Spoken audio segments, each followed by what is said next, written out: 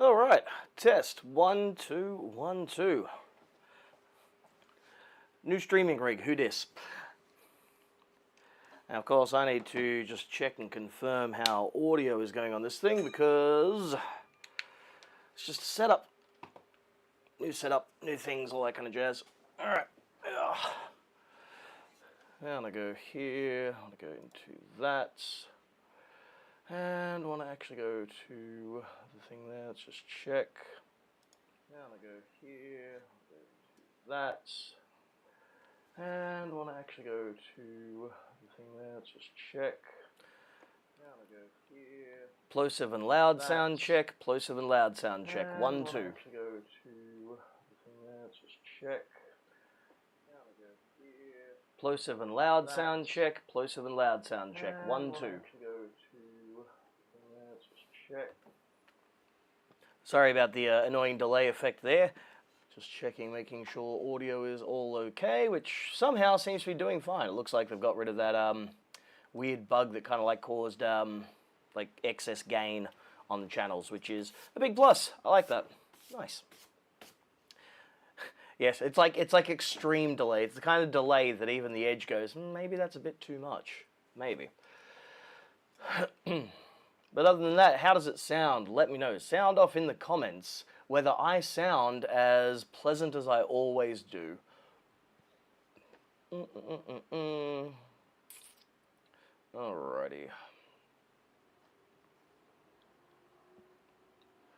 So that's good there, that's good there, rock and roll. Alright. So, I'm going to torture myself this morning. I'm going to work on Mesa. Not just any Mesa, but a really terrible one.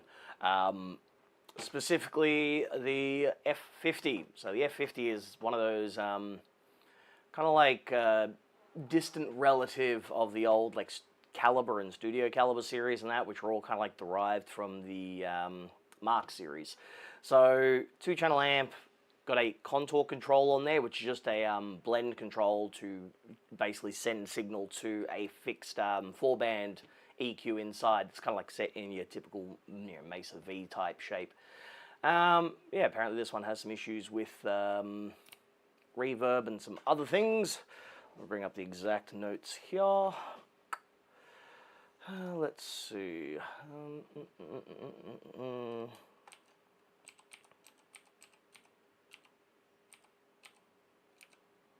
There we go. It's terribly warm here at the moment. Absolutely disgusting. There we go. Mesa F50. Reverb distorting. The effects loop appears to control the bass response. Lovely. Quality stuff. Just Mesa amps being Mesa, as they do.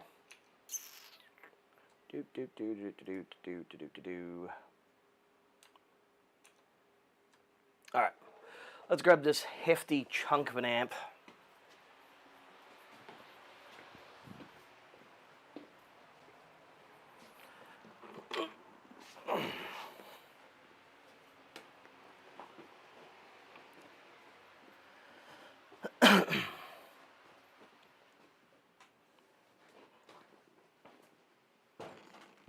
Like,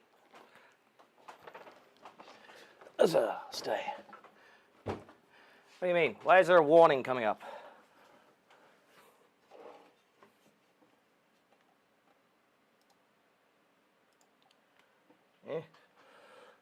Warning, this stream what? Why is the bitrate so low? That is weird.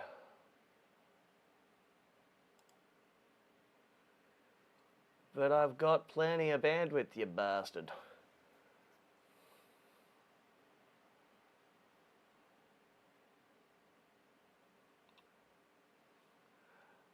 Why is it so slow? That makes no sense. How does the quality of things look on your end, guys? Let me know. I'll do a quick test here.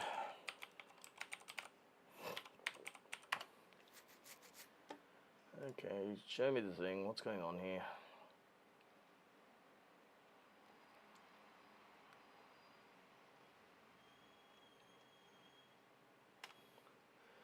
Right, so there's definitely nothing on my end.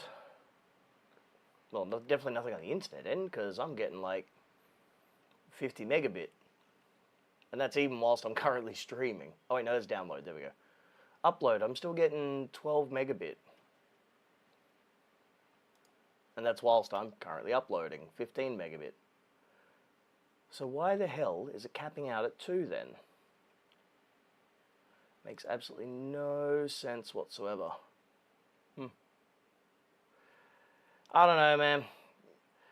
YouTube's playing silly buggers. Says I'm only at bloody 2.8 megabit, which is odd.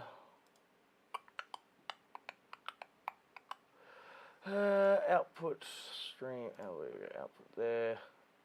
Video bit rate. Oh, why is video bit rate so low? Should be way higher than that. There we go. Apply.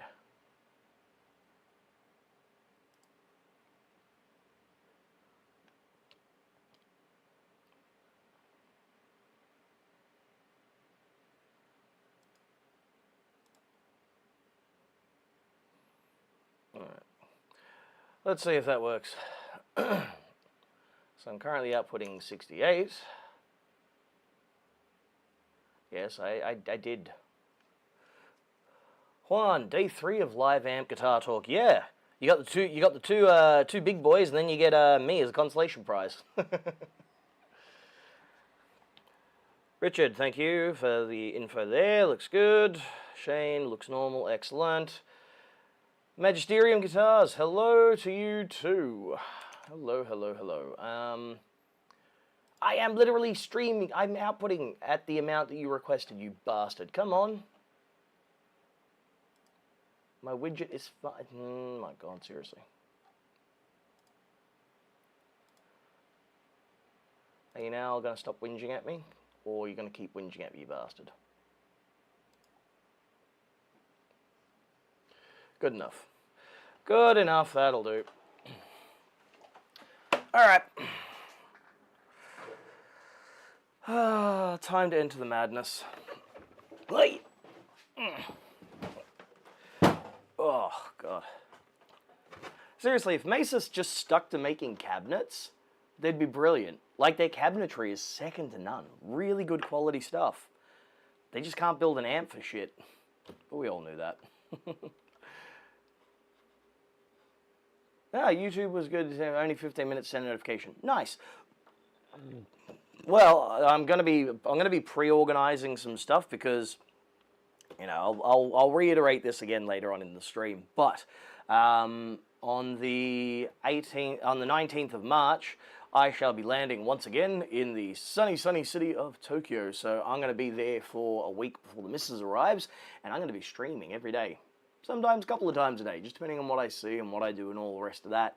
So yeah, just gonna like show what's around there, check out some cool things. Not only just like, you know, music and instrument related, though there will be that, of course.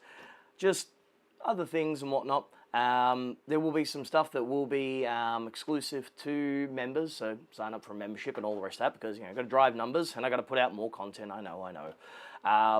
Yeah, so I'm gonna be there doing all that kind of thing. It'll be good fun. So, alas, there won't be a Brad there this time. It's just going to be little old me, but it's still going to be pretty damn cool. So, I'm spending a week traveling around Tokyo with just my backpack by my lonesome. Going to be checking out all the different places, heading out to Koenji to go visit some like live houses out there, which is what they call like, you know, bars that do live music. And checking out a place called Metal Meshi that it's a metal themed like food joint. It's going to be kind of cool. So I'm going to go check out that. What else am I going to do? I'm going to go visit a train museum, because train museums are fun. But, you know, go explore various places, check out, of course, secondhand things and whatnot. Not there to really buy anything this time around. You know, business is too quiet to really go out there and buy a bunch of stock. But it's still nice to just go see everything that's out there and just have a bit of fun. There's an airplane going overhead. Do. Hiya. Oh, stay. Ugh. Hefty. Yeah. Okay, dokie. Let's see how this bloody thing's gonna sound. Ba ba ba ba ba ba ba da. Where's my power supply? Power there.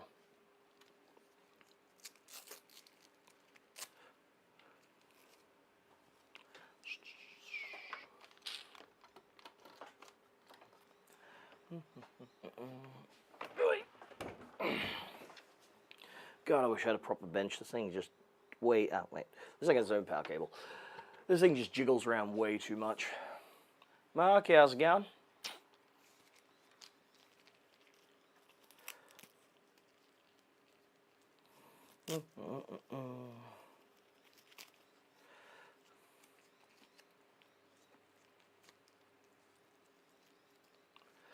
Oh God, it is so incredibly like humid here in the shop at the moment. It's like just, it's almost like you've just gotten out of the shower, and it's still awful out there.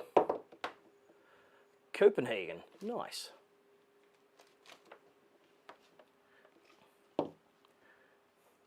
Out there, tubes out there, fine. Looking at flights to Tokyo on the way back. 500 squiggles returned from London going on Friday. Who needs work? Holiday. Everyone needs time off. I need time off. I haven't had time off in a year. Well, other than, 6 weeks where the shop was kind of closed there for obvious depressing reasons. But that's why I need a holiday. Alex, yep, you know what's going on. It is a good old massive booger. And it's just, ugh. Like these are uniquely bad amongst the Mesa range, especially. They sound like shit. They sound absolutely awful. Like, the F30 was kind of okay. I've owned an F30. They call them a 30-watt head, but let's be honest, at full clip they were outputting about 14 watts. That's it. But that's plenty. That's most of what you need. So yeah.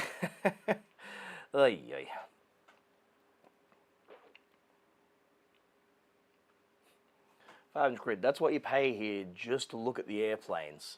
Actually, here in Sydney, you can go up to the airport, and you can actually go. You can basically jump on a push bike and ride up a thing to near where the takeoffs and all the rest are, and you can actually observe them from there. It's pretty cool. Express 50s suck. They've got issues, various ones of various sorts. Well, at least the channel switching is working, which is nice. Yeah, Mesa are one of those companies where it's just like they pull numbers out of their ass. They really do. Oh yeah, this here is it's a 30 watts of output. Actually 14. Oh yeah, this amp here, it's putting out 100 watts. It's actually closer to about 70. Just seriously. Oh, lovely. Chunk of rat shit there. So there's apparently been mice or something nearby. Lovely. Yeah, they're not going to spark that much joy. Mesa amps are just so compromised. They can't do like one thing well. They've got to do 1,000,001 things. They can't just like go here's a decent amp that's kind of like sound well.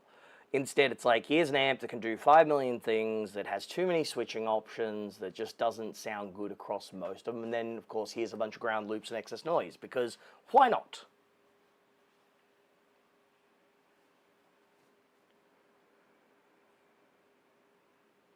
I'd spend 2 hours finding the sweet spots. See, if you have to spend 2 hours finding sweet spots on an amp, it's not a good amp. You should be able to just write everything straight up at 12 o'clock and have it sound passable. That is the hallmark of a good amp. There doesn't need to be like amps that you have to dial everything in such a minuscule amount, because the average drunken idiot on the other side of the bloody, stage monitors there isn't going to hear the difference. And when you're recording, you can change most of the tone by moving the microphone an inch to the side, and it's going to get buried in the mix, going to be like filtered and all the rest of that. So those little things don't make a difference. If you're in the room just playing for yourself, amps should just be able to just go straight up the middle and sound solid. But that's my take on things, Every single one has the same oscillations that the reissue has too. Yep. More tobs, the more time you spend tweaking instead of playing. Yeah. Yeah. Like, it's kind of wild. There we go. Let's grab this microphone. Throw on the cabinetto. There we go. That way you guys can take a listen. What was this plugged into again? Channel 2. There we go, channel 2. Don't need quite that much gain. Pull that down nicely. And being from a Latin Mediterranean country, I'll not tolerate accused fiddling with knobs. Hey, come on, we don't follow that machismo bullshit here. Thank you.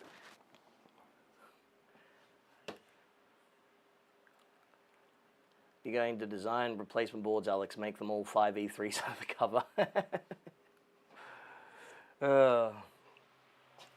Actually, I'm working on some replacement boards at the moment because there's a lot of like one of the biggest selling tube amp of all time has been the Fender Hot Rod Deluxe, and they suck. Like, they're okay for a clean amp, but the gain channels and that, just, yeah. So there's a lot of them out there that are quite cheap. There are ones that have been beaten up because of the heating issues and everything that they tend to have. So I'm designing some replacement boards to go in them that will change the guts of them. You basically pull out the old guts, put the new ones in, and there'll be something that's like closer to like a Bandmaster. There'll be something that's closer to like a Marshall in flavor. Won't make anything high gain, but just some different kind of options. So, all right. Where's my picks? Where do my picks go? There we go. Sweet. There's one, that'll do. I wish there was a way to just easily mute the microphone on here. Right. Yes, I know it was a joke, but it's one of those jokes that, like, you know, I'm a member of the queer community. Hearing those jokes all the time, it's just like, yeah, they're not even really that funny anymore. And unfortunately, there are big issues, especially in like Latin countries and that, where machismo and various other things, and like they're still there. When it comes to like that kind of stuff, they're still where we were like 15 years ago here. I mean, I still hear people calling, you know, all kinds of slurs on the street. It's Pride here in Sydney at the moment. It's Mardi Gras. It's Gay Christmas, and there's still like a bunch of bigots out there doing shit. It's awful. What is it? I have a Mark IIB coming this week, but I currently have a Quad Pre, Studio Pre, Mesa amp switcher, and an M180 power amp. Dear Lord. Too much. Much too much. Okay, let me just quickly mute this and see how we go with miking up this jobby.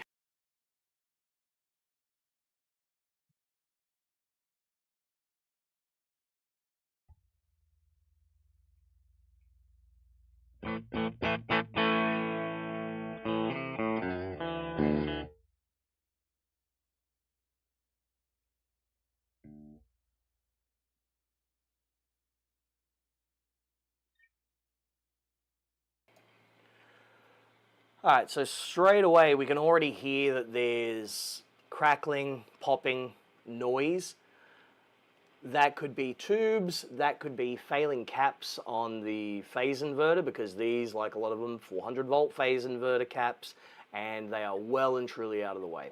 Like well and truly out of spec. So that's definitely an abnormal amount of noise. Yep. You should just be able to hear just that little bit of popping. Just let me crank the gaining up to see if you can hear it.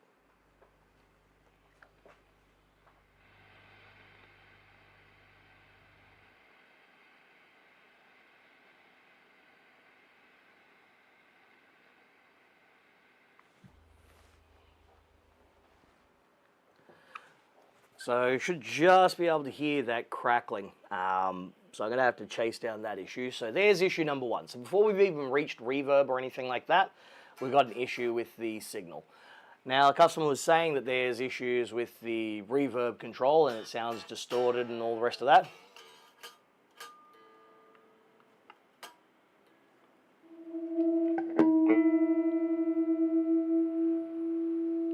Let's see how it sounds.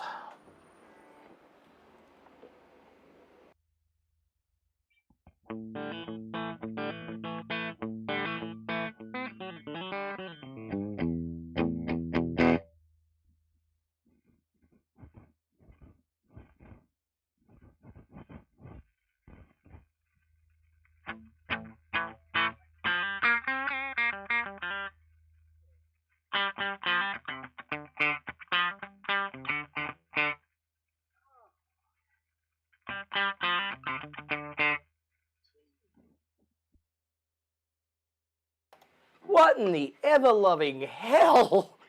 I have never heard a reverb sound like that. It's like all of the bass frequencies and everything just got completely dumped. It's just like this massive, like, resonant peak at like 4K or some shit. Like, oh my, wow. That is a new one. But we actually do get some definite noise going on. Whoa, scratchy reverb pot. That's an interesting one. Ooh, terrible. All right, so go to check channel 2 in a moment. This is going to be fun. Richard, do you have any particular place in Japan you are planning to visit? Yes. So as far as Japan, this trip, I'm going there first flying out on the 18th, arrive on the 19th. And I'm going to be spending a week there, so I've got basically a fly-in, staying kind of just down the road in Tsurumi, on the edge of Yokohama, just because near Haneda Airport and it's cheap, and I'm getting in a little late. Stay there for a night, then I'm going to near Ueno for 2 nights. From Ueno, going off to, where was it going from there? Out towards Koenji way. Because I'm going to go visit some like live houses out towards there and the music. Do that, check out some other interesting things, then head back out to the western side. I'm going to go out to Saitama because I'm catching up with some mates while I'm there. I'm going to visit them, hang out, chill out, and then after that, the missus flies in on the 25th. Flies out on the 25th, arrives on the 26th. And then we spend 3 days in Tokyo, fly down to Fukuoka. Stay there for 2 days, go to Nagasaki for a day, and then we're going to, Kurokawa Onsen in Kumamoto, spend 2 nights there. From there, we then go to Kumamoto, leave Kumamoto and head up to Hiroshima for 2 nights, and then off to Osaka, where we'll just use that as a base to stay for the last like 6 days, and travel around. So I like going to random places. I don't like going to the touristy spots. You know, I'm not going to go places I've already been before. But also I don't want to deal with 500,000 tourists taking the same Instagram photos of the same places all the time. It's not my jam. I don't like it. Whereas I like to explore interesting places that people haven't been, that people don't see normally. So yeah, that'll be good fun. Yeah, just going to explore and check stuff out. See what's around. Yeah, so that's going to be fun. Of course, like I said, I'll be live streaming it all, so you'll be able to see a bunch of it and see what's there. Yeah, let's get on to this dirty channel. Ugh, let's see. Oh god, I don't want to. Okay, so we got pop between the channels, which is unnormal. There should be minimal pop there, so there may be a ducking FET that's gone bad. Surprise, surprise.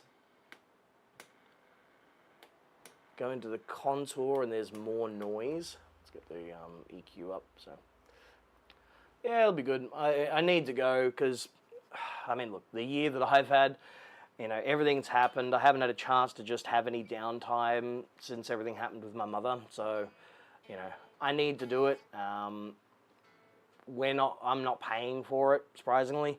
I had a hell of a lot of frequent flyer points still left, so that was all of the flights paid for. And my mother-in-law, because she started going down the route of dementia and whatnot, before it progresses along too bad, she wanted to, you know, send us on our, you know, honeymoon that we never got to have because, you know, we never got to do the wedding.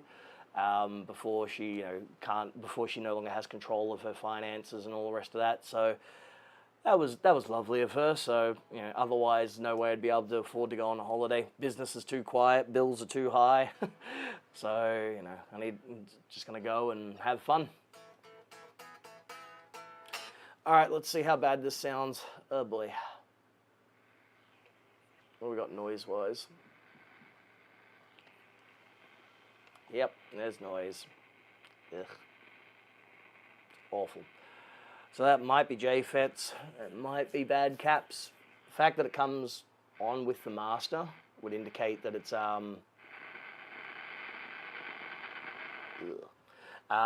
pre-master, obviously, but the question is, where is it from? Let's take a listen to see how it all goes.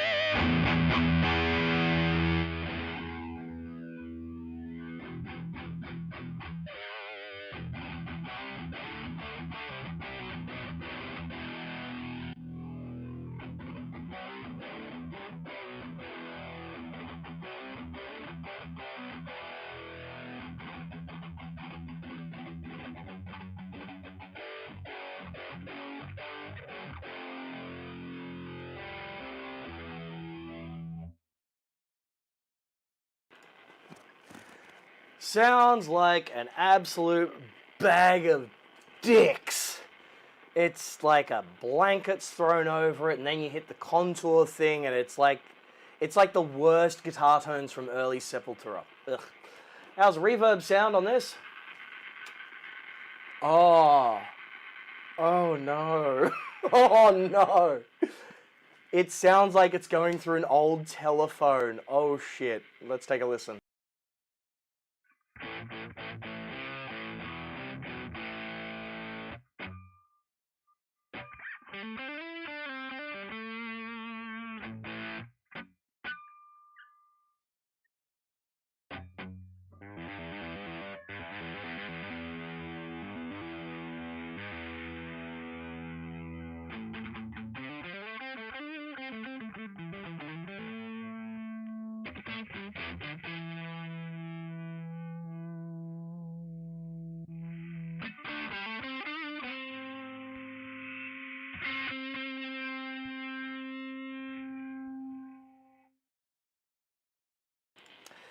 See, unlike the blues guys, I don't make the stink face when I play something good. I make the stink face when something sounds awful, and holy shit, that is terrible. Oh my god. Okay. So we have a shitload of noise. We have a reverb control that makes the whole thing sound thin and dead.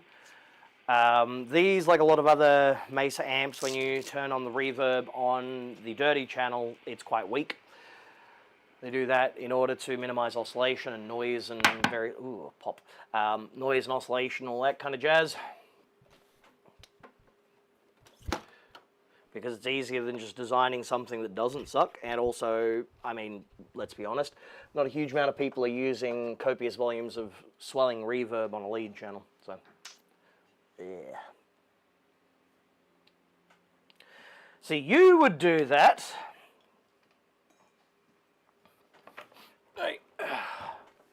And I know V1 is going to be potentially doing something about it. But I also know that there are other issues there. The fact that we get such crunchy noise on the reverb control itself, there's some kind of DC leakage there or something, because we've got circuit for this one is solid state. So solid state reverb driver, no transformer, none of that kind of stuff. Oh, yeah. So there's something going on there. That's what thing is there.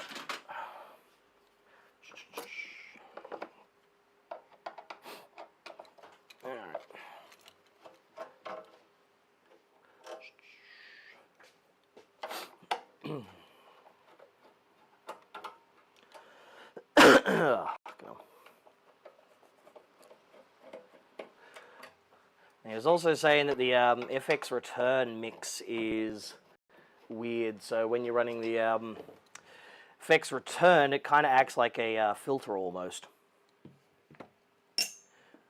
Which that could just be phasing issues because of how they've got the mix control set up. These, they're not great. Okay, we've got some funky corrosion going on the back of the speaker, which is a thing. A little bit of mouse droppings there. Looks like maybe there's been a bit of mouse piss or something. Not good. Not good at all. I got the schematic. I got all that stuff. Yeah, there's going to be, because he wants this thing to work and he wants to keep onto it. He likes the amp. Who am I to disagree with him? You know, the customer is always right in matters of taste and style. That is the full quote. That's not the minimal one. All right, let me just bring up a copy of the schematic and we can go through it together. Schematics.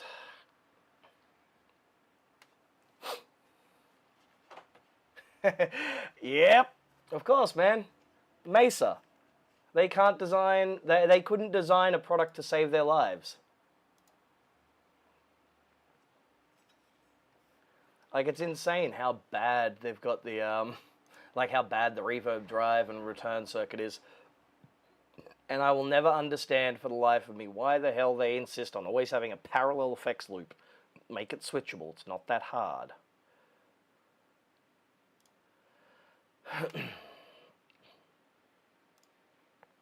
Alright, Mesa F50. F50 PDF.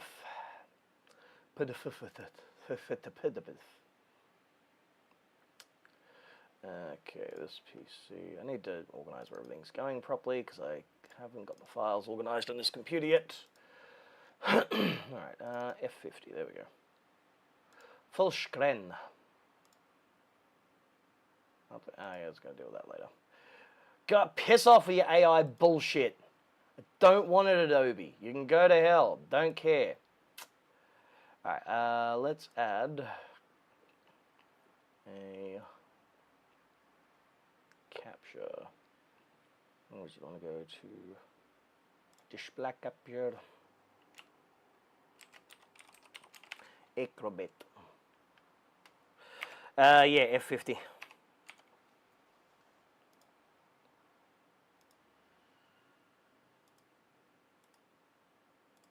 No, not what I want. Damn it, no, I want to get pissed that off.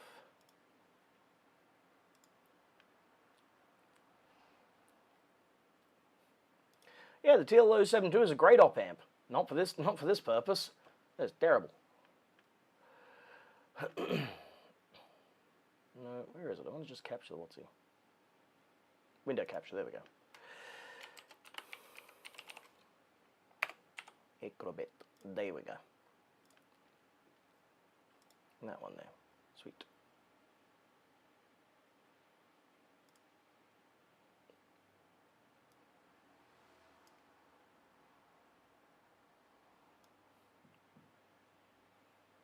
Weird that it doesn't have the full, like, what's he? Why is my output like not 16.9? Why have I got a 1610 output display? Huh, maybe I do. Weird. Alright, so here we have it. Mesa F50, out of that sneeze. Oh, sweet Jesus. Alright. Massive Booger F50. Seriously, yes. I want to put the scroll, thank you. Scroll in. Okay, so here we have the block diagram. Of course, you know, like I said, this is similar to like the Studio series and the Caliber series, which were based on the Mark series.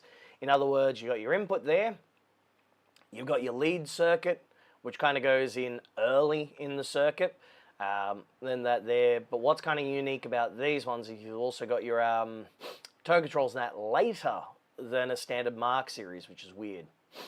Goes through that, goes through V3 for the mixer. Reverb, apparently driven by 5532s, great op amps, wouldn't use them for this. There's the masters, reverb level. That pisses off the EQ. EQ after reverb and everything else like that. Not the way I'd do it. Then the loop, which is driven from the graphic EQ through the effects mix, and then V3B, which of course is our phase inverter setup. No, wait, sorry, that's the recovery. Then of course V4B, V4A, and then into the 6L6s. Just jump to page 6. Kiss my ass! This is my stream. You want to stream, you do your thing, okay? I'm teaching the people who don't know. So sit down, backseat driver. Fucking hell. Alright, so of course we've got the Mesa power supply and all the rest of that, and they're absolute amazing, just brilliant, like smartest ever designs when it comes to what the hell they do. So of course we got full rectification here. There's your center tap, ping it to ground. 330, 0330 going up to here. So we've got about 110 microfarads of filtration on the first node. Goes up there off to transformer. Standby, at least they put it after that filter, so they're allowed to charge up. Off to the choke. Then in through a 30 microfarad, because why not? A stack of resistors, instead of just like using one, they're going to use 4K7, 5K6, and 6K8, because you've got to be just absolute, it's got to be that specific value. What even is the value? What is it? Well, what is the value on that thing? It's 4700 plus 5600 plus 6800. A 17.1K resistor. 17.1K. It has to be 17.1K.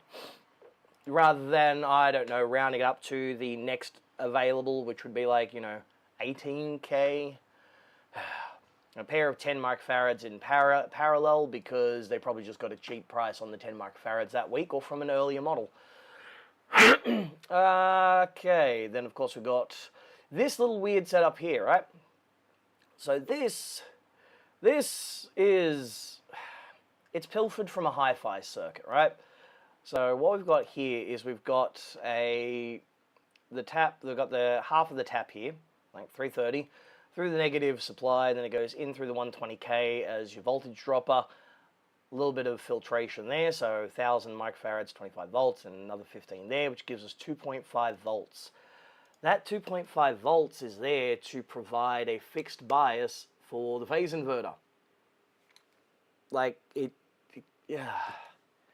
It's a silly design for an amp like this. It doesn't need it. It does not need it in any way, shape, or form.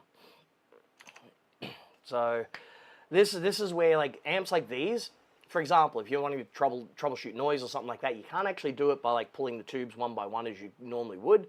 If you pull V1, what is it, last V on these, V6, something, the phase inverter tube, you lose that voltage reference, which is kind of like necessary. Let's see. Center tapped transformer for center tapped tap for the filaments. Now, here we go. Here's a bit of a pop quiz for you. In this section here, right, there is a mistake. What is the mistake? 10 seconds. Let me know in the comments. Let's see how much you guys have learned from watching Lyle and Brad, and to a lesser degree myself. Randall Smith doesn't know how to calculate diddly shit. He is a man who just throws everything in there. Center tap on the winding, but what does that mean? What is happening with the center tap? Grounding? I mean, grounding, yeah, there's always an issue with grounding. There's actually multiple flaws with this whole circuit here. This whole section, all right, all here, all of this has two major flaws. Two major ones. Come on, surely someone has a decent answer. I shall wait a moment, because I need to check my phone.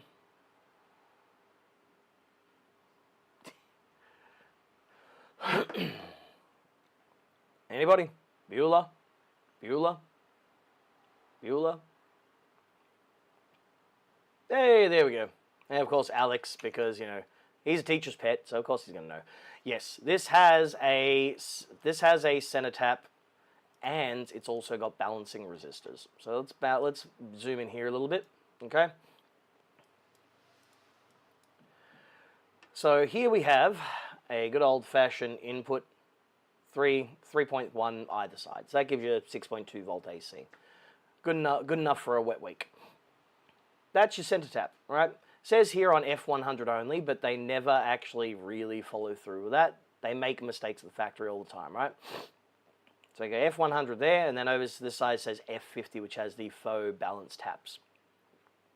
I have seen them where they've got that tied and this tied at ground, making those 100 ohms useless. They don't exist. They don't need to be there. They're being bypassed in their entirety. The other issue, right? If you're making a unit like this, and you're going to have one reference to earth ground there, and you're going to have DC or some such rectification on this side, you don't want a ground connection on your DC side as well. That should not be connected at all. It should just be ground on one side there, and then your DC, one of them is your higher potential, one of them is your lower potential, and that's it. They get their ground reference back through the diodes. But people don't realize. How accurate are those voltages in the real world? I mean, they're actually kind of conservative. They can be kind of a lot higher than that, which is insanity, because Mesa don't know how to actually read a data sheet in any way, shape, or form. It's absolutely buck wild. So, yeah, that's how we end up with problems. Things go wrong, okay? C1 through C3, 6.8K microfarads at 10 volts. Yeah, that's plenty enough sort of room around that point there. Blue tap, 60 volt AC. So we're getting 60 volts from the transformer, which gives us our bias supply on that side, but it also gives us our positive and negative supplies for switching and all the rest of that.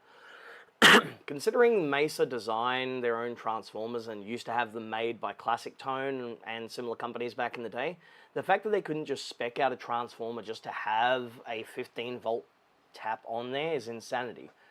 Like, ideally you want your bias tap to be its own thing. It's a critical tap. You know, you're tapping it off of the high voltage there. It's really not that difficult to just put an extra tap right about there, but they just refuse to do so. And so regulation on this is really quite simple.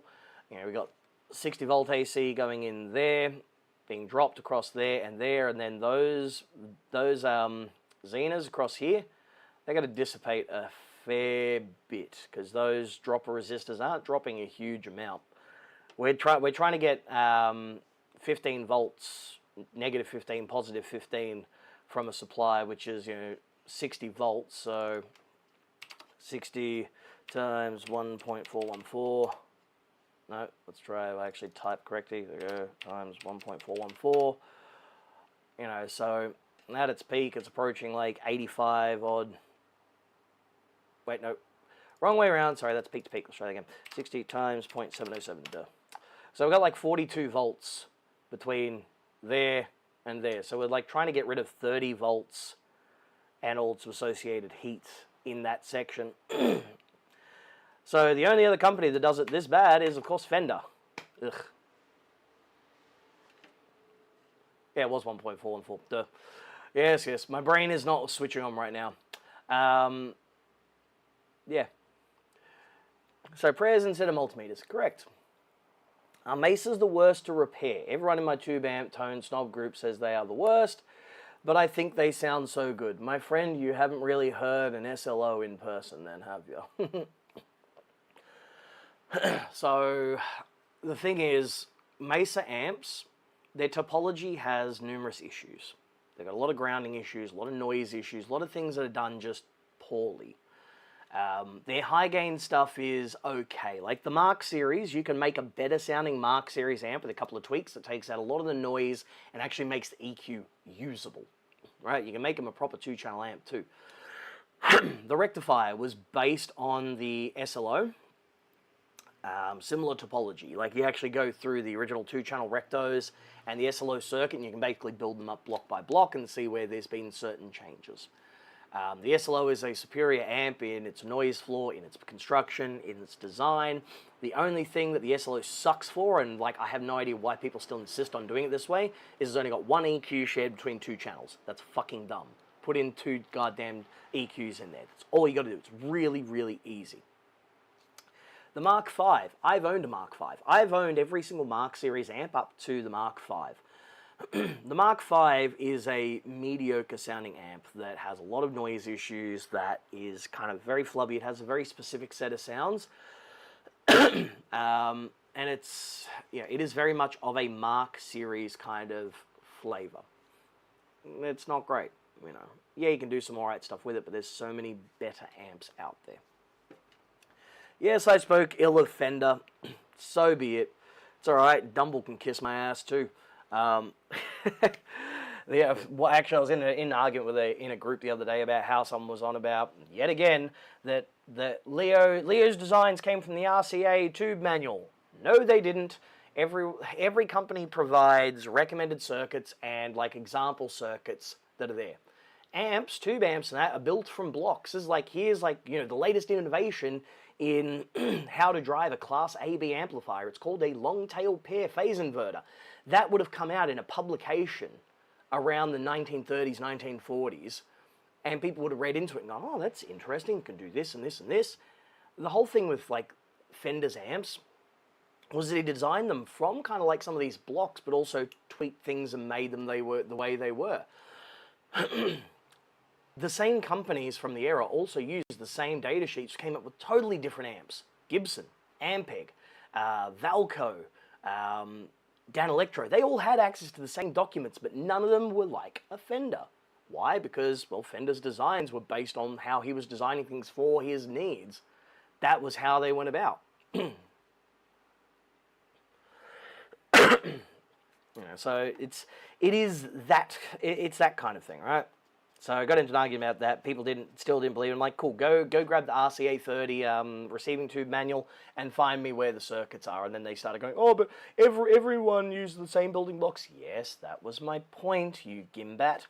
We are all using same things. Like if I want to make a charge pump for a pedal, I'll use an LT1054. And guess what? I'm going straight to the Texas Instruments data sheet and grabbing the schematic, grabbing the details from that. It works. The Mark series is very akin to an AB763. You know, even like how the gains is actually switched in and out. Literally, it's jumpered across the reverb mix controls. Like they couldn't actually figure out how to do it properly back then, so they literally just did it the way that they would have done it with the reverb. So you got the 3.3 meg resistor and like the 100 picofarad bypass cap on there. It's insanity. He was radio and TV repair guy, but it was not just based on the GE or Western Electric. He was a smart man. He read a lot of publications. He had a lot of books. G&L, for example, the guys own G&L these days. They still have his original office from when he set up G&L, and it's all still set up with all of his stuff in there. And there are bunches of books inside of there. And there are like publications, things going back years and years and years. There's so many sonic possibilities. Yeah, I need something more gain. I haven't played anything that sounds better than a Mark V for me. See, that's the thing. The Mark V has 5 million sounds. Just go get a digital amp. It's going to be way better. You know, less problematic and all the rest of that. You want an amp that just covers like a range of different things but doesn't sound like absolute junk. There are heaps of amps out there to do it. You're always going to be compromising some. Yeah, the Mark V, the crunch channel is mediocre. You know, it does the Metallica thing, it does the Dream Theater thing, it does that kind of thing, but outside of that, it's still not great. And like I said, I've owned all of them. I even owned the Triaxis. I owned a quad preamp. I owned a studio preamp. They're hard to work with. They're not great. There we go. You don't get the wub of the tube. In a double-blind test, if I ran a good quality amp simulation through a clean Class D power amp into a speaker cabinet inside of the room, like a proper guitar cabinet with no IRs or anything on there, put a blindfold on, you'd think things different. I've done that to people before, and they're like, but, yes, correct, because the sound inside of the room, a lot of it comes from the speaker and the cabinet. That's it. I wouldn't hear the difference when I was playing it, I'd feel it. That's what I mean. I've done it before, plugging someone directly into an amp, a digital amp, in through a real cabinet, and there wasn't much difference, so, you know. Yeah. Seriously, back in the day, like 80s sound, so much of it was like solid state and digital. It was great. Now, where were we? That's right, we were bitching about Mesa. All the different transformers and that. F100 export primary, yes, F50 exports. So it kind of sucks that like the F100 like export had a multi-tap transformer. Why would you not just do that for all of them, you bastards? Okie dokie, so here we go. Oh, my head already hurts looking at this schematic. Jesus Christ. Alright, bit of education time. So here we have the input. We're going to follow through. Do I have a little... There we go. There's my little penny thing. Can I do my thing there? What have we got? There we go. Highlight. Alright. So basically we go here through the input. Input goes through there. Alright. And then it's going to go one of two places. Either A, it can go up through... Go away. Go piss off. There we go. Either go up through here, in through V2A, which goes in through the lead gain, back down through here, and in through V2B. Or it's just going to bypass that in its entirety and go straight through this here. So this is a throwback to the AB763 reverb mix stage. Right? Reverb would go in through that, up through there, and then in through this point here, and you have this here separating it to separate the two halves of the stage, the front and the back, so it wouldn't feed back in on itself. That's all that was there for. Now, what you've basically done is you've just created a hell of a goddamn noise, right? So the input to V2A, when you're on gain mode, first of all, you're switching in through this here. There's no ground reference on that. So, sorry, I lie, you got 470 on your ground there. Then you got like, 2 odd megs worth to ground there.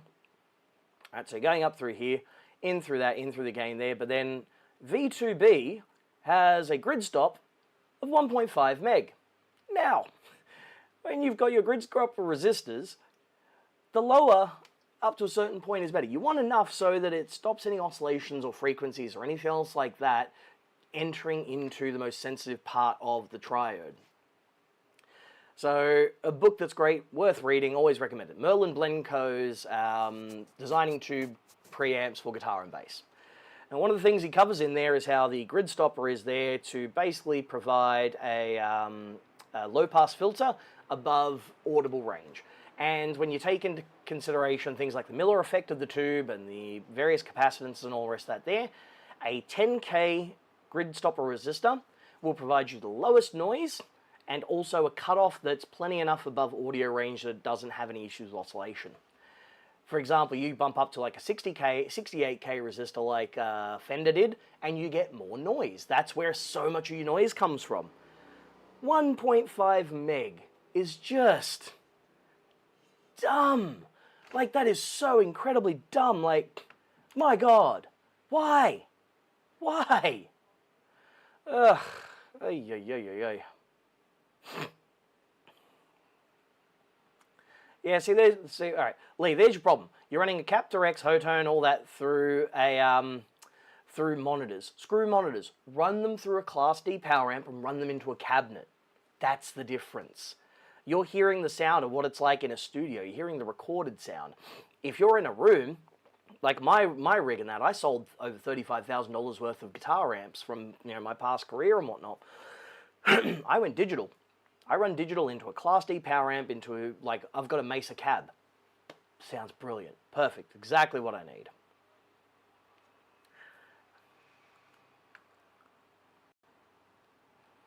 Yeah, there were Western Electric patents and ATT patents on the earliest amps which were there.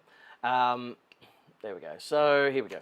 back to what I was saying. Back to the complaints. Oh, seriously, piss off. Oh my god, I hate Adobe these days. So yes, that's your input. So first of all, rather than just like, having a universal input stage with like nice low grid stopper that's got minimal noise on there, no, we want maximum noise, and we want to switch in an entire gain stage before that point. And we're going to put the gain control right after that very first stage.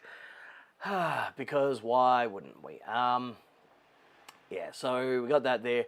These are, of course, the switching FETs that they use for switching a bunch of things in. So on one particular mode, you've got this here, which will bypass the 1 microfarad bypass cap.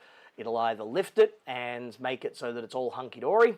So that way you've got an unbypassed gain stage. Unbypassed gain stage has a lower gain, obviously. And then, of course, you've got this here, which would shift the bias point of it as well. So 8K2 in parallel with 1K5.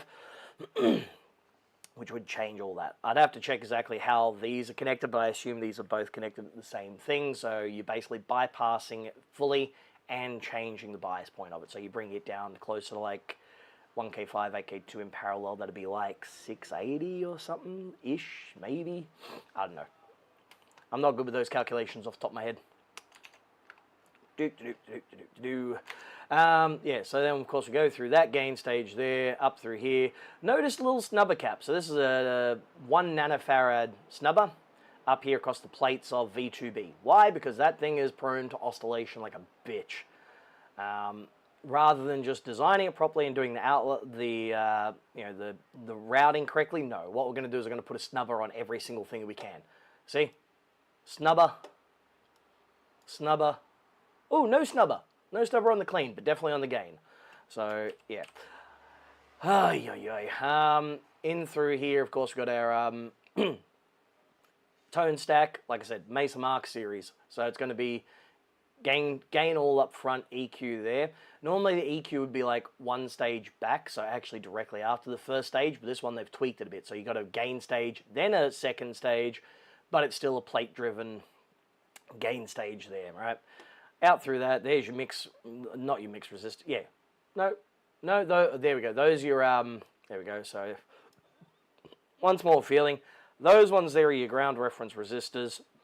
So they're basically dropping any of that voltage across that point there to make sure that it's at 0 volts, so that when it switches there, you're not going to get that pop. So not the worst way of doing it. And then out through there, through to V3. There we go, here's V3 here.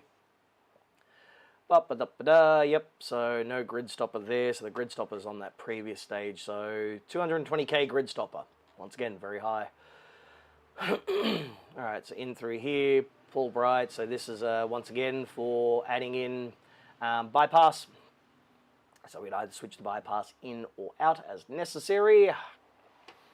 Yep, that there, plate driven again, goes out through here. That's the lead reverb pad. Right, so like as I was saying before, reverb channel on the lead on a Mesa is quite low because they want to minimize oscillation and noise. So you do this by putting a pad in there, basically puts 56K in parallel with the signal, which basically gives it a path to ground, knocks it down. I think it's like about a 6 dB attenuation or something. I'm not going to do the calculation, but that there basically drops us down so we don't have as much reverb on the lead channel. Yeah, of course, another reverb mixer. More oscillation. More. Poor man's rig. A PC, CD, ROM drive, displaying kill 'em all, plugged into the line of Marshall valve state and guitar drive channel. Hells yeah! Nice.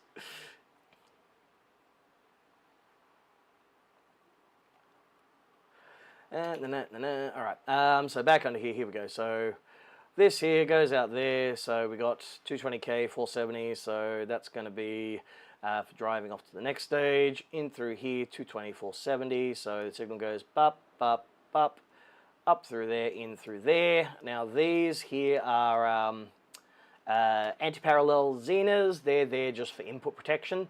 So they're 15 volt Zenas, positive, negative, just stops it going above that, so you don't go pop on these. So what we've got is we have here a 5532, great up amp, found in awesome equipment around the world. I mean, SSL desks, for example, 5532s. They're a great op amp. But just using like that to drive a reverb circuit, that's like puny. It's just, you're not going to get much out of it. In through reverb here, comes out the other end there. There we go. That's the recovery stage. Thusly, back through that way, that's a reverb foot switch, which basically grounds it or doesn't ground it. And then the relay there, which is going to switch between either of the things. In through that. And then it gets mixed in here on the wiper of the channels. So, I mean, that's one way of doing it. Probably not the way I would have done it, but that's because I'm not a complete idiot. Out of that and then off through the EQ. Now, of course, here we're talking about the EQ and the loop section, right? Now, what I was saying before was if we look at this here and then we look at something like, say, for example, the Mark series amps, that's the same god-awful graphic EQ section they've got. And here's the, the control for the EQ, right? So instead of having a variable resistor on there, you've just got a fixed resistor. So it just sets the value in that typical kind of scoop. That's your circuit for turning on and off. And then, of course, the effects loop here is just driven off of this one single, there we go, one single little baby transistor. That's all that's driving the effects loop. So all of that high gain, high voltage stuff beforehand is handled by this little pissy, like, transistor. Like, seriously, what the hell? Ugh. In through the effects loop, all the rest of that. Of course, it is a serial loop. So serial loop means that, parallel loop. Part of the signal is always fed there and it's mixed thusly. So if we've got something there that's got any of the dry signal, it's a digital effect, you're going to get phasing issues. Not good. Recovery stage here. Yep, all standard stuff, all crap stuff. There we go. 250 picofarad on that point there to pad off some of the treble and to reduce oscillation. Off to V4B where we get to the wonderful stupidness, which is a fixed bias. The fixed bias, phase inverter. Alright, so here we go, in through that there. So here's the phase inverter. And then that there is where we've got that 2.5 volts that's fixed. For those of you playing at home who don't know about AC theory, to an AC signal, everything is ground. Doesn't matter if it's the positive rail or the negative rail. So in this instance, that 2.5 volt, that's fixed. If we scroll all the way up to the power supply, yet again, there we go. 2.5 volts, where are we? No, there we go. That 2.5 volt is going to go through there and make its way to ground. So it's basically a fully bypassed stage. It's going to make its way through regardless, and the bias is fixed as it needs to be. Yeah, it's fixed EQ. That's what the contour control. You ever see a Mesa that's got contour on there? It's going to literally just be one of their graphic EQs, but fixed value. That's what the contour control was as well, or the dynamic voice control on the Triaxis was. There we go. So we go back down to this stupid output section. So that's how we get bias for that. Instead of just using a standard long tail pair, we've got 75 picofarad cap that's going across the lines that way, which basically dumps some of the treble frequencies and high frequencies, minimizes oscillation yet again. This is very similar to how a Vox tone cut circuit works, but instead of just being that one thing there, a Vox will also have like a resistor pot, so you can blend in how much you want. And then of course out through that, in through here, 470 ohm 2 watt screen groove resistors, because who cares about the life of the tube, and Leo did it, that's fine. So they would be better if they were upgraded, sorry. That's the recording circuit there, thusly, which just taps off of that. Now this also has a mute circuit, which literally all it does is it just disconnects the signal from going into the phase inverter. But the button on the back has speaker on / silent recording, and a lot of people aren't very switched on. They don't read the manuals. They don't realize you still have to have a load plugged into these. So I have seen a lot of the amps from this series, the Nomads and similar, with like arced and shorted tubes, because they're just sitting there at idle with no load on them, and sometimes that will just happen. You know, it'll just arc over internally. And then, of course, that's all the wonderful switching matrix, just to make things a bit of a headache.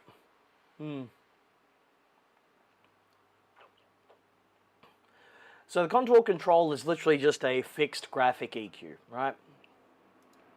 So it's a fixed graphic EQ in the same typical Mesa V type pattern that you get. And what that does is it basically gives you that scoopy Mesa tone that you get. The contour, as you turn it up, it basically sends more of that signal through to it and accentuates how deep the scoop is. So, yeah.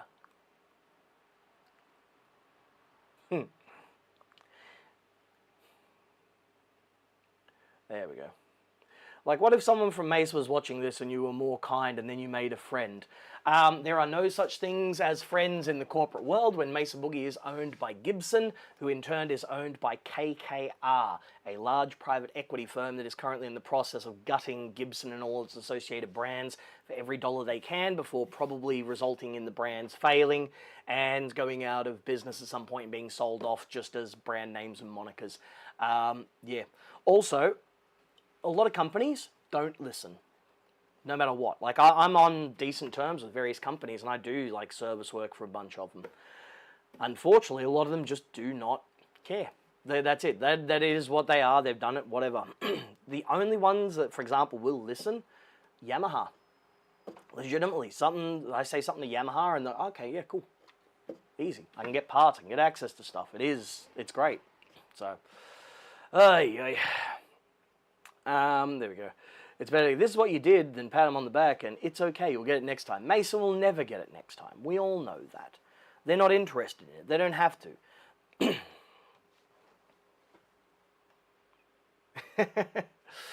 Yeah. Mesa can just, yeah. They suck.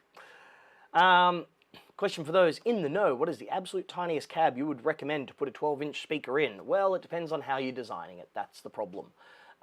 If you're unsure about how to do like cabinet design and similar type things, there are tools you can get online, which basically guys like John Sir and the likes have used for designing cabinets to get the correct parameters. Because you can get like you can make like teal cabinets that are tiny that sound great, but you've got to sort of know how to design them.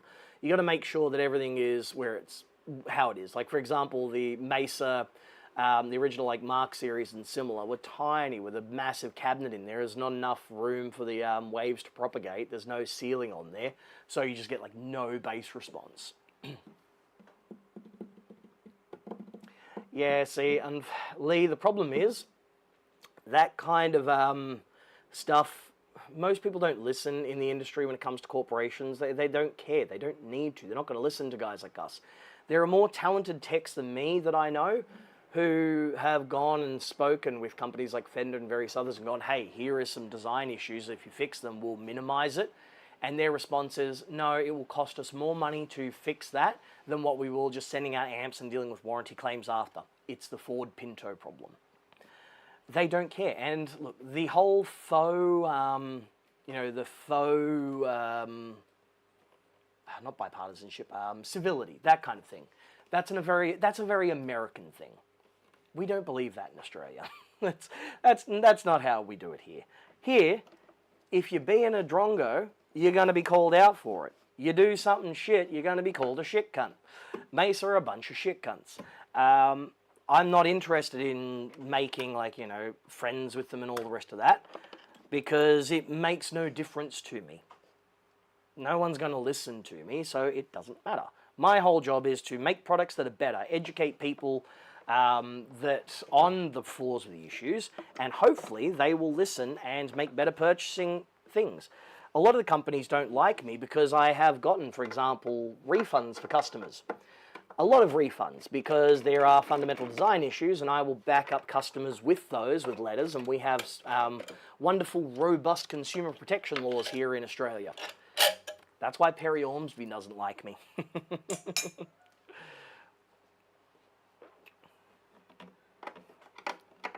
Stay.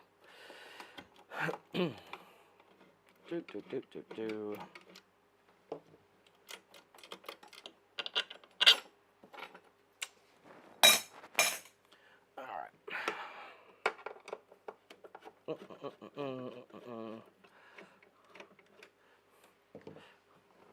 on, you bastard. Oh, yeah. Clunk. There she blows. Okie dokie. Let's get you out.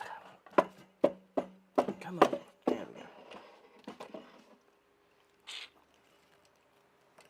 Oh, that's a new one. I've not seen that before. Oh, yeah.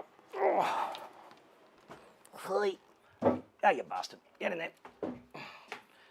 I have a lot more hair than I thought. Nice.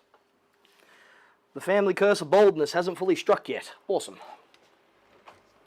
Alright, let's grab that. Alley-oop. There we go. There's my other one. There it is. Another block.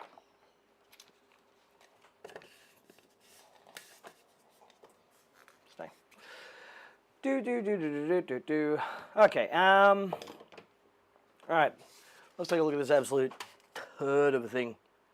Just awful. Just awful. Zoom. There we go.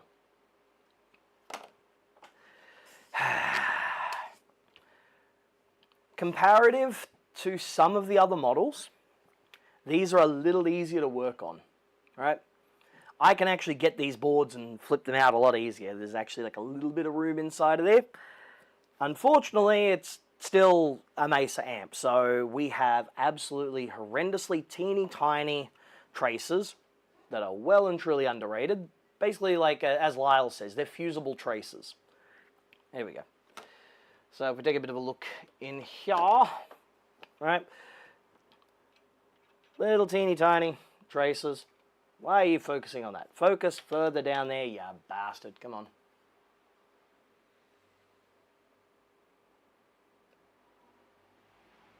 There we go. Stop focusing on that, bastard. Oi. Of course you're going to focus on that, you bastard. Alright, right over a little bit more. There we go. That's better. Nice. Right, here we go. So yeah, so teeny tiny traces, all that kind of jazz. Everything is all crammed in there. The pads are a little larger than the kind of what, you know, they have been on some other amps, but everything is still too thin. It's too tiny. What we got here? Who's saying what? Who's chatting? Just check the bank accounts of those who speak ill of a big company before and after the issue a retraction. It's either a lot fuller or a lot emptier. Well, kind of, yes. The whole thing as well is that, for example, a lot of people say, a lot of people don't realize how expensive litigation is. And like, there was an argument in a group the other day about how Mesa are highly litigious, and they always have been. And people are like, oh, you know, show me these lawsuits that apparently happened. I've never seen a lawsuit. It's like, do you not understand what litigious means? It doesn't just mean that you've taken them to court and you've won or lost a battle. It means you do the first step, which is something such as a cease and desist letter. You're a tiny person, like I'm a one-man operation, and a company sends me a cease and desist. I'll probably do a Lewis Rossman and just go, well, up yours, and fight it, because who cares? But a lot of other people will go, wow, the cost of litigating this just to get a solicitor is going to be thousands of dollars. Okay, I will swallow my pride and deal with it and just retract it. That is what happens, you know, it just sucks.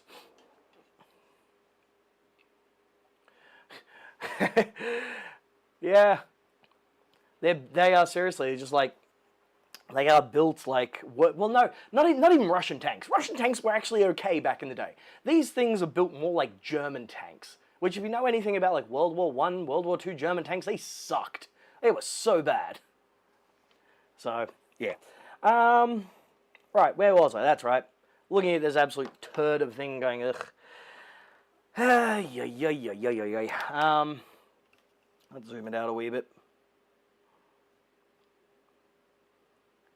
You had a cease and desist. Nice. Was it from Mesa or was it from someone else? Not even just the Panzer, like some of the weird designs from like World War I and that. Like German U-boats, man, they were awful. They were so bad. Alright, there we go. Slide that over a bit.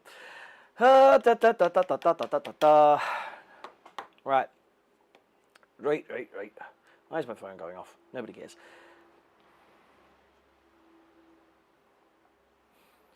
Alright, now one of the things that the customer also wanted me to do was just kind of like prep this for a bit of longevity, so I'm going to do a recap while I'm in here anyway, because why not? It's the smartest thing to do. Get rid of these absolute turds. United Chemicon, not the worst thing. Like normally you see them in the Sprague. So yeah, United Chemicon there. A fairly well-known Aussie guy. Did you piss off? Did you also piss off Perry Ormsby? Because I have. Okay. Now where was I? That's right. Yeah. So redo these caps. Do all that. Why am I so dark? I mean, other than the fact that I have a very dark sense of humor.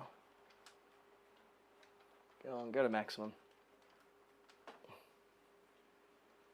That's a bit better. Yeah. So what I was talking about with the fixed filter and the fixed like EQ type thing. There we go. Those little inductors there for the EQ. What's kind of interesting is these are actually they're current sensing coils. So they're actually used in like current sensing stuff too. So that's why they got a hole in them. So you throw a cable through there and you can sense the current. That's how Mesa do them. So they charge an absolute arm and a leg for them, but you can find them online. You can find them through suppliers, and they don't cost like a huge amount, thankfully. Righto. Now, where were we? That's right. Schematics. So let's look at the schematic again quickly. Just look at this reverb circuit, where those controls are. Alright.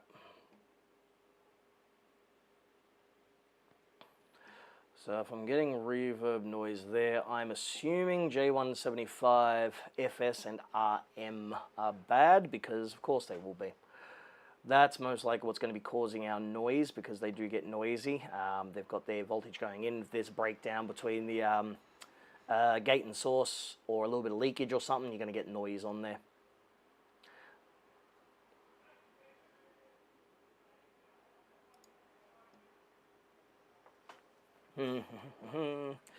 Okay. Now here's the fun part about working on Mesas. Where the hell is everything? I don't know. Do you? Do my best Dora the Explorer, except I'm not jacked enough for that. Yeah, so I've got to basically find where these bloody FETs and everything are, because nothing's laid out logically, and there's no board layouts for any of these. There's no like designators that you can see either. So for example, this just says, where is it? A20, A21. Yes, we can all see the back of my head. RM. Oh wait, no, here we go. Wow, they actually have board designators on here. Holy shit. My God. Mesa booger. Yeah, it's a massive booger. It's not like it's a massive boobies. That would be so much better. Yeah. So, alright, so that's J175 reverb mute. What was the other one? J175 FS. There we go. So the foot switch is coming in over here. Who the hell's messaging me?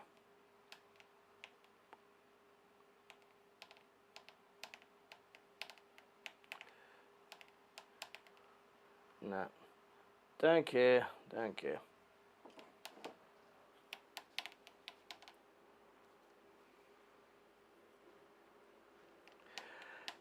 See, this is the thing. It's not about like calling out a company for their bad design and them going, oops, yes, we actually did do it that way. They're big companies. They have power. They have money and they have pockets. They will shut people down and shut people up, even if they are, you know, legally have their things. Point in case, there was a gentleman recently who, like over the last 2 years, had a figure that he designed that was like you could buy, you know, get it from one of the 3D printing sites and make it yourself and whatnot. And Disney whole cloth, just one of the guys working there stole it, and they started selling it in their shops at Disney World. Guy couldn't do anything about it. Disney knows, they don't care, they keep doing it. What's this guy going to do? Go up against one of the world's largest corporations? Nah, it's going to be like a gnat going up against, the front of the Shinkansen. Ain't going to happen.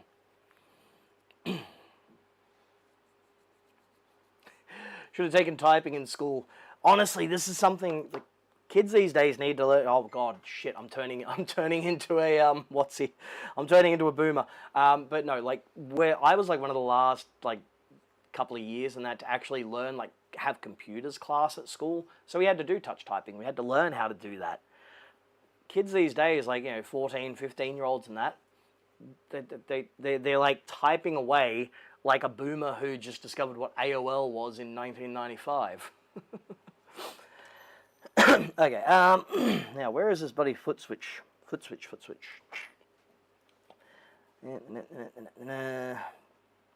So there's nothing on there, which is coming up over here, going to there. 820, sure over there. 121. Dars to reverb. J175E. M.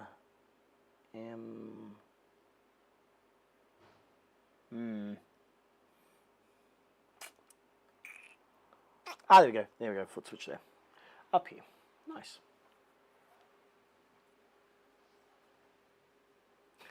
Well, the problem is, like, a lot of this kind of stuff, litigious type things, it's not even so much that, it's before you even get to it.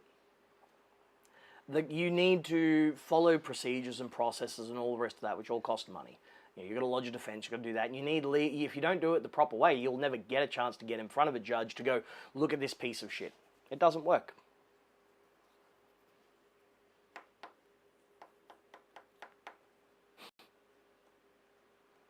Type at about 90 word per minute comfortably, that I can get above 100 of my flow state. Nice.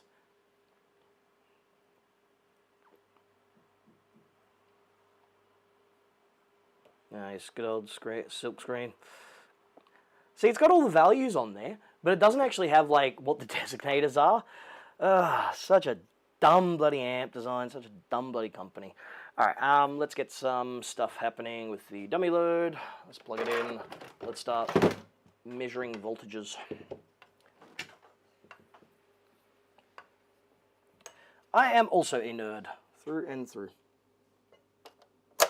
8 ohm, there we go. 8 ohm thusly. Let's get some power through that. I can't play guitar that fast. Actually, considering how many like interesting like touch typing tutor games there are out there, should be like a Guitar Hero type one that's for typing. Because I know there's Typing the Dead, and that was actually pretty damn cool. That was actually a pretty decent game. But there should be one that's like Guitar Hero but for typing. Oh, here we go. Right-o. Let's do that. Power there, power there. Make sure I'm not going to shock myself. Good-o. Kadunk. Which meter am I going to use? I've got a Fluke 179, Fluke 179, Fluke 179, and a Bryman BM235. I think I'll go with the 179.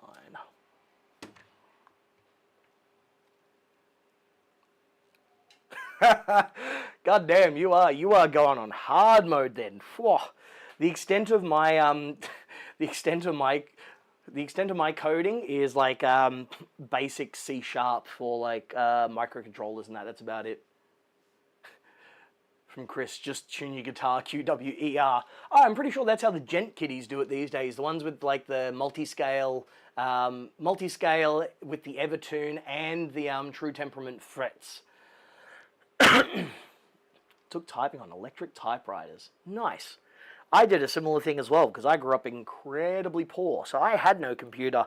So while everyone else was like doing assignments at school on a computer, I was typing on an electric word processor that we bought from Cash Converters for like $40 in like it's 2001 we bought it. 2001, an electric word processor from 1990 or thereabouts. We got it for like $40 from Cash Converters. And that's what I did my homework and assignments on. So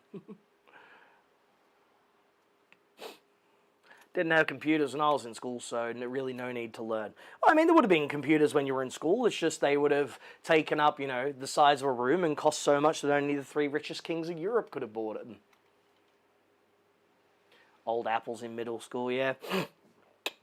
School I went to in New Zealand, when I went to intermediate school there, we had Apple IIs and some of the very early iMacs, so this would have been 99. In primary school, Parramatta West Public School, we had brand new fancy Pentium MMXs. And then when I was in high school, obviously by 2001 of that, everyone had, there was a bunch of stuff there. So Commodore PET, nice. Still have Panasonic WX, man, that's wild. That's wild. Alright, let's see how we're going on voltages on these JFETs and whatnot. See if we've got any weird leakages going on.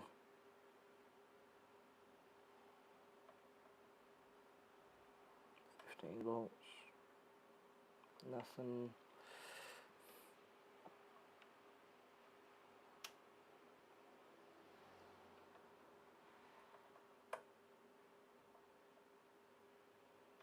Volts.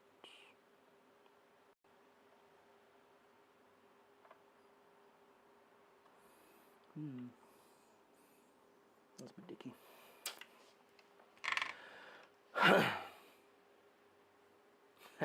Nice. The old, yep, saving everything to tape.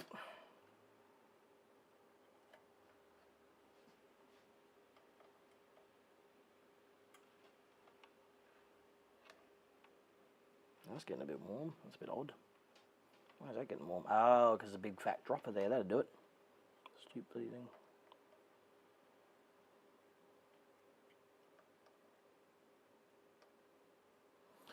Alright, so I'm not seeing anything immediately going bad there. Let's go on to clean. Let's chunk the reverb up a bit, because that was where it was getting noise.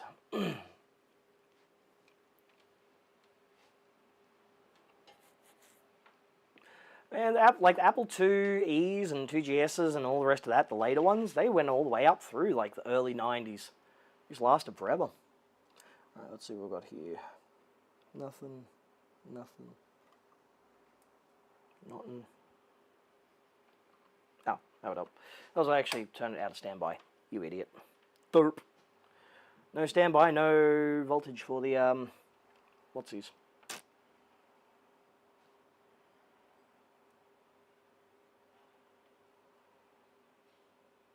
Okay, so we don't have anything there.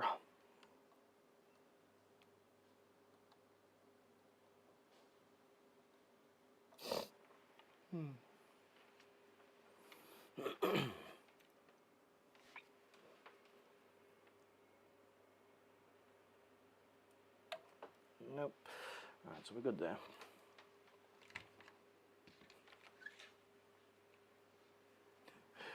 Ah, yes. Type in the games using BASIC. Nice. It's the way to do it. Fulbright, dumb. Okie dokie. Let's get a scope out.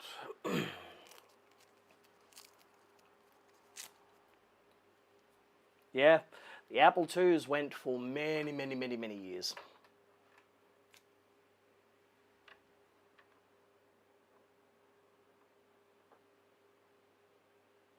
Cool. Went for a long, long time.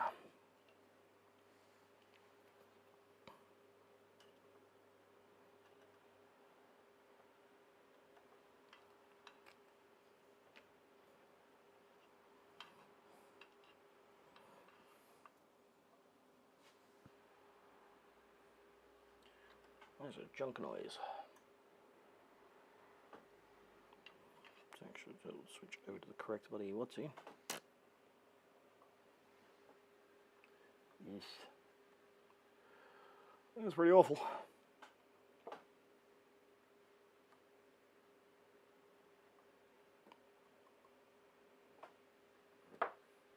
That's terrible.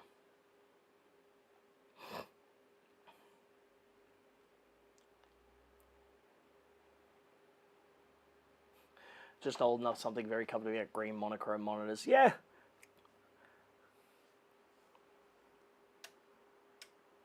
All right, so still got noise there regardless.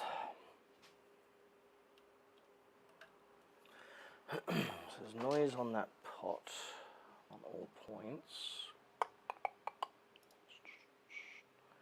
All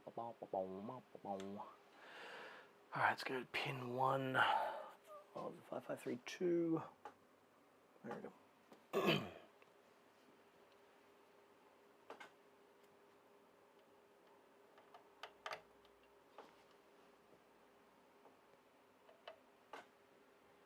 Alright, so got noise there regardless. Pin 7.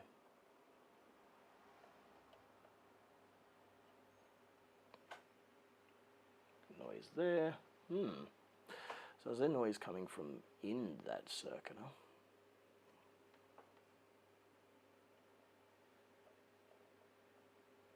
Yeah. Okay. That's a bit odd. Might be coming from that then.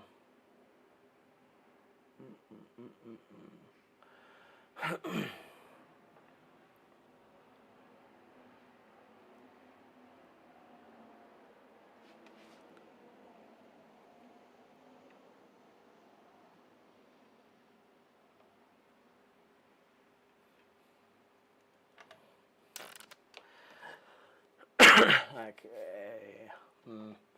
V3A, 1, 2, 3, A there.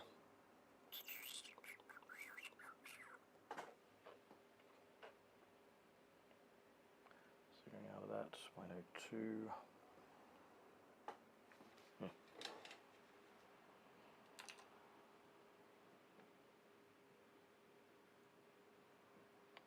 Fallout is amazing.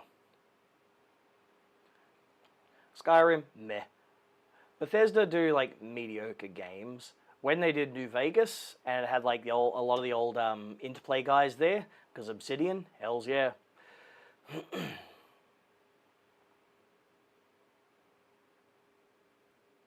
I got the full Fallout collection at home in the atomic bomb case as well because it's cool. All right. Okay, so I would hazard a guess that we are probably looking at those J175s in that section. That's going to be what's messing it up. 5532 might be bad, but I don't think so.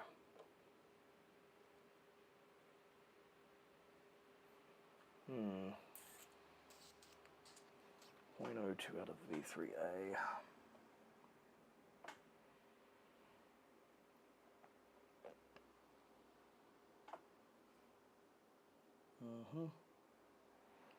Through that 220, 470, 220, 470. There we go. That's the junction of those two there.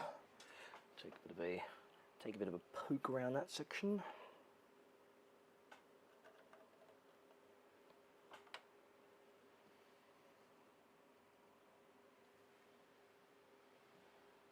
Okay, so there's a little bit of noise there.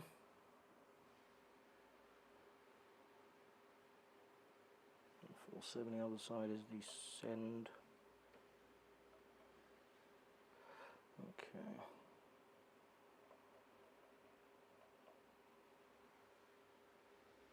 So I've still got noise there as well. Alright, what happens if I pull V3? Dunk.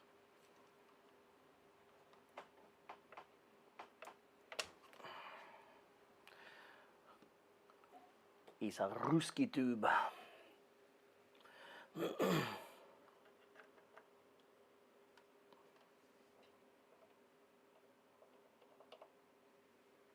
Yep, noise is definitely still there. So it's not coming from that point, it's coming from after that. Alright. So I'm going to assume potentially that 5532, those J175, since I'm going to be in there, may as well place them all. Because it's just easier. What are you guys chatting about while I've been having my head in there? Obsidian, yeah, they did the Outer Worlds. I have that, but I've just actually not played it. Oh, Avowed. No, I haven't played that one. $70 for a game. You know what? Compared to how much games used to cost back in like the 90s or 2000s, games are cheaper than they've ever been. They haven't gone up in price. If they had gone up at the same rate as like inflation and that, following along with, say, for example, the standard pricing of a video game from like 1995, games would be like over 100 USD easily. Like looking back at catalogs at how much like a Super Nintendo game cost, holy shit, that was insanely expensive. Dial-up, yep, dial-up was good stuff. I used it for many years. Pascal, oh my god.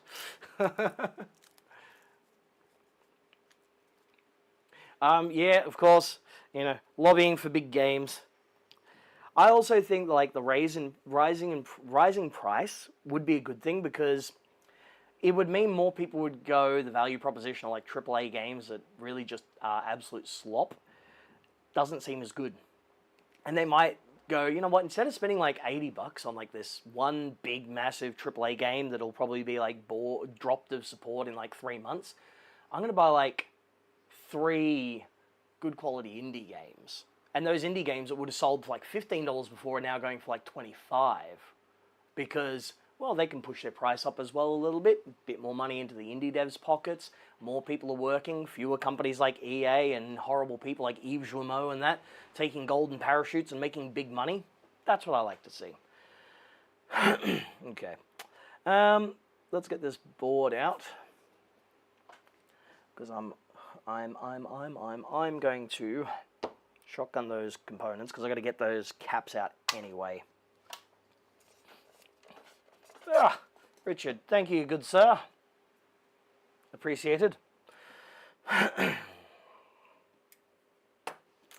Now, let's make sure everything's unplugged. Let's make sure everything's all discharged because I don't trust Mesa's buddy discharging as far as I can throw them. Yeah. Oh, buddy, Call of Duty. Not that side, not that side. There we go, that one.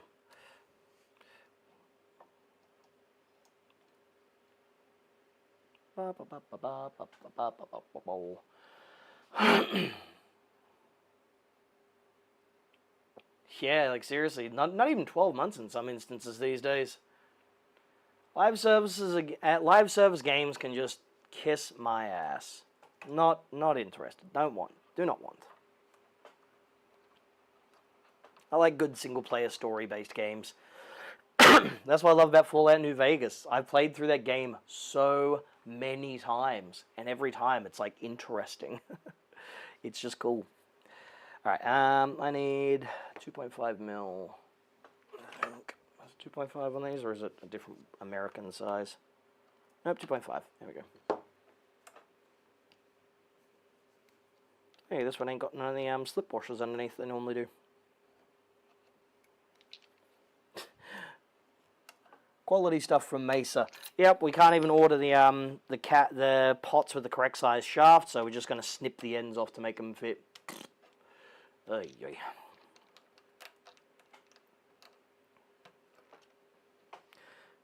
At least these ones had like the little like flat notch on them, so you can get the knobs all pointing the same direction. Max Payne, classic. I remember working at the Games Wizards, as they were called in Australia, before they were bought out by the European company Game. I worked for them around the time the Xbox 360 and the PS3 launched. We were selling PS2 games still in the shop, and yeah, Max Payne was in amongst them. And we had like on the TVs in there, we had looping trailers and stuff of games that were coming out. There were games like Prey, Saints Row that were on the way, and yeah, that was good fun. Oh no. Oh no. Oh, we've got a stuck knob. Oh, there we go.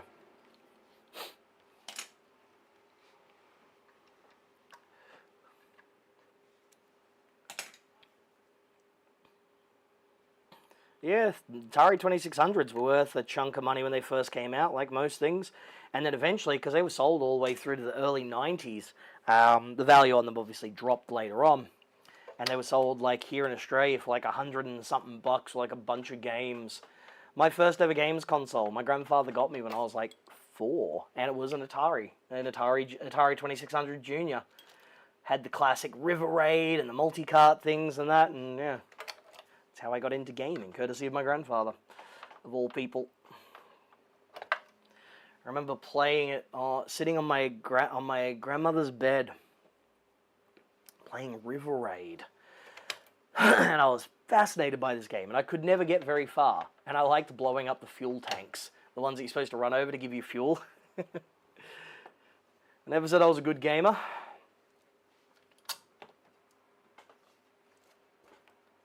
Alright. Still hot. 007 games from Xbox One. Oh, like, I forgot my name. There was because there was the Pierce Brosnan ones. Obviously, there was the ones based on the movies, but there was also one that wasn't based on the movies that apparently was pretty good. I forgot what it was called, but there was like one that was really good.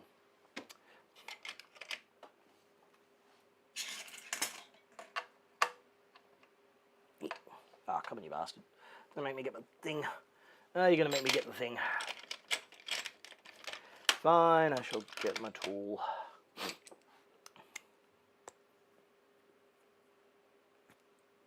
Agent Under Fire, that's it.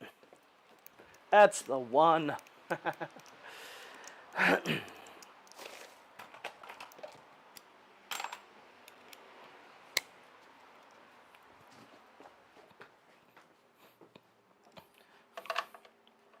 Being the age that I am, of course, I had, you know, I played much GoldenEye on the N64. I miss the days of local multiplayer games. Not only because, obviously, you know, it was slightly less problematic times in my life and all that kind of jazz. You know, you're young and you're a kid and you get to play games and do all that kind of stuff. It was just fun. You know, having actual people in the room and playing. Like, I'll play online games and that, which is good, which is kind of fun, but, yeah.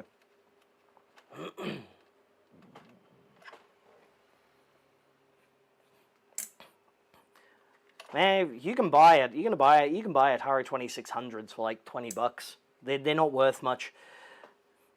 They weren't really the collector's kind of consoles like the NES and similar were. I kind of got it. I never got into the hobby of video game collecting that, but I was fascinated by it. One of the podcasts I listened to was the Completely Unnecessary podcast by Pat Contry, aka the NES Punk. That was just like a good like podcast. They were interesting. They're cool. They chat a lot about like video games collecting and all the bullshit that went on in there, and how like investors swooped in and started making the hobby like real fucking shit, and all the bullshit that went on in the industry. It's kind of cool. But yeah, like the Atari stuff, it was never really kind of worth much. But like Atari games, there's like a few that are worth like big money because they're so incredibly rare. Most of them, because everyone could make them, they weren't worth anything. But there was like River Battle or something. There was one game that had like a big blue handle on it and stuff, and that's like a couple of $1,000s worth of game. So the long-haired guy, Ian. Now we're going to talk about. Yeah, I like them. I even though I'm not much of a gamer these days, I do still like to keep up with the kind of the industry and whatnot. A lot of the creators I listen to are people like itchy. Let's try that again. People like Pat and Ian, the Unnecessary podcast. Steph Sterling, yeah, they're great. Love the takes, love them. Yeah, Ian. It's actually the reason why they do it is because it allows them to cut them up for clips for YouTube. That's the point. That's how they know they're moving on to the next topic, and it gives them a break point for editing. it throws back to like an episode like 20 or 30 of them in, and they started doing it, and yeah, because I've been listening to it for years and years and years and years. Oh, Mario Kart, yes, that was brilliant. We used to do like hang out LANs and stuff like that. Did a bunch of stuff, even console LANs. That was good. Actually, speaking of, I'm thinking of doing some stuff on the channel as well. That's just a little bit different to just repairs and things like that, where it is just playing some games, hanging out. No, I'm going to drag Brad into it because he wants to do it as well. Drag him into the 21st century with some modern games. But yeah, we're going to do like some, jump on, do some games, stream some gaming and whatnot. People can join in and whatnot if they want to play and everything, and just have some fun shooting the shit and playing games. If you're interested in it, let me know. 8-bit guy, yeah, he's kind of cool. He's kind of cool. David, he's got the the arcade and that he runs with his brother now. Is it Time Rift? I think it is. I kind of stopped watching his stuff a couple of years ago. Not that it wasn't bad, it just wasn't quite hitting in the same way anymore.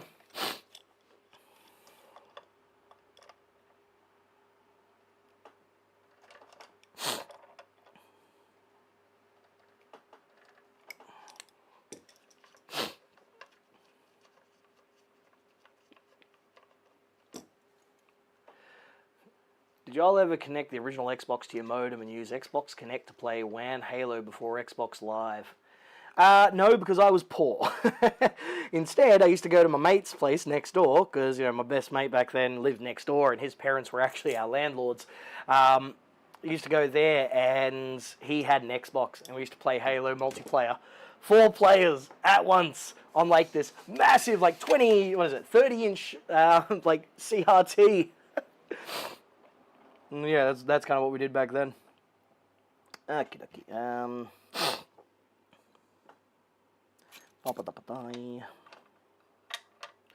Alright, switches, move out of the way. I need my cutters.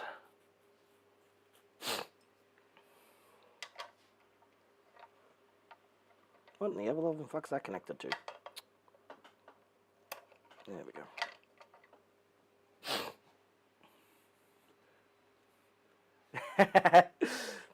Yeah, I mean, yes and no. It was more so we used to hang out. We used to go skating and that together as well. Yeah. I had the N64. He had the Xbox. Then a mate of ours got the PlayStation 2. We used to just like hang out, play those games and whatnot.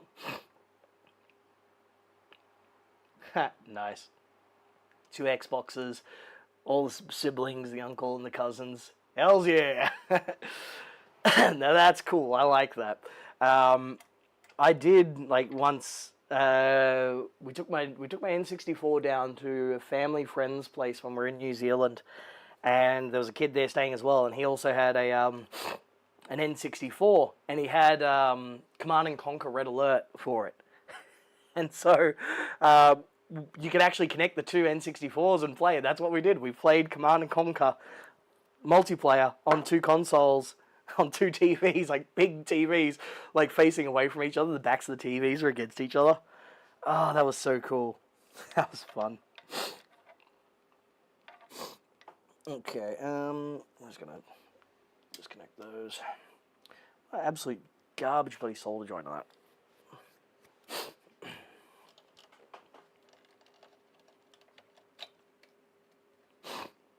Original Pong, yeah. Oh, one thing I'm so depressed about is we were trying to get tickets for the Nintendo Museum, and we couldn't get them.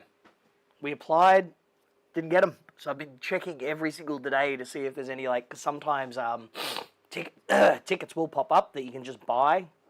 I'm praying that one will come up that we can go.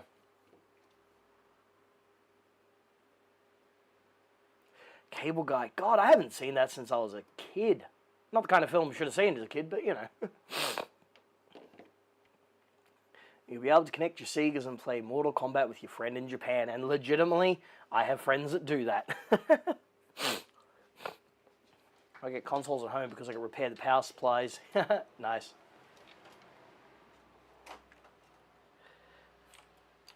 I like hand-me-downs. Hand-me-downs are good. Lots of things.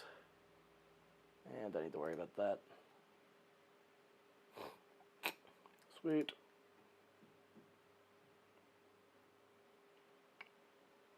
Oh, thank God there's a breeze. Oh, finally I can stop sweating. Mortal Kombat was fun. It's so incredibly dumb. I love it.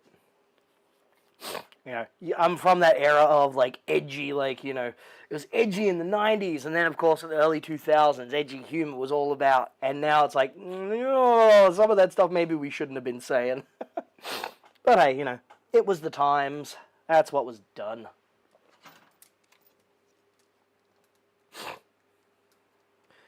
Aw. Boo, in the bin. I used to collect consoles and that when I was a kid because I used to buy them all when they were old. And so we'd go to like flea markets and stuff. And like in 1998, I picked up a ColecoVision with like a stack of, an absolute massive stack of games for like $25 back then. And yeah, if I had kept it, some of the games would have been worth a few bucks. Nothing huge, but a couple of bucks. But yeah, back then you could buy stuff like that cheap in the middle of nowhere. Ah, Doom in 95, hells yeah. I remember playing the Alien game on PC in like 95. That was cool. FPS Alien, hells yeah.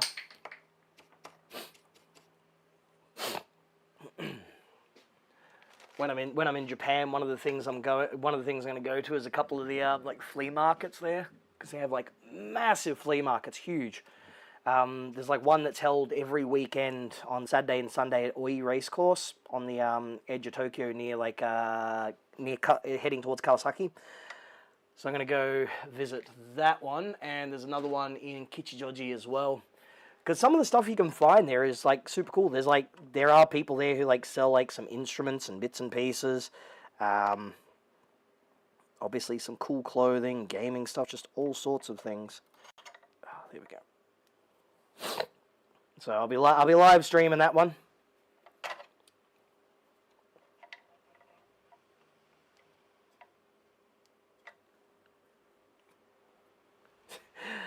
Yeah, flea markets, like I watched the flea market madness thing that Pat did for a number of years, and it's kind of the same here as well. You know, everyone's an expert now. Oh my God, seriously, that just does not want to go.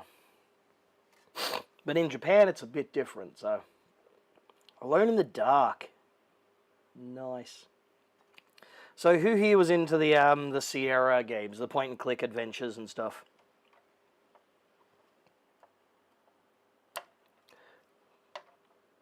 I never got much of a chance to play them, but I know many, many people who were obsessed with them.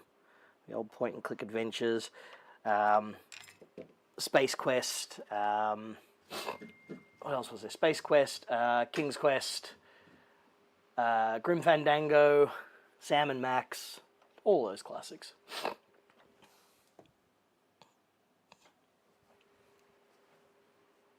Gabriel Knight 3. Alright, so that's disconnected there, that's fine, it's fine. So now we can start getting this bloody board out, assuming there's no standoffs in the wrong places, because of course there always is, because Mesa.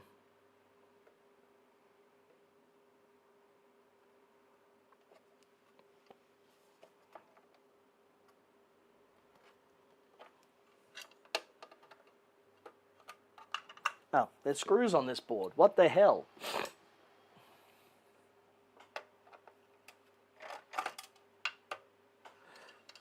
think this is the first time I've seen Mesa use bloody screws on a board. Ever. Always those crappy bloody nylon standoffs.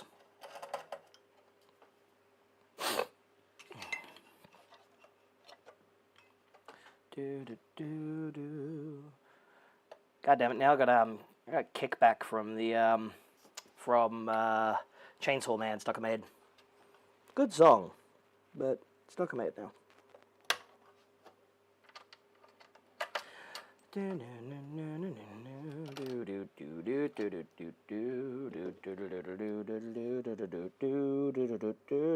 Okay, so each one of these actually has 2 lock washers.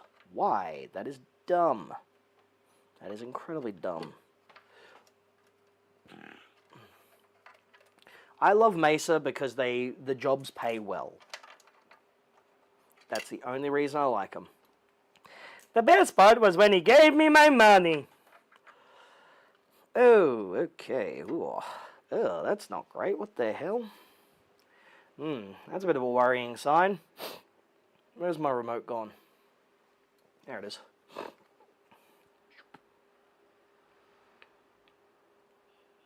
That is one hell of a corroded washer. So that's just come off the gain pot on the lead channel. The pot itself seems kind of okay. There's a little bit on there, but yeah. That's all disconcerting.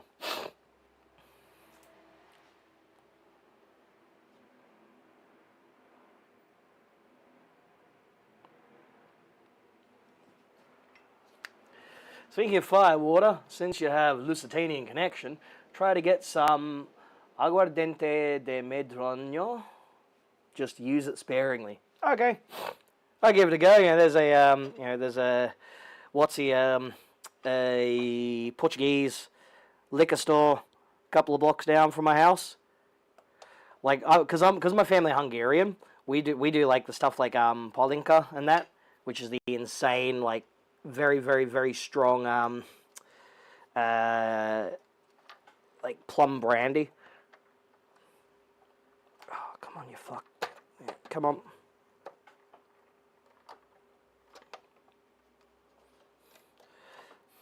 These boards suck.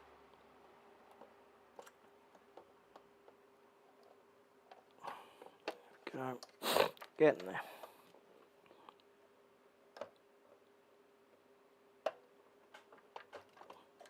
Come on. How old is this amp? About 20 years. The F series came out in the 2000s. And they were around until like 05, 08, something like that. So it definitely needs a recap, just for posterity's sake. Like I said earlier in the stream, the customer wants this to be a little bit more reliable and such, so I've got carte blanche to go ahead and do the stuff that's necessary, so that will include new caps. I like when customers just go, you know what's best, because damn right I do.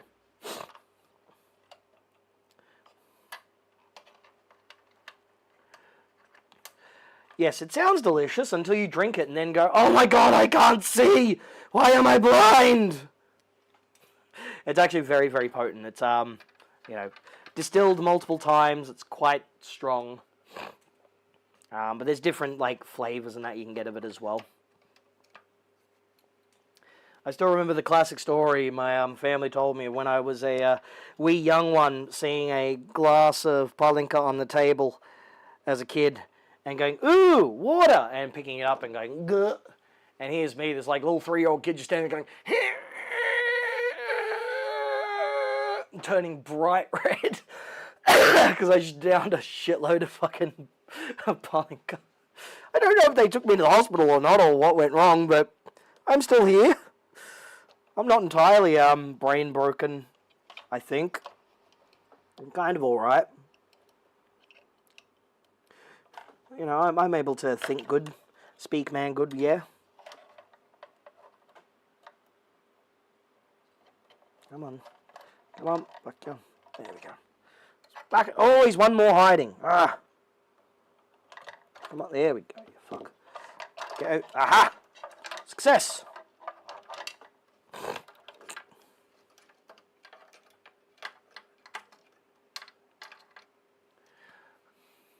Kombucha. To me, it just tastes like vinegar. Just like sweet vinegar.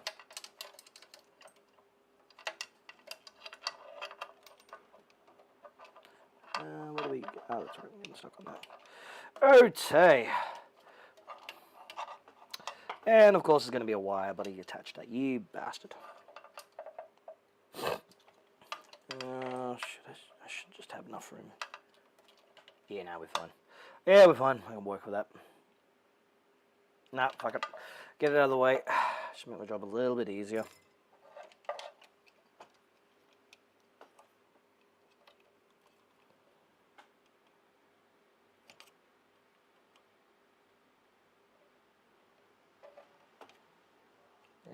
There we go. There she moves. Oh, lock washers galore over here too.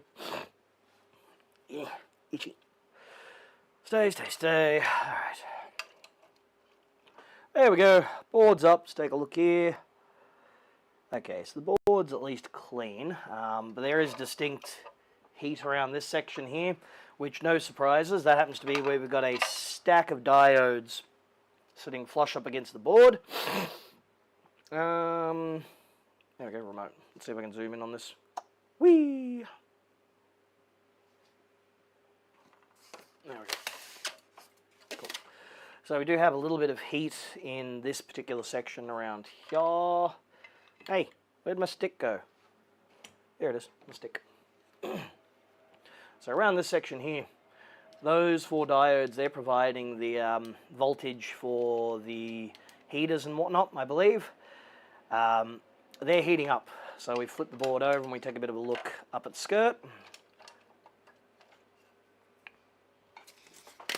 Down that way. There we go. And we can see that discoloration on the board there. I am going to remove those, lift them, and replace them with either a bridge rectifier or some chunkier diodes off of the board.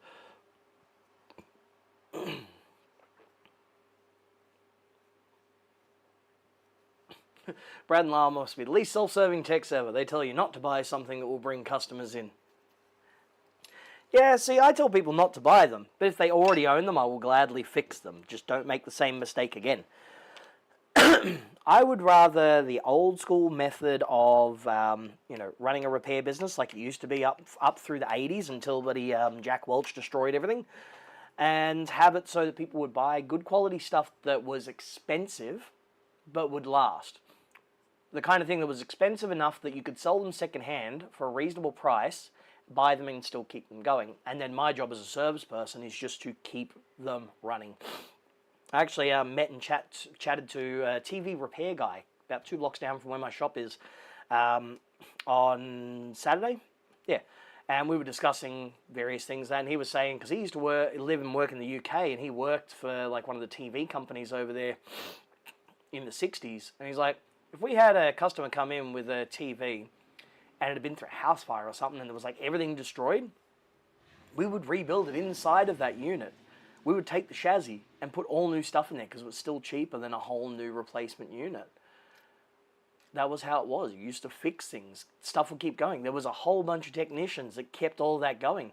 But now, products are cheaper, but parts are unavailable, or if they are, they want to price them so they're so expensive. Like, yeah, new TV, you've got to get like the new replacement board, which on a $600 TV, they might charge you $350 for it. Where's the value in that when you've still got to pay for the actual technician as well? Doesn't make sense.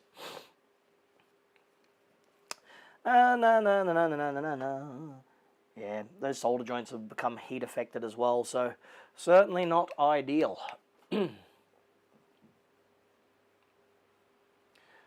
80s Sony and Technics still work, but then they went Amstrad. Yeah, a lot of companies did. The one company that didn't was Yamaha. You know, I don't care what people say. I am a Yamaha simp through and through. That's my thing. I like my Yamahas. I like what they do. I like how they are good at what they do. All right. Let us get some capacitors going on. Because they were 220s. I remember.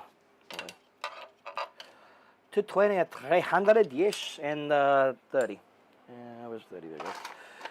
33. 220, 33. What is that lead bent over a track? Which one? Where? Oh, right. In the, yeah. That's Mesa for you. So those are the ground planes there. And yep, you've got the, there you go, there's the positive and negative.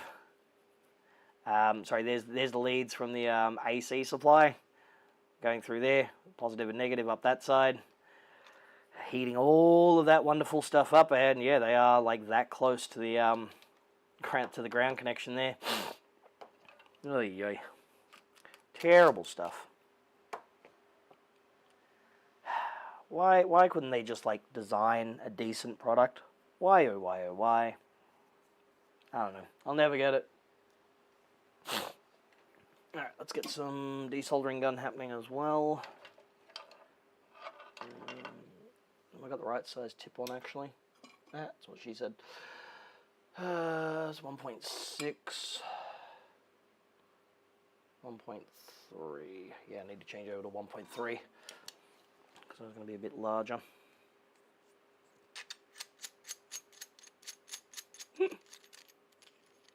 No, shorts are just a tonal feature.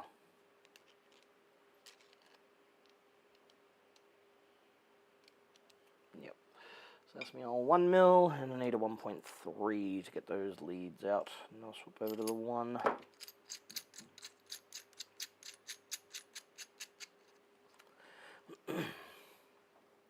Alright, let's go. There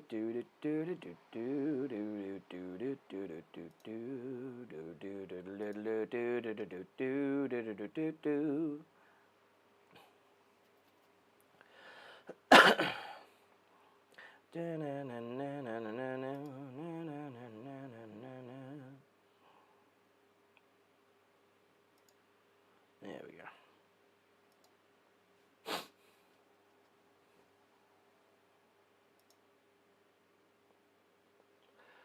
Okay.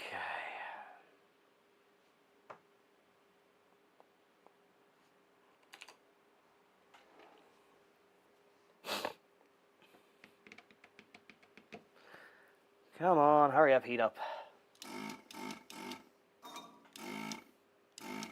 Good hope.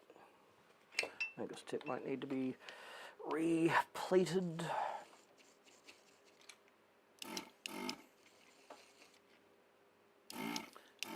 Yeah, there ain't much plating left on that, if any. Oh, man.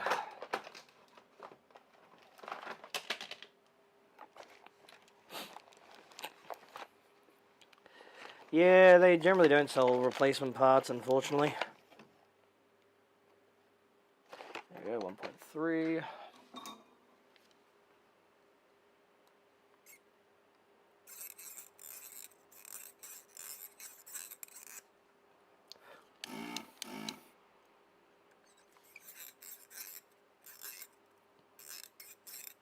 Come on, let me go through with you.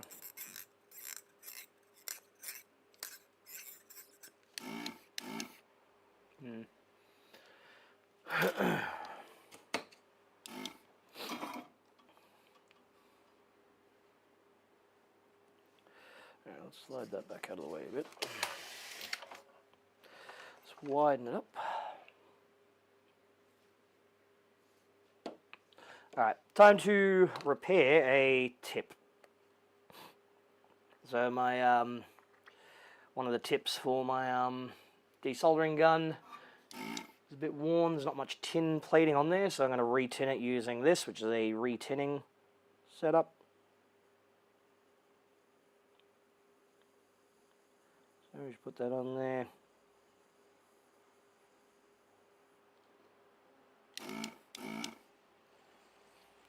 And it should hopefully give us a little bit more plating on there.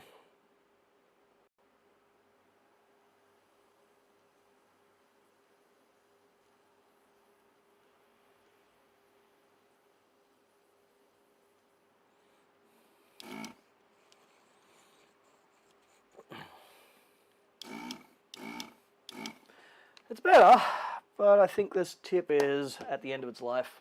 Which sucks, because these things are damn expensive. Like 30 bucks pop.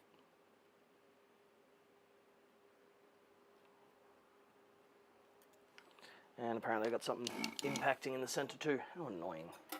bastard.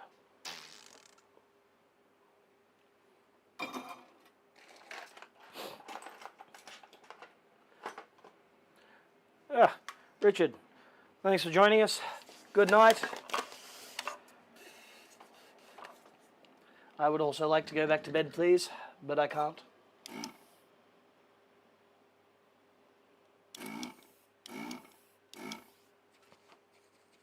Alright, cool.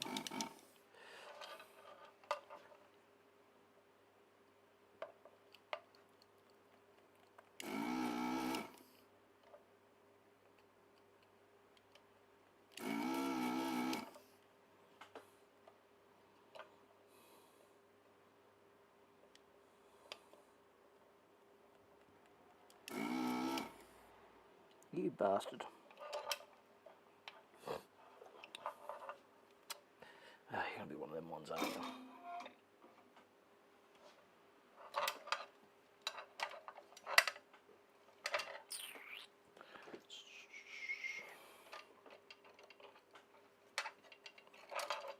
Pip pip teddy out.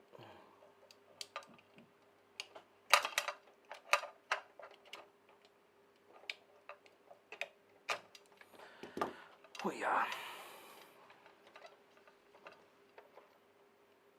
Now let's do this without splitting the board in half, because of course they put way too much silicon on these bastards.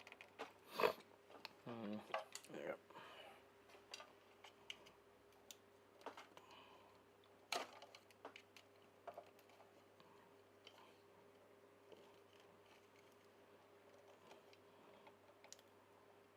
There we go.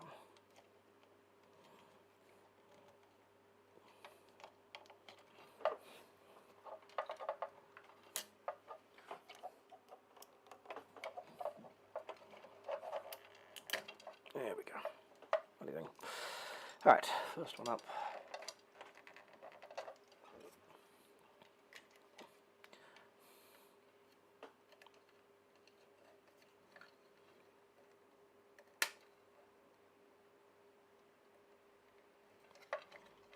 Come on. Get in there. There we go. These chopsticks and all the rest of that, cut the flat end off of there, you make a wedge of it, and then once you've got that wedge, that actually works well for getting underneath things to lift them up. Alright.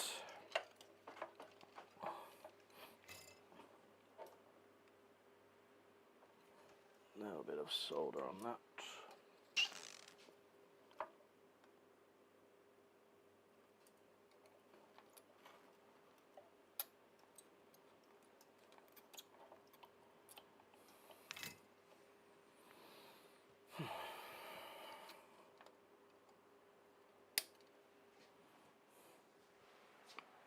Pins over there.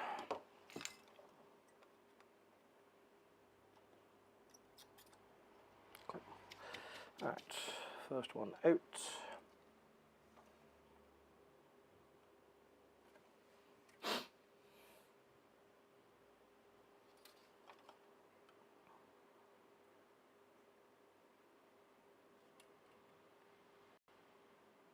Come on.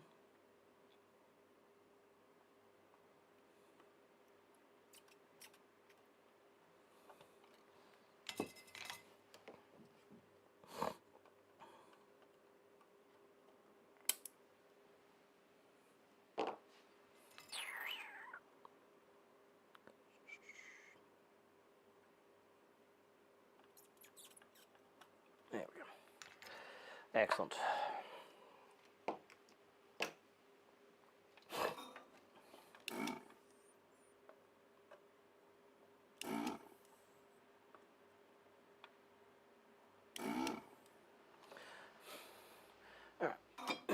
Holes cleared. Where's the other one? Down here.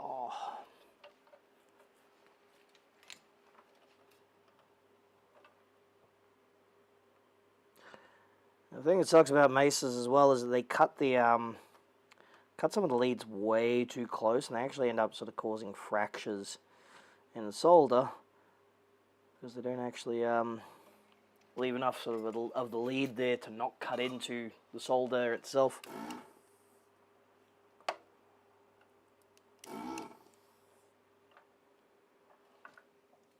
Oh, I did the wrong thing. You bastard. Did I? Or is there just two things in that hole?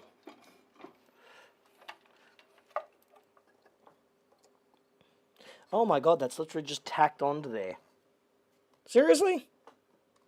Dude. What a sack of shit. Fucking god.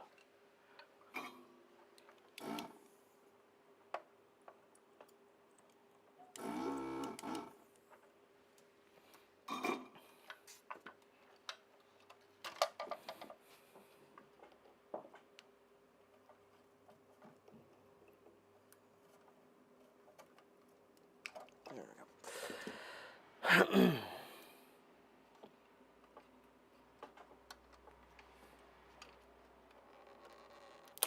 Ow.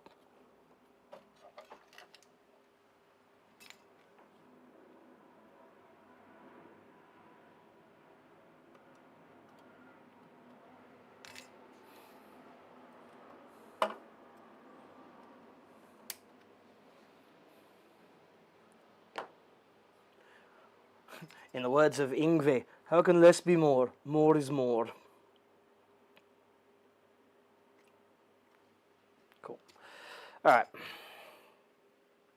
Capacitors removed.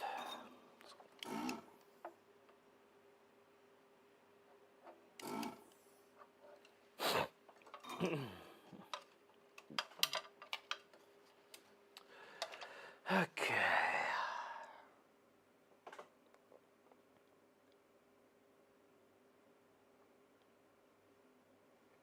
I actually can't believe that. So what does that 30 actually connect to then?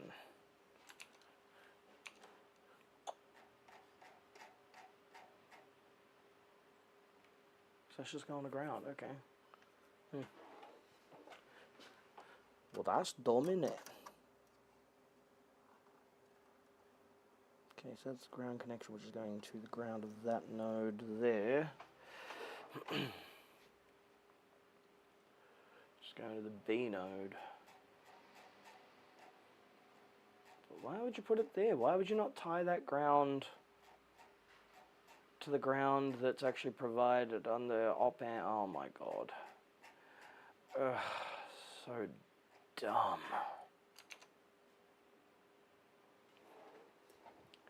Absolute nightmare. Ah, well, what can you do? Alright.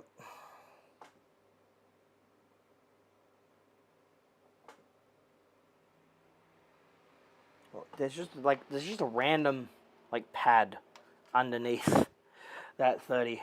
God. My god, what the hell? What the bloody hell? Okay, I need to get rid of that mess there. So I need my chisel.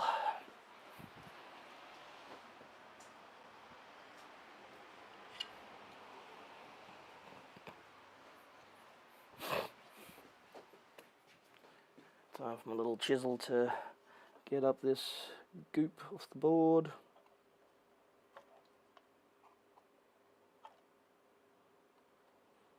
I want to get as much off as I can without hitting that trace, because I don't want to damage that.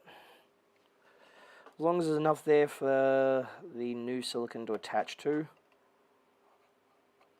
That's the main thing I'm after.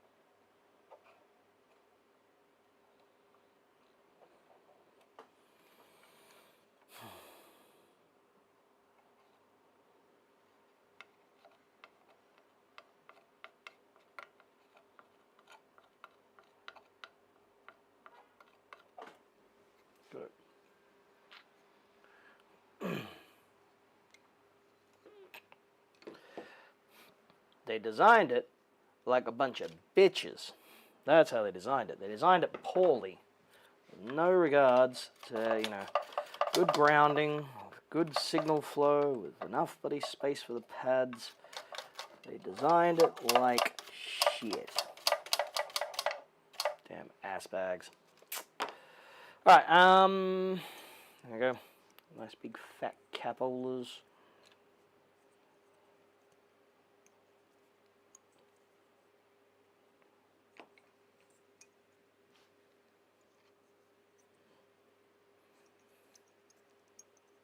Okay.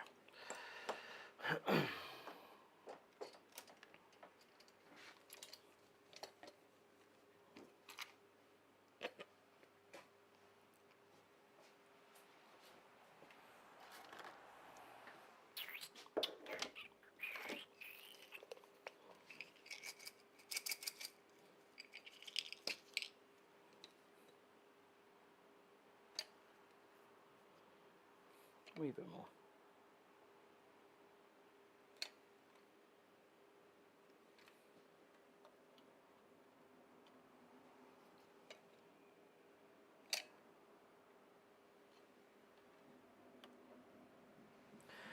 Don't need a stupid amount of silicon, just enough.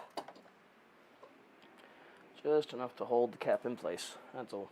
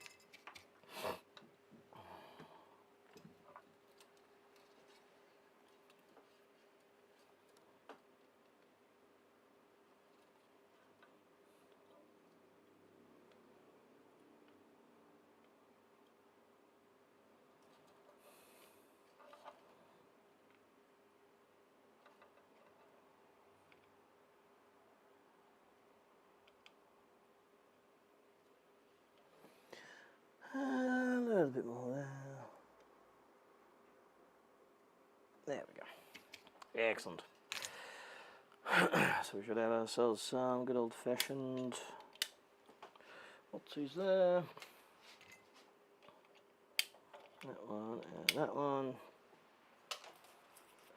Alright, and do the other side. Cut out that silicon there.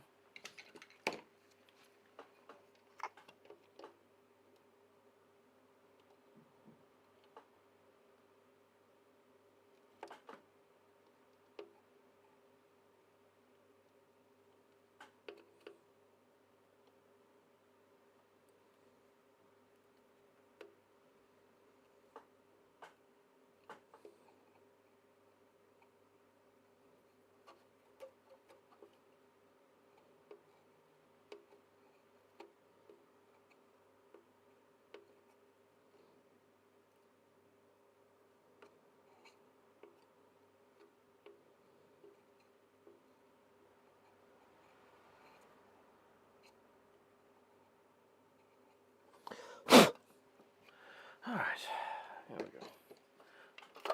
go. That. Vacuum the rest up afterwards.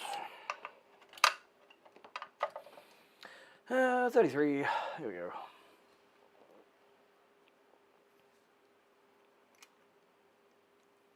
I think this might actually be near the end of my 33 microfarads that I got in stock. Then again, not many amps tend to use the 33s, it's mainly 22s. So not exactly a huge problem.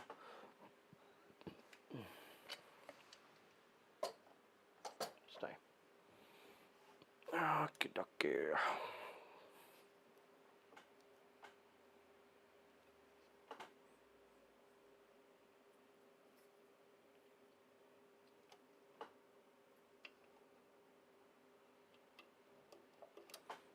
it's going to be a tight one.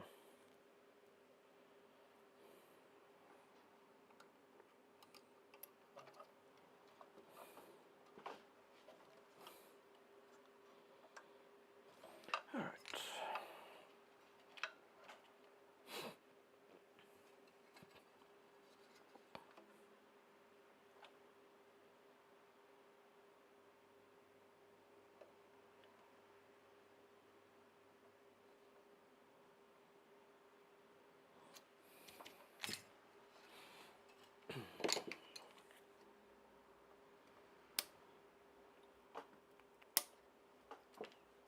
Excellent. Why is it showing top channel? Is he live? Thank you. Bloody thing.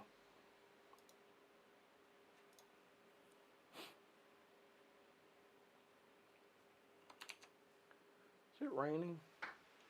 Nope. It has just gone cool.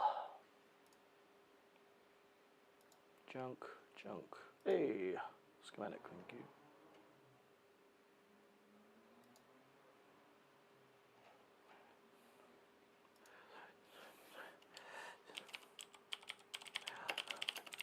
Whoop.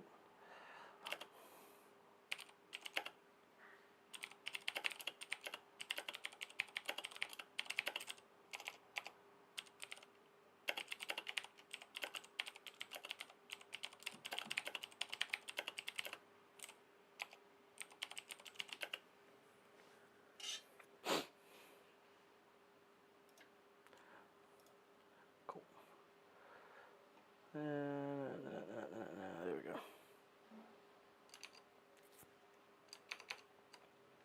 There we go. Back to that. Okie dokie. I'm just going to quickly vacuum up the remnants of silicone in there. Silicon.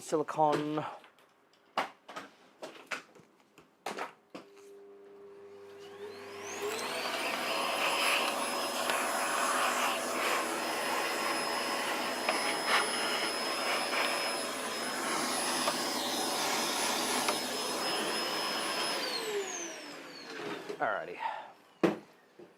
There she goes.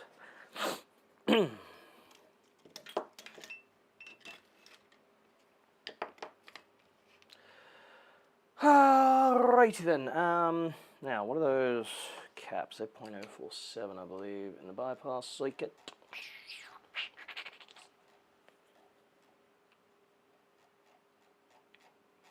Show me the output. There we go. .047, one surrounding the 4. Where are we?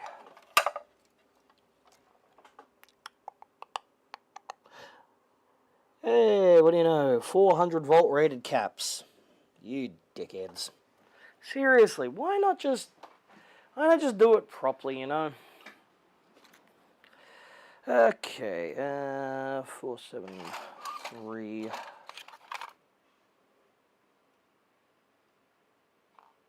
Oh, wait, chunky.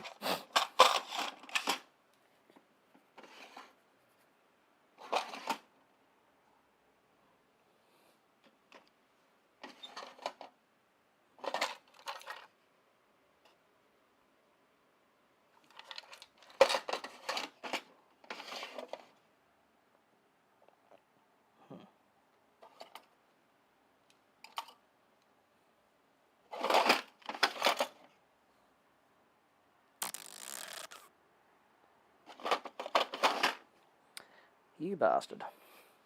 Do I actually run out of 473s? Oh man, how annoying. I got the big massive fucking orange box.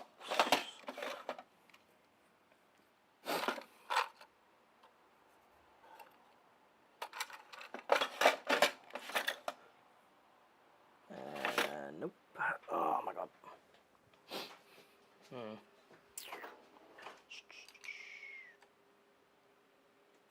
These caps go up to 11. They sure as hell do. They get pushed all the way to their absolute maximum. Okay, I gotta rummage through my other parts drawer section. 1 second. No. What are those? That's them. What's them there? 223, 474, 104s.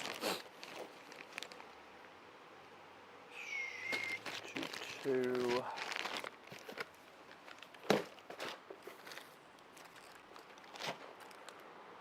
473, there we go.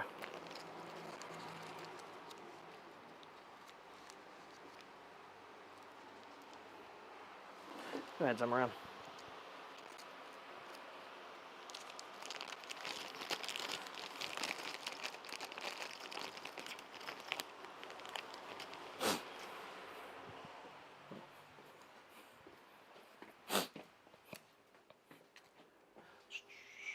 Alright, some proper 630 volt caps now. They're not going to die like these little bitches.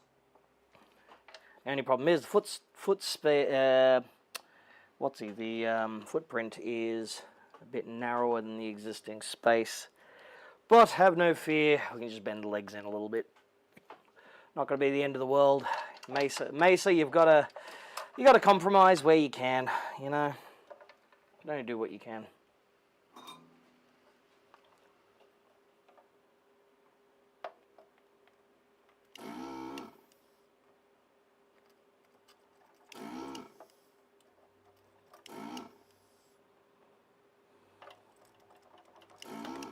Hey, fucker.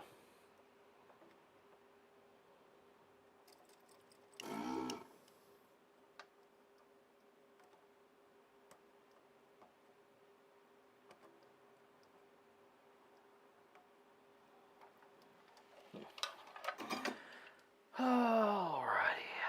Let's pull limbs out. I still can't believe they're doing a second Spinal Tap movie. I mean, I kind of can because, you know, it is the world we live in. But. Big fat butts. Cool.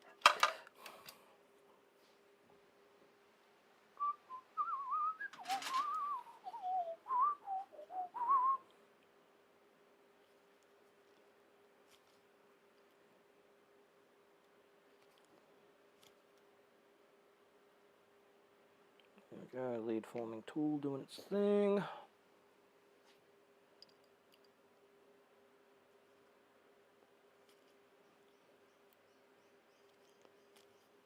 Alright.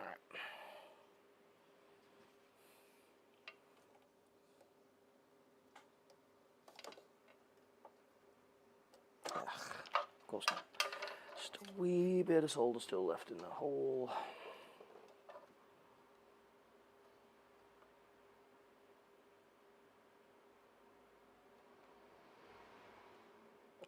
Sometimes the answer to getting rid of solder is more solder. And I think this tip is finally dead.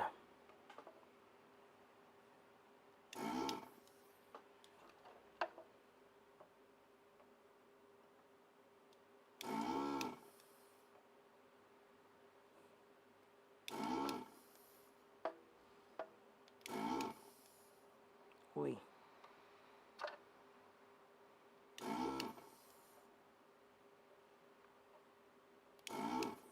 There we go. Nice and clear.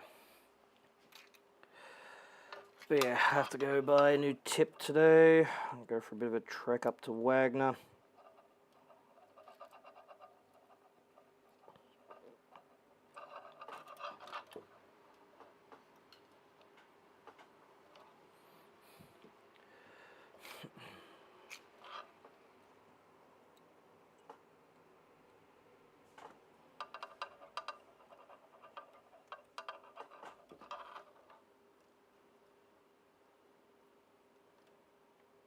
Cool. All right. Caps in.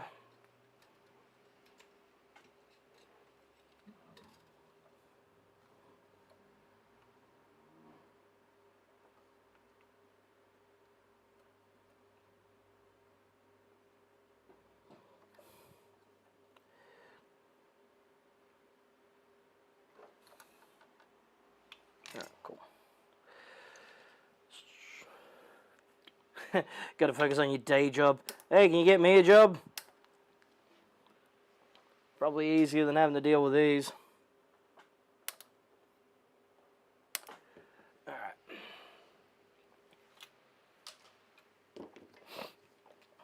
bit of a clean.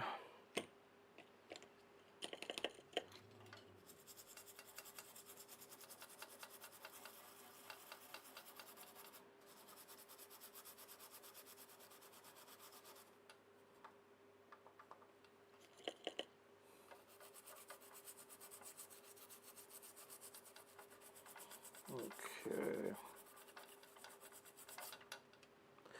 There's a bunch of flux on this board.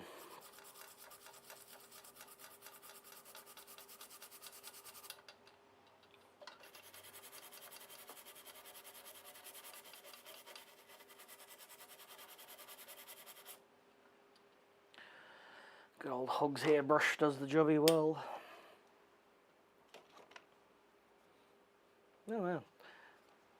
It's getting close to morning tea time. Seriously, 400 volt rated caps, like just not enough. Not enough, man.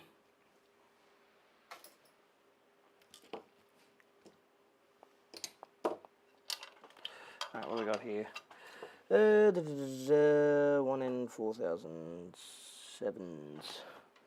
What have I got that's a bit chunkier? That'll still fit in the form factor. Oh god, now I got. I'm not exactly dealing with high voltage, so peak inverse voltage doesn't matter too much. It's mainly about the current capabilities. There we go, diodes.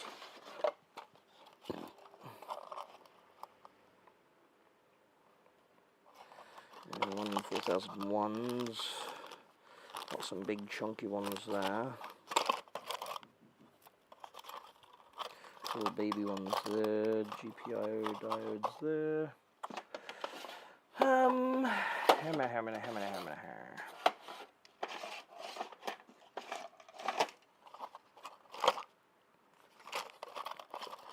Ain't no way in hell I'm going to be able to fit this in there, am I? If I could, that'd be good, because this will handle the heat, even in free air.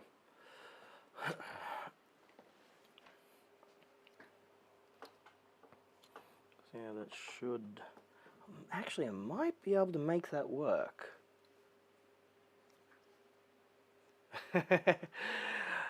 The next step in relicking for guitarists, relic amps. Mimic 20 years of hard use with excess heat on your board, destroying all the traces. Half a dozen repairs by incompetent techs. Yeah, these diodes, solder joints are cracking. They are not happy.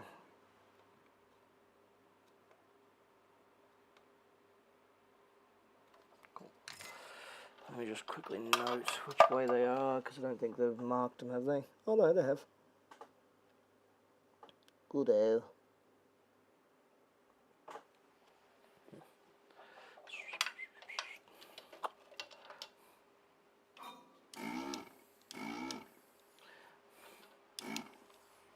Where's me what's here? There it is.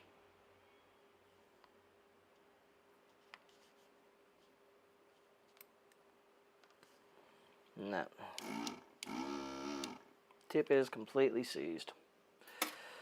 Okay, fine. I'll release you from the sweet clutches of death.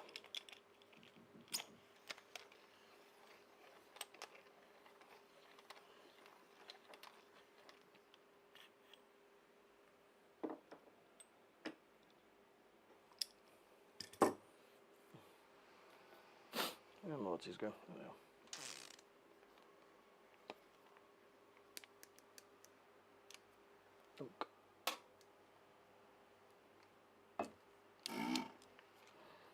Okay, so I got some blockage in there as well. Alright. That's clean tool. Clean tool easy.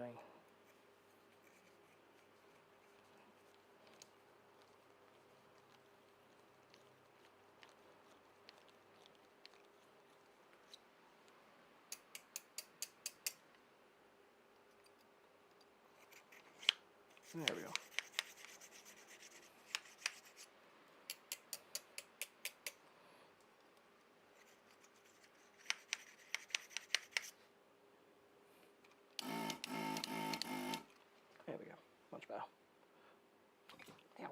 bloody stupid thing. Alright, that goes on there. On like so. And then tighten.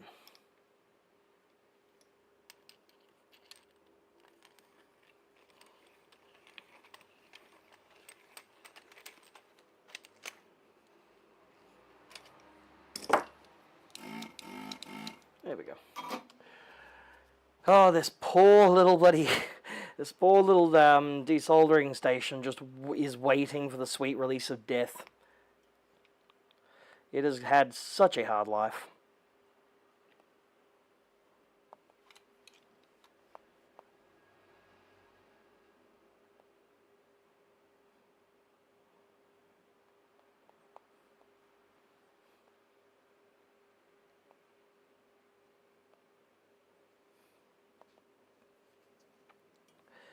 Alright, should hopefully be about heated up now.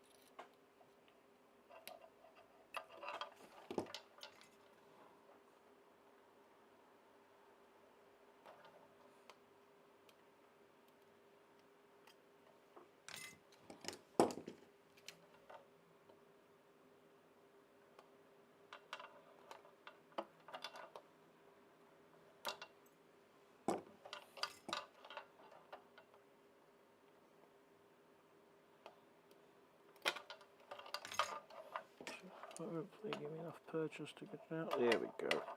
Hey.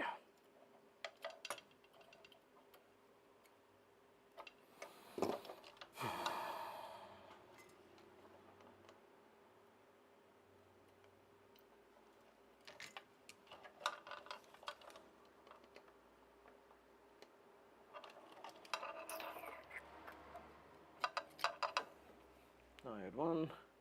Ah, power was out. Fun.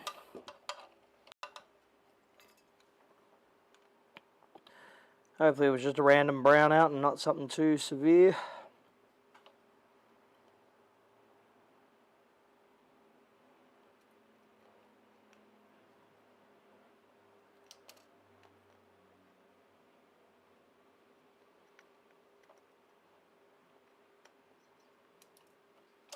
Alright. Diodes out.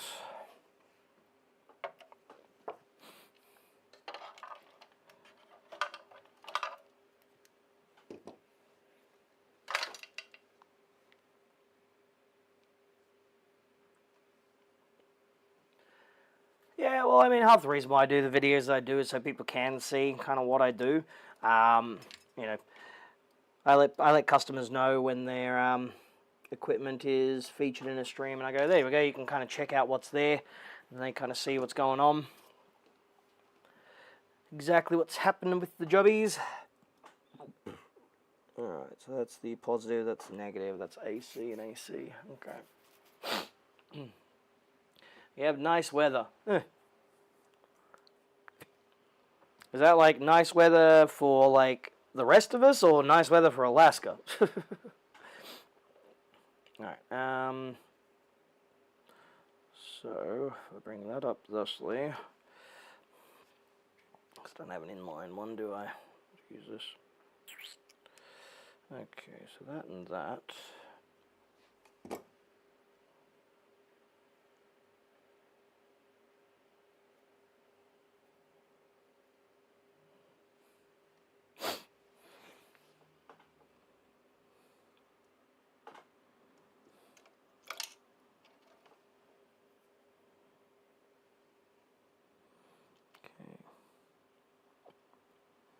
Positive there.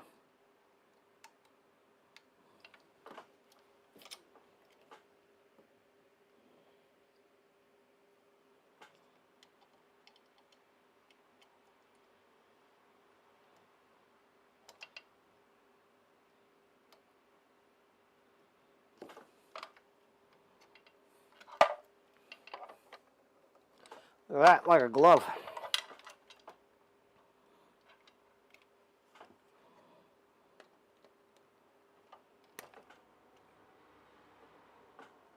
Sweet. Sunny and 35 Fahrenheit. So yeah, see, that's like, that's 0 degrees.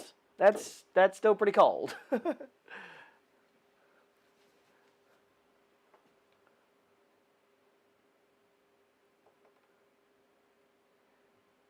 Bloody hell. Everything's all going crazy. Thank you, global warming and climate change. Okay, so we've got that going there, so they should be going to separate lines, which they are. They should be going to separate line as well, so that's positive, which goes... So where's positive go to? Oh, hey, look who's finally decided to pop his head in and grace us with his presence. I was just giving everyone a massive lecture on how the Mesa F50 is probably one of their worst designed amps. An absolute piece of shit. So bad. Oh my god. Is that C1? That's probably C1, isn't it? Yeah, because it's 22 ohm. Piece of shite.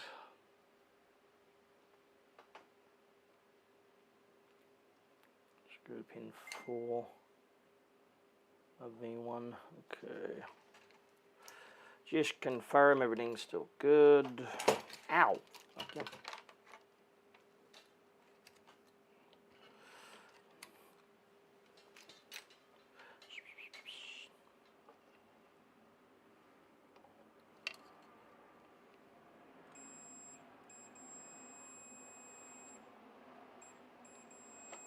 Cool. And pin 9, it should be the other side. Yep. Cool. Should be well.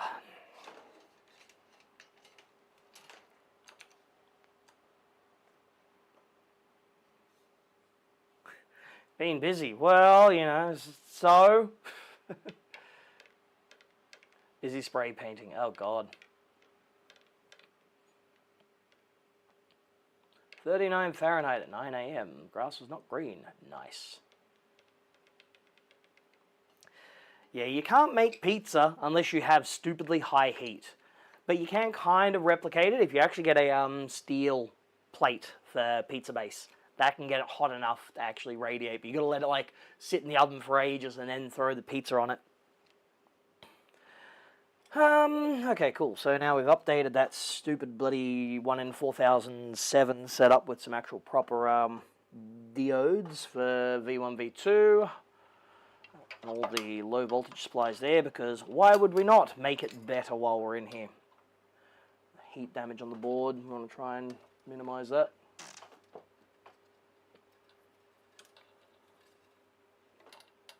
A record player platter for my Stone.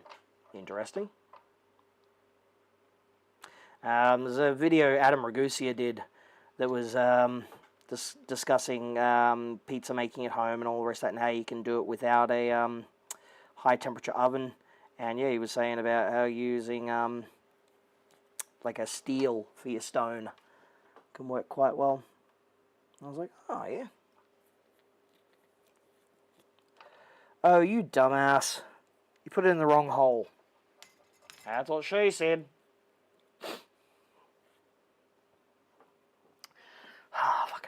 You dopey motherfucker. Let's try that again.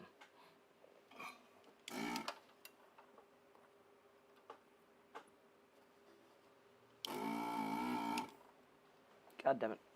That's enough. Back.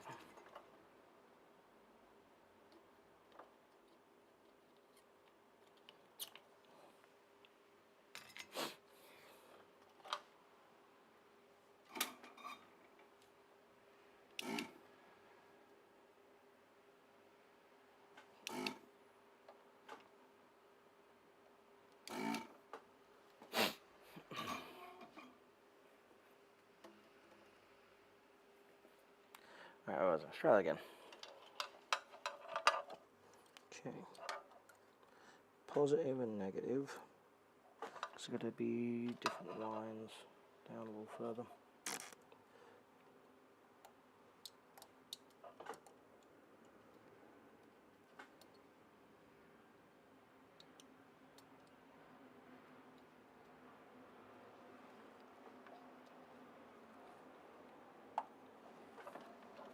That's better. You gimboid.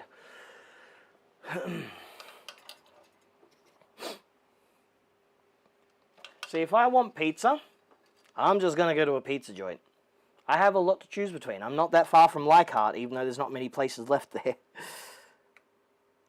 You know, I ain't got no space for no damn pizza oven.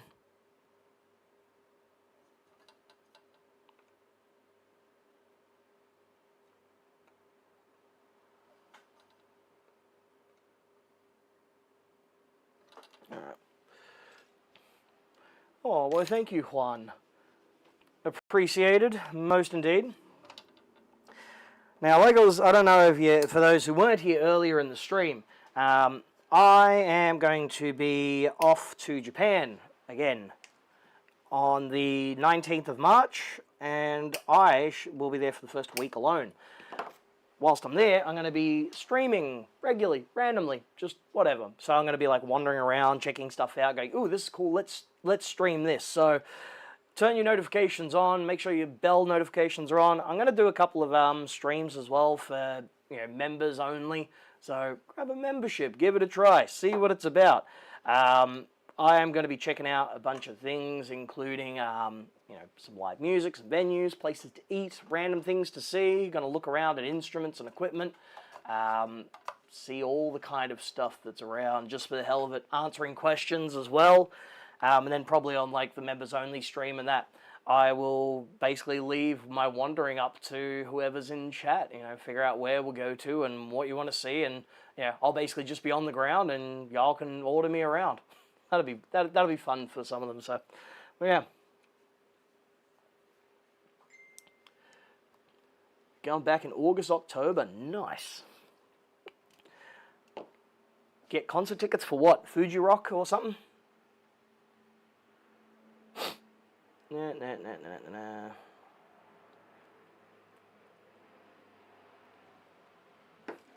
While I'm there, I'm going to a venue that's basically a rebuild of the original 20,000 volt. So it's a place called Nimandentatsu. Yeah, Nimandentatsu. And it's basically a live music venue that specializes in punk and indie, alternative, noise crust, all that kind of weird, crazy shit. The original venue was legendary and it burnt down because there was a food joint below it and they had a fire and it set fire. So they reopened in a different location, not too far from the original, and I'm going to go there one night.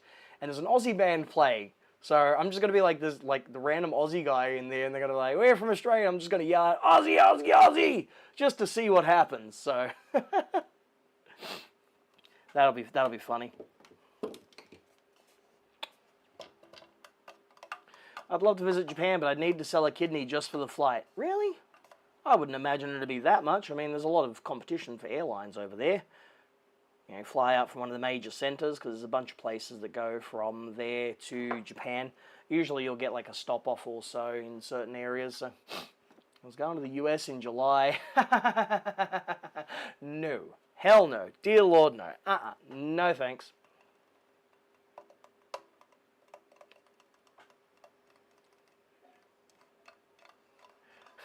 A Japan-themed pizza party. Japanese pizza is a, it's a thing.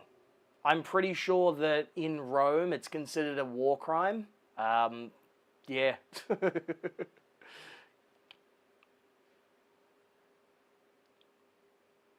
A band called The Cabs. Haven't heard of them.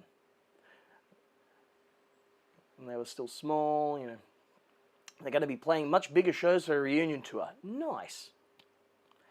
Well, you know, getting tickets to shows in Japan is an interesting thing. A lot of them, if they know they're going to be selling out, they'll do the lottery stuff, so... Yeah, I know, but look, the Axis powers could still be torn apart by the fact that, like, some of the things that Japanese put on pizza, everyone goes on about how, you know, pineapple doesn't belong on pizza, and I think it's perfectly fine. You know, even my father-in-law doesn't have a problem with it, and he's Italian. But Japan takes it to the next point, where you will get a pizza that is corn and mayo on there. No. No. Guys, no. And then, of course, how expensive pizza actually is. Like, Domino's and stuff, you want just, like, a single pizza? We can get, like, a large pizza here in Australia for, like, $10. In Japan, it's, like, 25. And they're not good. Not good at all.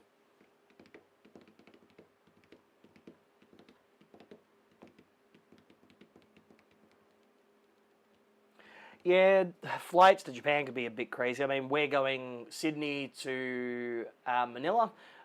6 or 8 hour stopover, and then from Manila off to Tokyo. Then again, I'm traveling business, so that's okay because I can go there, travel, you know, nice and comfy in the skies, get to Manila, and then when I'm in Manila, spend a couple of hours just chilling out in the lounge, free food, free booze, get pissed, and yeah. Damn, 16 lotteries. Ouch. Oh man, that sucks. But hey, maybe you'll be lucky. Maybe you'll get something. Yeah, especially if you find the locations out in the middle of nowhere. So if they're touring, like for example up north, if they're doing the Sendai circuit, you'd be more likely to get them up there because there'll be fewer people applying. And Sendai is a beautiful place to visit. Honestly, traveling up north to Tohoku is the thing that I recommend to everyone. One of the things I always say, if you're going over to Japan, go to the places others don't. Everyone does the golden route. They do Tokyo, they do Kyoto, they do Hiroshima. You can see a lot of the stuff that's kind of there in other locations without the crowds and see just awesome stuff. So, prawn and prosciutto pizza. I don't like prosciutto. It tastes like wet dog. Surprisingly, I don't like a bunch of cheeses and I don't like a bunch of cured meats because they taste like wet dog to me. Can't do it. Ugh. Like our plans this time for travel were like just, I basically threw darts at a wall. Like, yep, there we go. We were booking in the hotels, and I was like, dude, like for example, the hotel that we stayed at last time in Asakusa, Hotel Anne. Shit, you know, from last year to this year, the price tripled. Like that is how bad it is in the over tourist areas. So we found somewhere else, found somewhere that was relatively cheap, doing just three nights in Tokyo. That's plenty. And then the rest of the place was fine. So we go to like Nagasaki. I got a night in a decent hotel there for $80 for 2 people. We go out to Kurikawa Onsen and got 2 nights in a nice onsen there, private at Ryokan. Got a nice private onsen on the outside of the room, overlooking the scenery. And yeah, it's just really, really, really sort of nice. So we went to that, doing Kyushu, and I was just like, where can I find accommodation cheap and drive around and, yeah, just explore stuff. No, see, I've had good quality cheeses and meats and all the rest of that. My palate, you know, even though I'm a wog, doesn't sit with it. You know, some of those things just don't work. You know, I've had the real stuff, you know. It is in my blood. It is from the family. I got, you know, my stepmother was Italian. My missus is half Italian. Hungarian. We do a hell of a lot of cured meats and salamis and things like that. Do a lot of cheeses too. But yeah, just, doesn't work. Okay, so we've got the new diodes there. I'm going to get these J175s out because they suck diddly ass. Where are we? Reverb. Master reverb. There we go. Now, where's one J175s?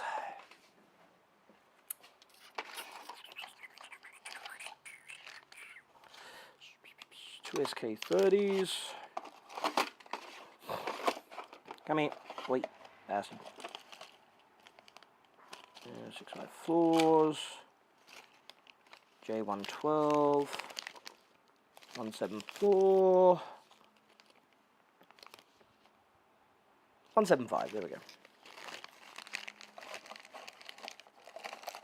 Oh no! My supplies of J175s are getting low. Shit!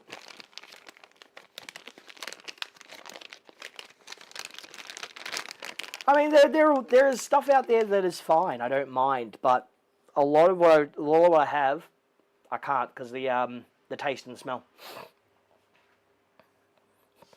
There's that specific like just old musty kind of smell and taste to it. Nah.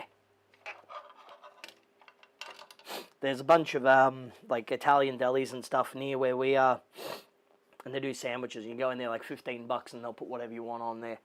And one of my favorite ones is like get the spicy salami, like a spicy espresso or something, with the bresaola on there. Bit of those, bit of cheese, get some olives on there and some other bits and pieces, and oh, man, damn! Now I want a sandwich. I want a sandwich, man.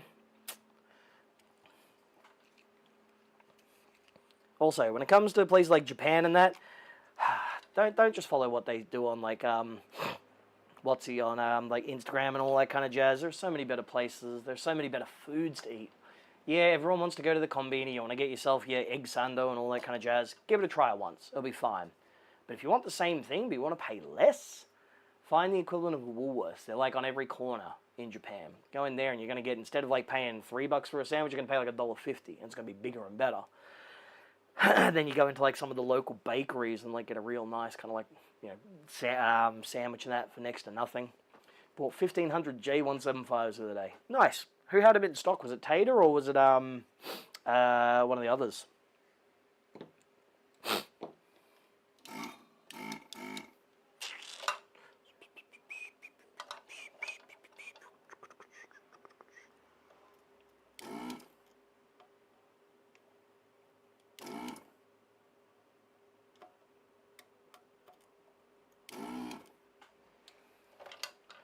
There we go. Eat your nose. J175 out. I get a new one in.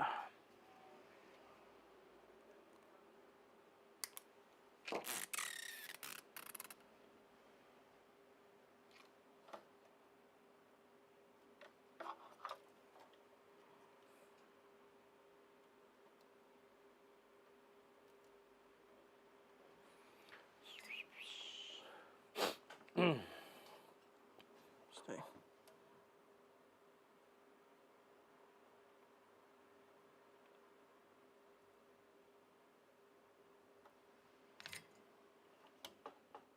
Cool. Floppity flop. Floppity floppity flop.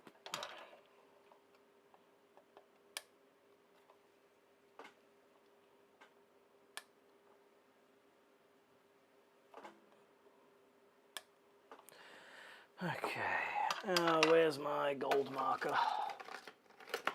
Where's my gold marker?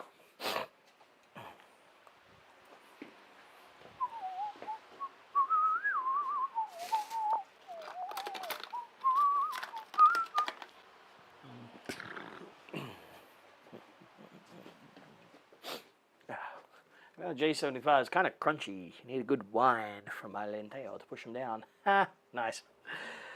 A little bit of gold marker just on the top there so I know what ones are being replaced.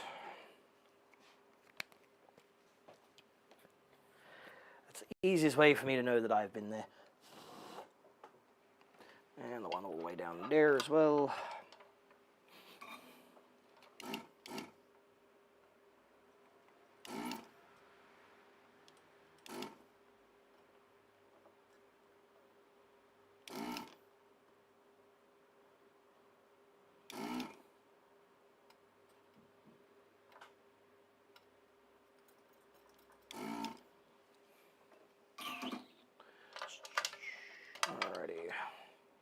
Come on. Out you come. You bastard.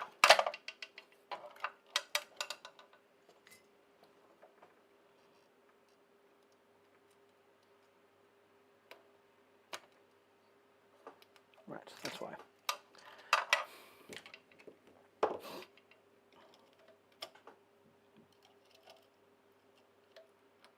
Come on. Wait. Fuck yeah. Why are you not coming? There we go. Stupid bloody thing. Okay.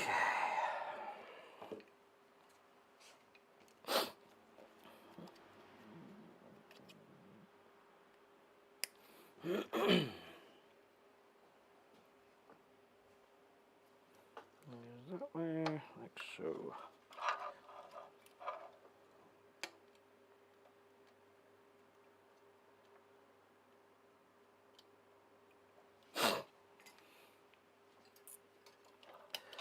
That goes there.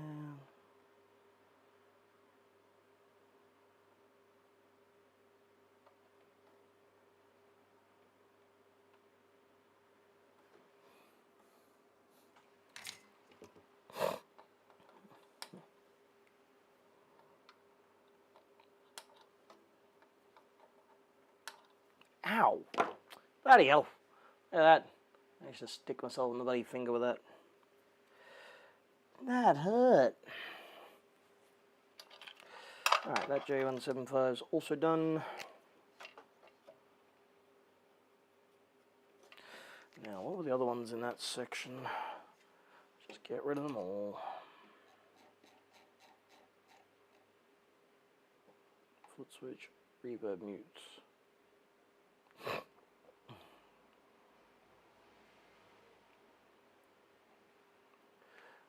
Reverb pad and J175 M near the rhythm. Alright.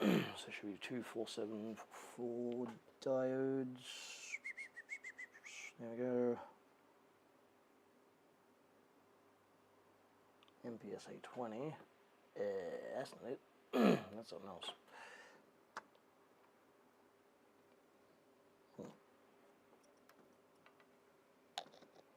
Nope. Right, you bastard. FB's feedback. Reverb mute.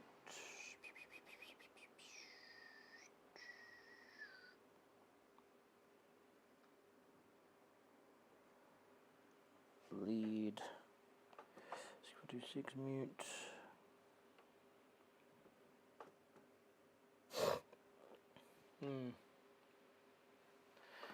Okay, so that's the master. There's the masters there.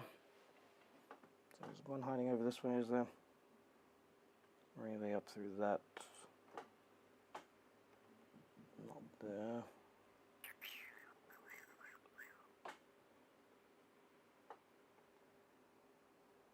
Bloody hell. Okay, let's take a look at this thing that Alex sent me then.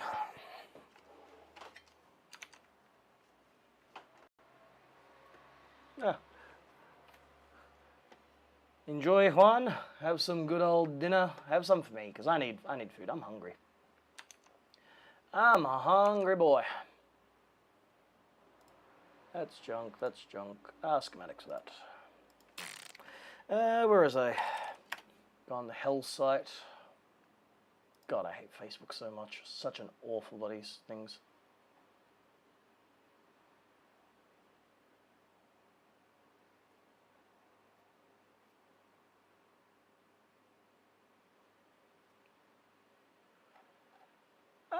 Oh, lovely.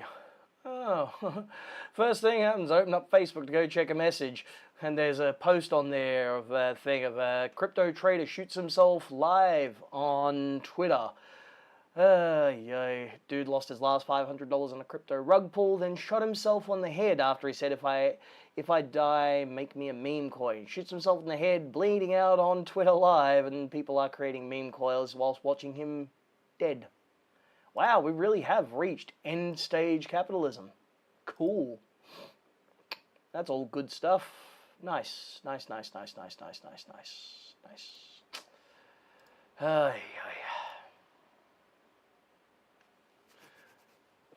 It's almost as cringy as when buddy what's his name? What the Nazis from buddy Mayhem were doing that shit where one of them shot himself and the other one went there and collected a piece of the skull and took a photo of it and yada yada yada. That's right, Varg. Varg Vikernes. The classic meme out there. Not now, Varg.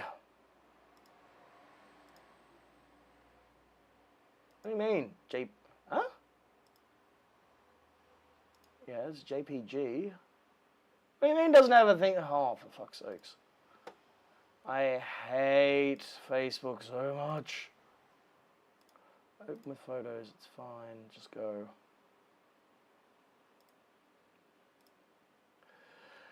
Oh, man.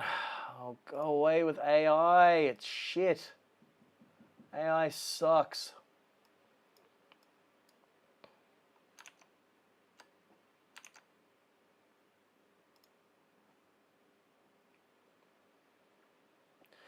God, seriously, I could only hope that Elon, but he does himself in with a chainsaw.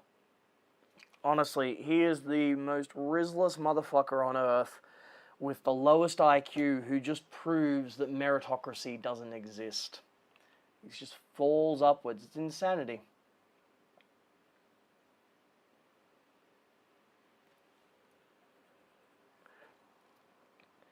I'm back. Did I miss anything? We were just discussing about how some dude Robloxed himself on Twitter.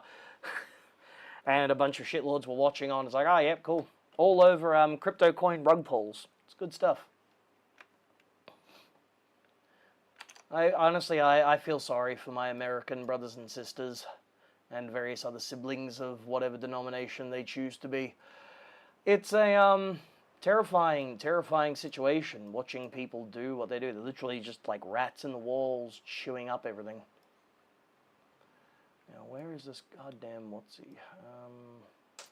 5532, that there. 14774 is that. Yeah, Facebook, honestly, I have given up on it in its entirety. I have like 2 groups I'm a part of for technical stuff. One that I admin.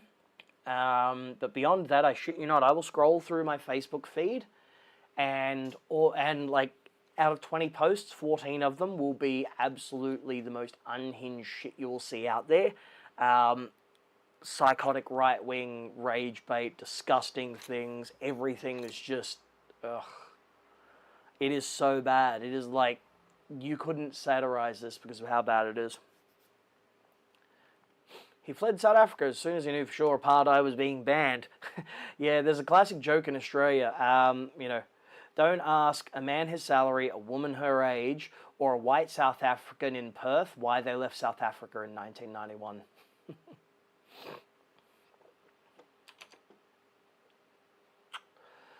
Okay, so those are those there, but they're not the ones I want. I want the other ones.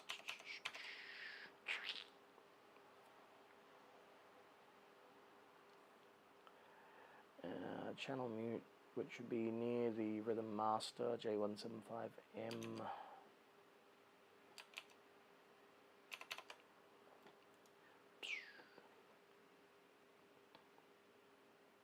Jesus Christ, okay.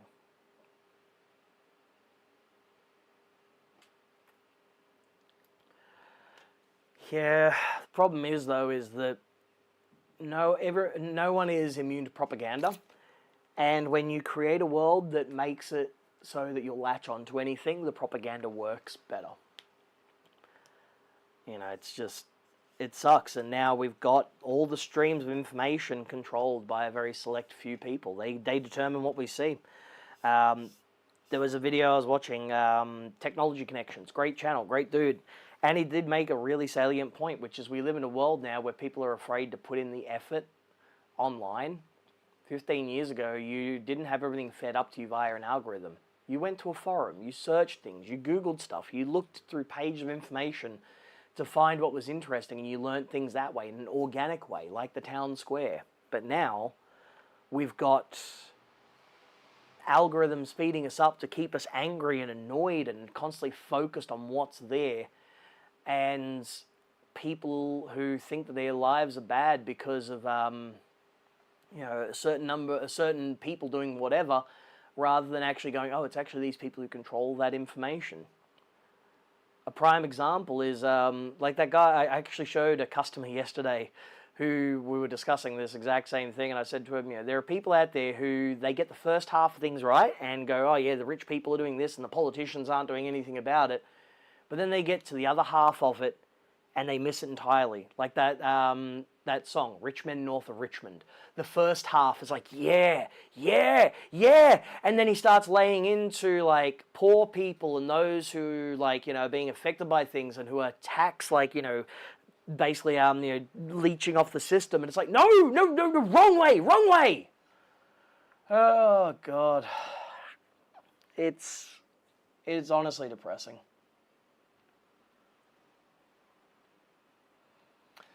Yeah, like I'm one of the more educated people out there when it comes to politics and international affairs, because I'm an idiot and I'm a sucker for self-torture. So I do follow a lot of what happens in international politics, and I can discuss things like even the situation in South Korea. I can discuss Japanese politics, the UK, Germany right now is on their like split down the center where like Die Linke and the left parties are gaining ground, but not fast enough versus what the AfD have just picked up. Like they've just gone through what's the same as what happened with under Corbyn, where you had the shy Tories who wouldn't actually admit that they were Tory voters and they were going to vote, and then they did, and they voted for Sunak. Oh no, Truss. Sorry, Truss. I don't know. It was one of those idiots. And then they won, and the numbers were way different to the polls because they were embarrassed to be voting for them. So. That's happening over in Germany right now. Areas where like the AfD have never stood a chance, they're like up 40%. It's like, what the hell?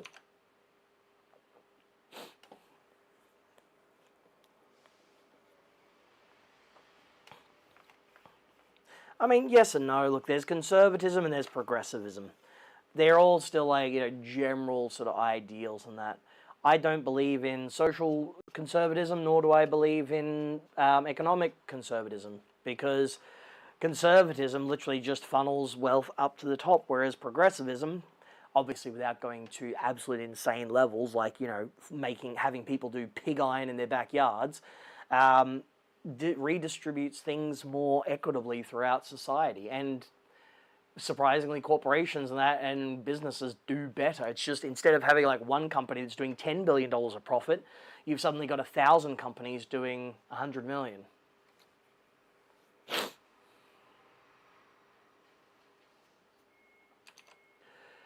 Where was this thing? That's right. I need to find... I've got that one done, that one done. I need to find this J175M, which is near the... it'd be near the relay then, which is where those... Relays? No. Yeah, it'd just be at the top of the... where the master volumes sit. So where do the master volumes go? There we go.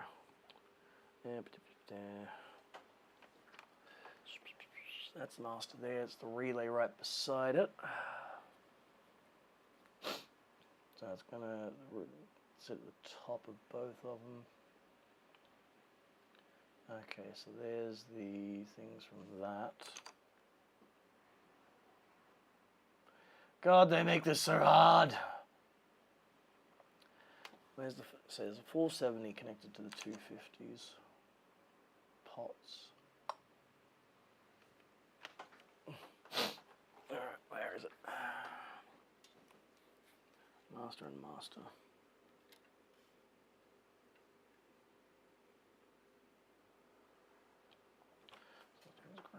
From the right, follow the right signal. Because they're just both tied. Yeah, they are tied together.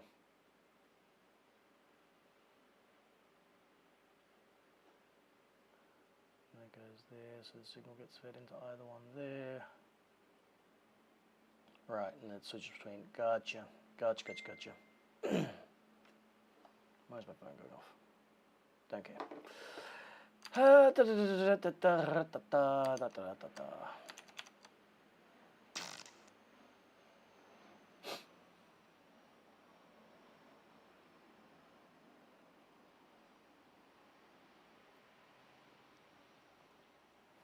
dude, yeah. Honestly, this is why I always say to people, make sure you have two-factor authentication, not via text or anything. Use an app where possible.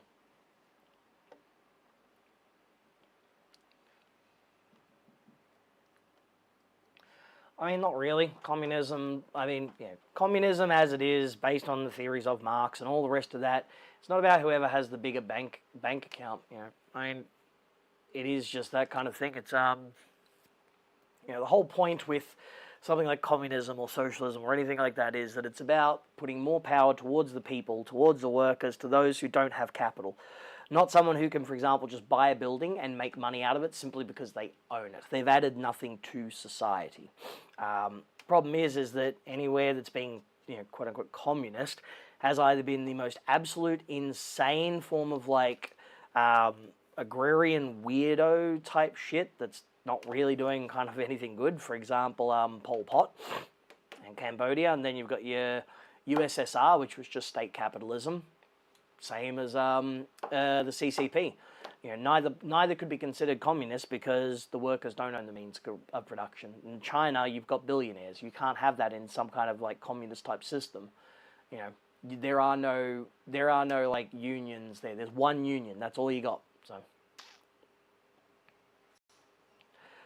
A lot of hours on an amp so far. Yeah, I mean, I've been doing this for 3 and a bit hours. Most of it's been fiddling along and talking and that, but for example, right now I'm just trying to find where this mute switch is on this this reverb channel. Just bloody annoying, I tell you what. So those go there, and I can barely see because this image is very, very low res. Okay. Dunk, dunk. Those go there, so those go there, which go that way, along there, down to that. Just 14480s. You bastards. You absolute bastards. I think this is another one of those chase the tail type things. I believe we are looking... Oh, wait, no, here we go. J175M. I was like, wait a minute, is this going to be another one of those Mesa things where they put fake things in there?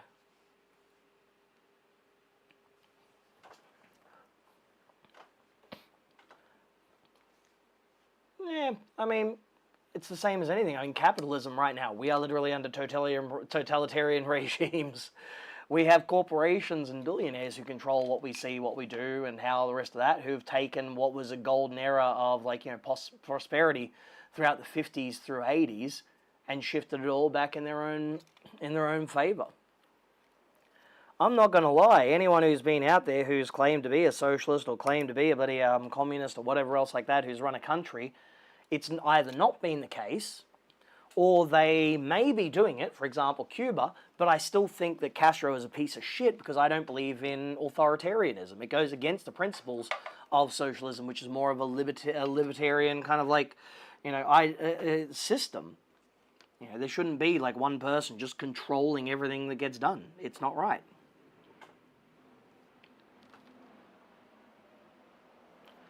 Yeah, having healthcare and that is nice. We've got sweet fuck all now in bloody Australia, which absolutely sucks ass. Seriously, they're absolutely destroying it here. But now suddenly, now we got what's going on with Labor's going to now put in 8.5 billion, and the libs have realized people are so sick of how bad the health situation is, they've actually agreed to match it. That's how you know shit's bad here. Yeah, Guevara was a piece of shit, and so was Castro. They had some good ideas and some philosophies, but this Cuba should not have been controlled by him and his family. Then again, a lot of what went down and the poverty and the issues within the country do come from the sanctions by the US, which is a bunch of bullshit. They are evil and wrong for doing it.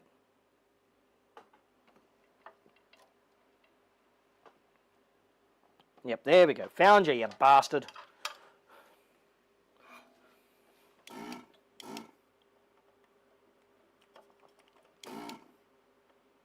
I'm just one of those simple people who believes that everyone should have the ability to have a roof over their head, food in their stomachs, enough time and enough ability to perform leisure, and to have what they need to live a comfortable life.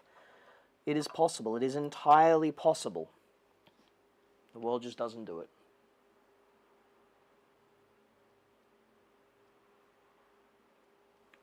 If I go to hospital, I pay €20 and they won't bother me until I go the next time. Here in Australia, if I go to hospital, it costs me $0 dues, which is nice. Unfortunately, however, I had to go to, for example, the emergency department the other month because I couldn't get to see a GP because none of them either bulk billed, which is like the public healthcare option, or if they did, they'd only do it partially, or if they did, the wait time was several days and I needed to see someone relatively soon. Whereas 6 years ago, I could walk into the medical centre, like almost any of them, and see a doctor within 20 minutes. Didn't matter if I'd been there before, it was easy. But now,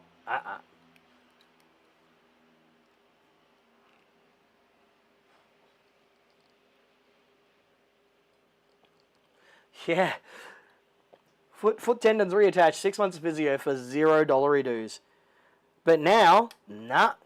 I still can't go get my full diagnoses and all the rest of that done for all the mental related stuff I need dealing with so I can go get on the NDIS because I can't afford it because they've made the system that broken.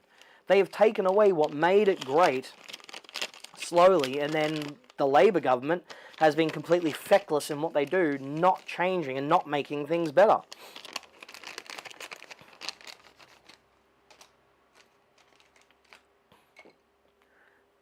We're on a crash course with an American-style system soon enough. That's horrendous. Do not want that.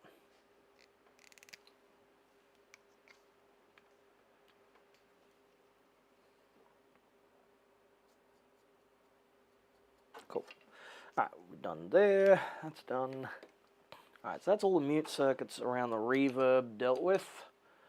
That should drop that noise, but I'm also going to replace that 5532 just because I've got the board up already. May as well shotgun it. It's only going to be an extra minute or two. Grab a 5532 from my collection.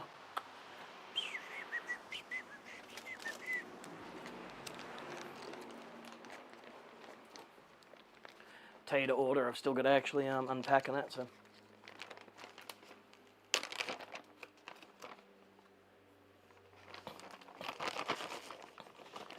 Yeah, here in Australia we have GPs and all the rest of that, and you could go see them, show your Medicare card, and most places bulk billed. So that was the single payer system, right? Wouldn't pay anything, all good, done and dusted. Then you'd get your whatever. You still have to pay for your scripts and that, but like your medications, but you get the visit to the doctor for free. That eventually sort of changed, and nowadays there is a lot less of that, so you've got more, you can still go to the hospital, it costs you nothing, but if, say, for example, you go to a doctor, they're going to make you pay for it. You've got to pay for it up front, or you've got to pay part of it and get a rebate and that, if you've not seen them, yeah. That sucks.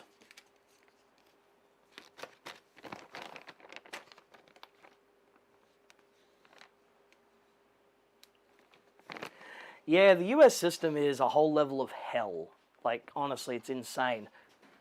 And to think, it was literally because of the doctors that you don't have universal health care, because they were discussing it back in the early 20th century, and the American Medical Association said, no, I don't think we should. And so that put the kibosh on it when everyone else was moving to a universal system or similar.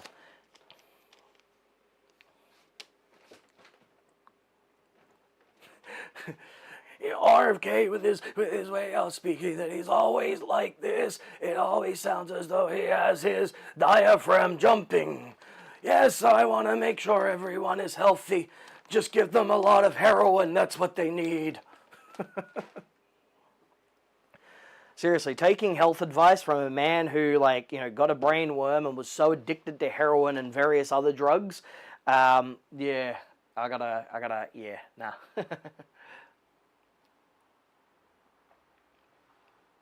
Yeah, the companies do. In Australia, they do. In Australia, the mining and minerals companies own Australia. Gina Reinhardt, seriously, she's a cunt. Oh, where the fuck is this buddy? Where the fuck are these op amps? Damn it! Where my 552s, 552s go? Fuck yeah! Ugh. God damn it! This is why we can't have nice things, because I'm an idiot. And I'm unorganized, and I have shit everywhere. Did I already put them away? I may have already put them away. Kibosh, yes. It's a Yiddish word. Like a lot of things that we discuss over here in the West and that, and we get a lot of information from Hollywood and similar things. There's a lot of Jewish people who went to Hollywood because they went away from the East, and they happened to be there and set up what they did there. Yeah. And so that's how we ended up with a bunch of sort of Yiddish words entering into our lexicon. You had a lot of writers and that, of course, like Mel Brooks and Sibilla, who were doing that kind of thing. So that's how we ended up learning about it. They have a cure for cancer, but if you don't have a lot of money, you're screwed. Oh, God. That's America, man. America. It's 5532s. 2 of them, and we'll be good.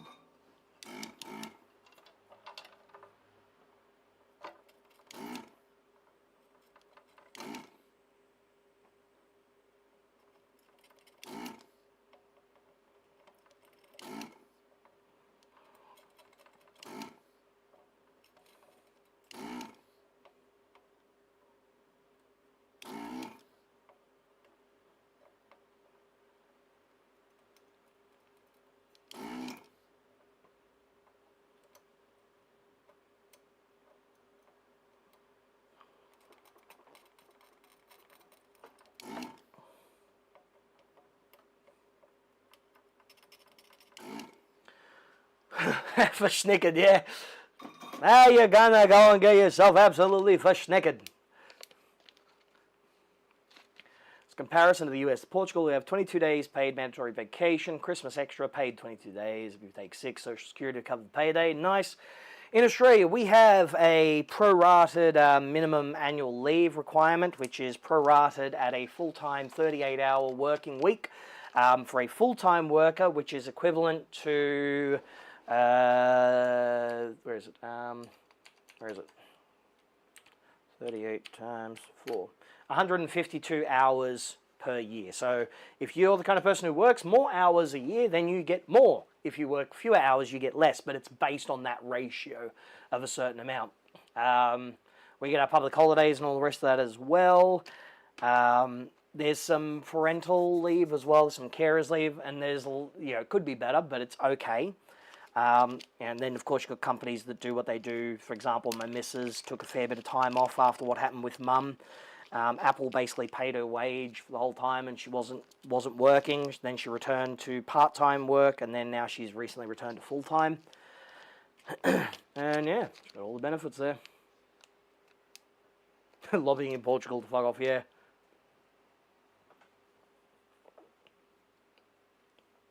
See, that's what we need. We need to return to the good old days when these kinds of people were afraid to go out in the streets. Portugal is one of those places which is kind of kicking on relatively well after everything that happened, and then they ended up with like the the socialist-ish kind of somewhat party that was in power for a while there that did all right. Still funny Americans going on about, oh my God, that place is so bad. They got drug addicts and they run around wherever and they do whatever they want because they legalized the drugs. Meanwhile, you guys have some of like the lowest OD rates in the Western world because it is decriminalized, from what I believe. Although didn't you guys like change government a while ago and some right-wing shithead came in and decided they were going to change that and stop that from being the case?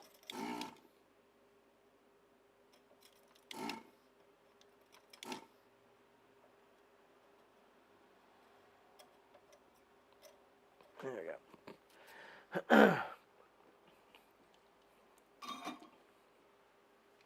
go. Yep, typing whilst drunk. Now do that typing one-handed whilst drunk. That's a special skill.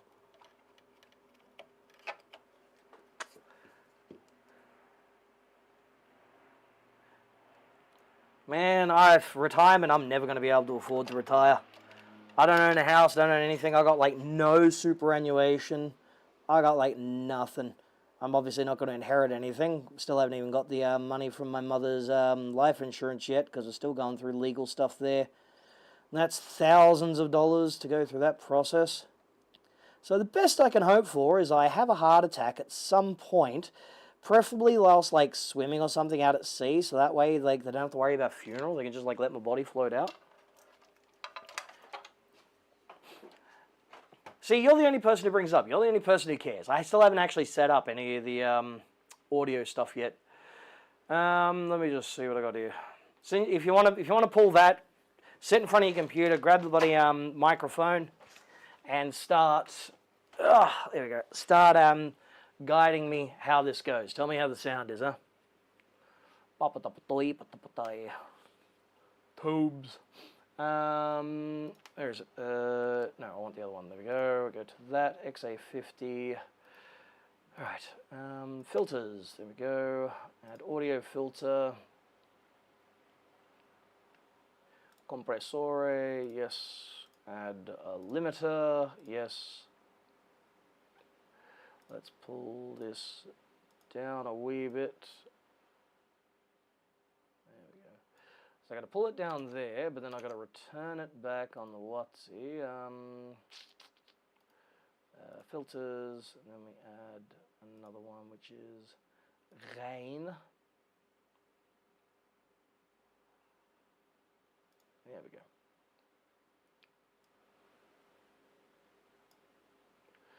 All right, compressor. Whoa, 10 to 1. Okay, let's not do that. Let's go to a nice 3 to 1. Attack. Attack's fine there. Output sidechain ducking source. Keep forgetting I can set that up. Threshold test 1 2 limiter. Just want that at 1 dB. Release 60 milliseconds. All right. Okay, so how does that sound now? How we sound? Let me grab my AirPodies. I'm gonna take a bit of a listen on the stream here.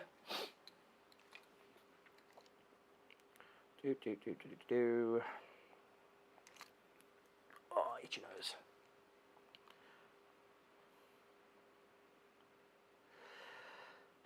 Where are we? There we go. I'm here.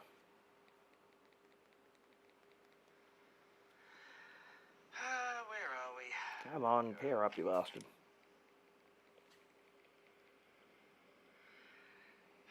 Where are we? Come on, pair up, you bastard.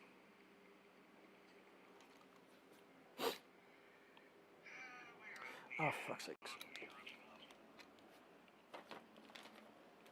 Oh, we got a delay going on here.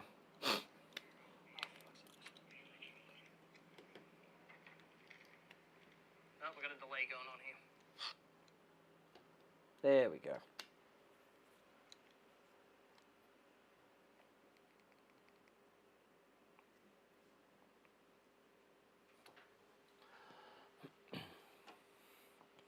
All right, this is a test 1 2 3. 1 2 3.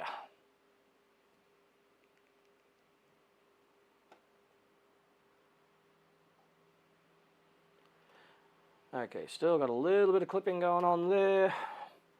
1 2 1 2. Hey, 1 2. Not clipping up there, not clipping there.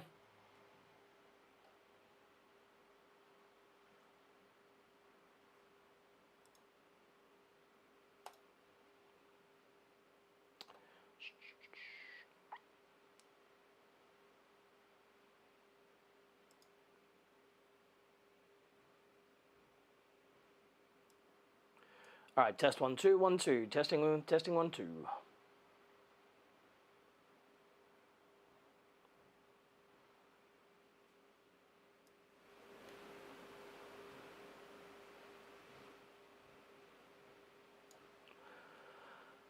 Alrighty. Now, whoa, that's a bit loud. That's a bit of noise.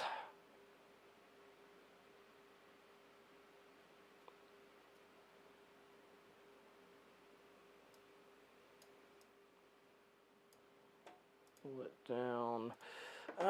Where is it?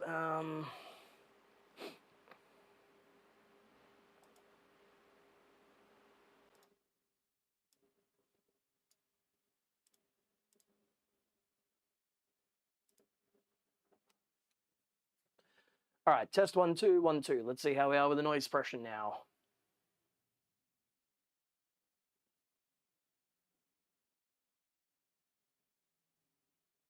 All right, that sounds a lot clearer to me.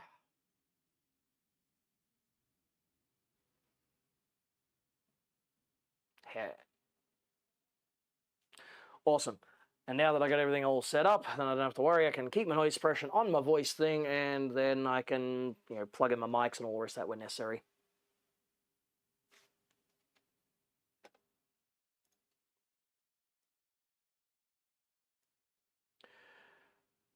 All right. 1 2 1 2 1 2. Test 1 2.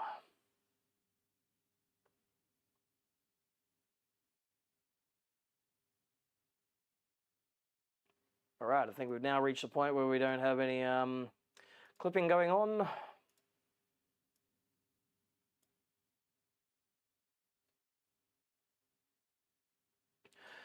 All right, now let me just imagine that I'm getting really, really pissed off this stupid goddamn Mesa.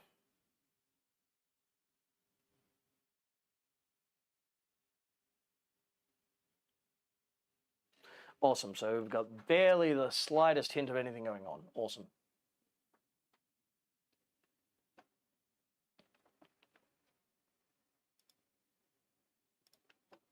Yeah, I've got the limiter in the chain. That's currently set to, where is it? -1, but I might pull it down to -2.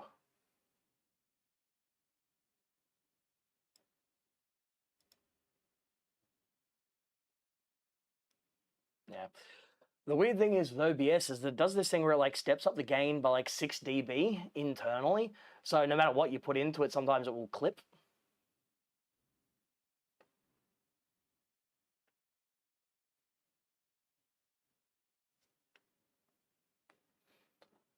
All right, that should hopefully work now. Test 1 2 1 2. Hey.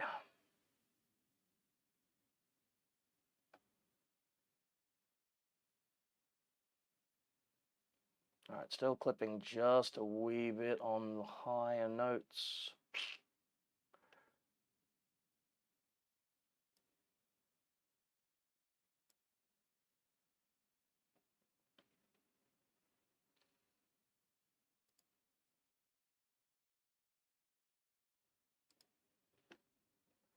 All right. Actually, let's try. I want to check something else as well. I want to see something. Can you guys hear this?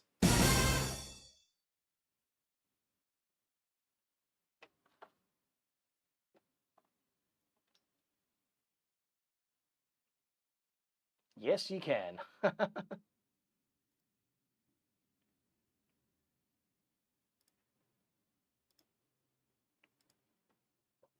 right. Where's the streaming thing there? No, it's fine.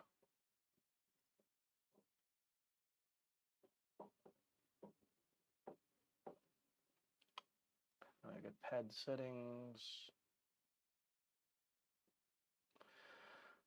Effects. Nah.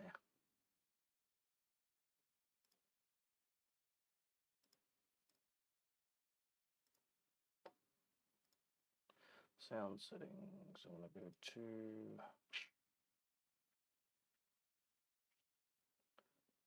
Monitor mix.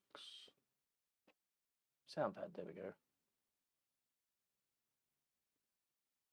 Don't want that out of there.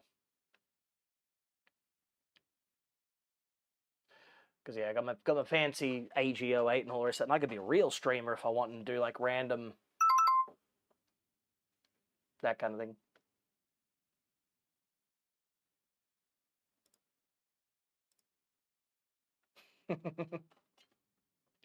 Nice. What have I got here as well?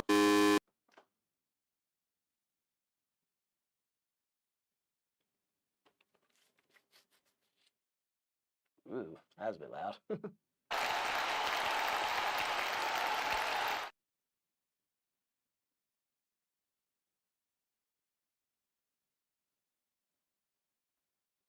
All right, I can give myself a bit of an applause.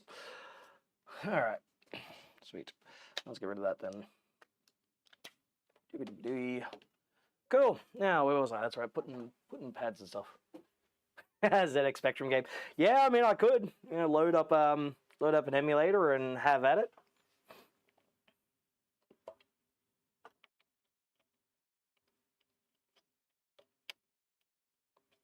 There we go.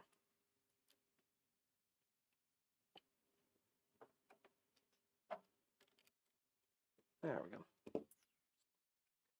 Now, of course, because I'm a nice person, I'm going to make sure that I've actually got a what's it going on? There we go. Put a socket in there. So just letting it sit in there without a socket. Because a socket means I can change the op amp if I need to later on. Make it easy for the next guy. He's going to have a hard time. And I say he because, let's be honest, most likely going to be a he.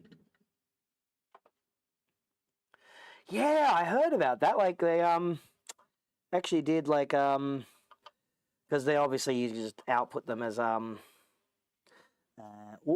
and because there's enough bandwidth, because it's all audio frequency, you can actually do that. There we go. Sweet. All right.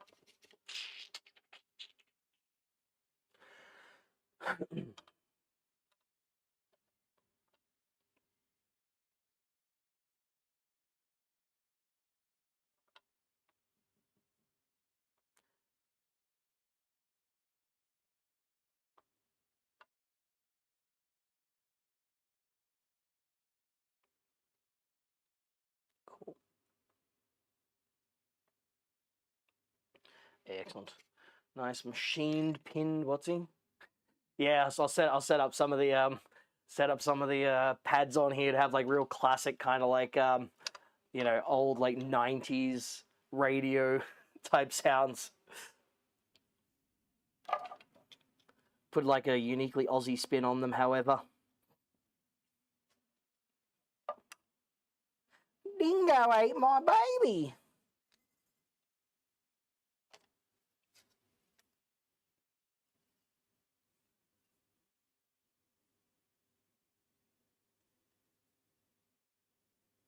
There we go.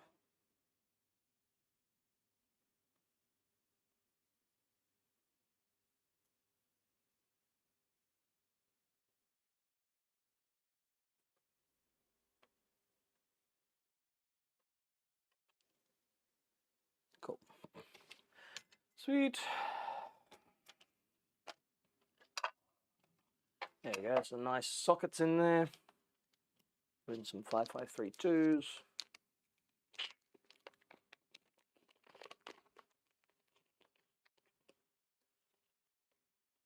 One and two. Get rid of these old hunks of junk.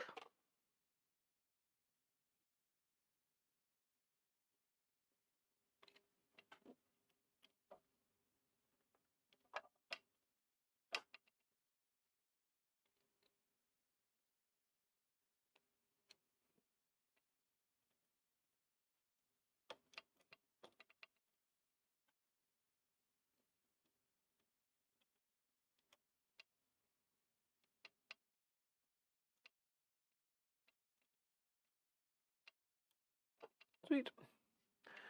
Look at that. Isn't that so much nicer? Little tube socket in there. We all good. I marked all the FETs I've replaced.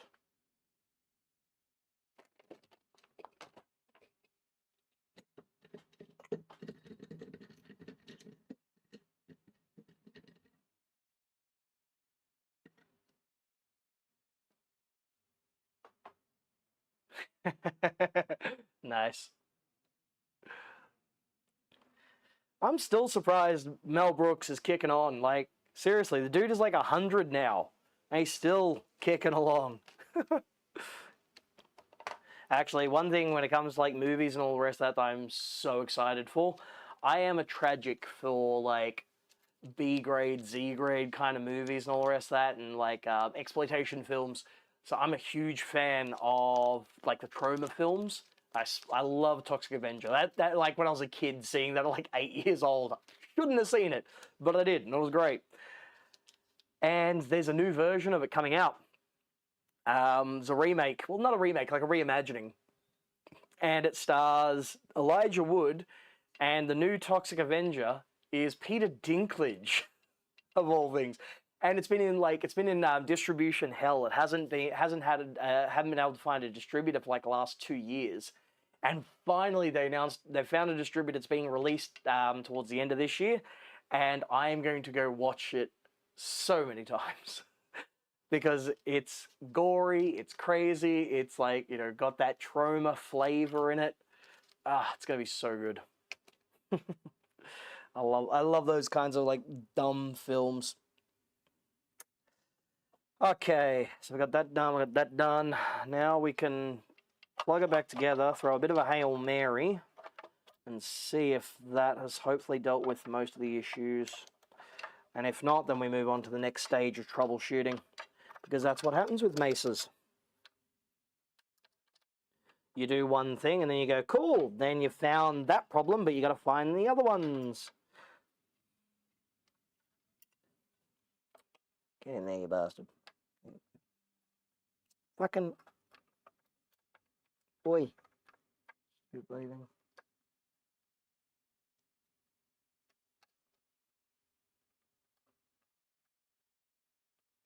Stay. There we go.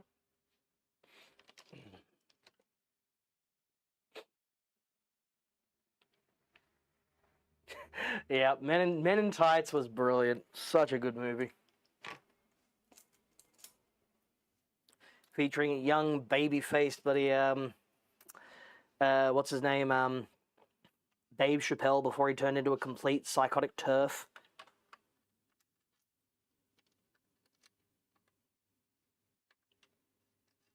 And of course, you know, Carrie Ells. Comedic chops on that man. Seriously. Like Leslie Nielsen of his time. And that was when Leslie Nielsen was still around. You know, the deadpan way of doing it.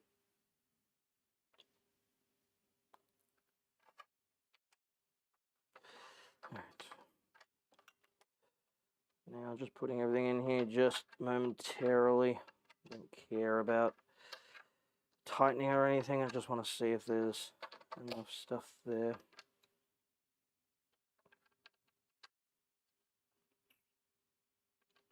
He is. He's a funny man with a wonderful accent.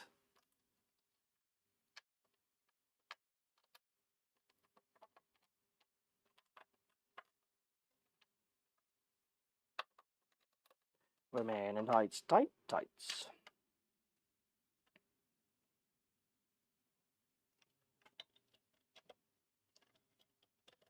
Ow. Damn wrist.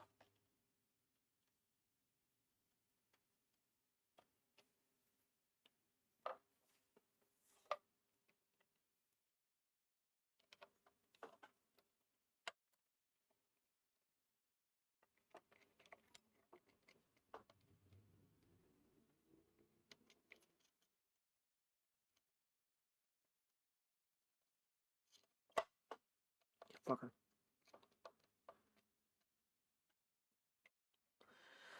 That'll do for the moment. Just tack solder it in. Yep. Oh, hilarious.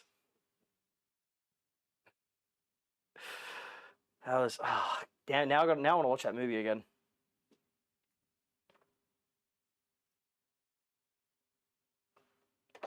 Okay, I need a bit of extra solder on that, because why would Mesa actually have a dedicated ground point for the reverb when they can just tack it onto the base of the filter gap here? Why not?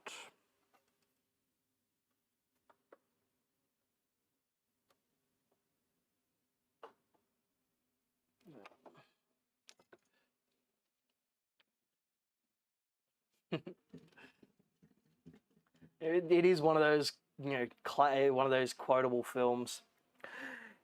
Because if we don't get no tolls, and we don't get no rolls. Oh my lord! Oh, the war has taken a terrible toll on you. You've lost your arms. But my, what a seg, as long as you've grown. Have I ever worked on Sir amps? I have worked on one or two, which was, they were just basic jobs, just a quick tube job and all the rest of that. John Sir and his team are some of the most talented designers and repairers, like designers and manufacturers out there, that he thinks of everything. Like, he designs everything properly. This isn't just a guy who just, like, picked up some books and learned stuff that he actually, like, seriously, like, by all means, if you have the money, buy a Sir. It's going to be a good product, no matter what. They are just, they're killer. Doesn't matter whether it's the Hombre, which has, like, just well made through and through. SL series are pretty cool as well. Some of the more, like, complex ones, I haven't seen them yet, but, I know that John and his team are really switched on with the design side of things. I do still worry about some of them, like the PT30 or whatever it is that has all the advanced switching and the IR loader and everything inside of there. I worry about units like those, what will happen once support inevitably comes off from them, or parts become no longer available. I like separating those kinds of things. That way it just minimizes that from having an issue, so.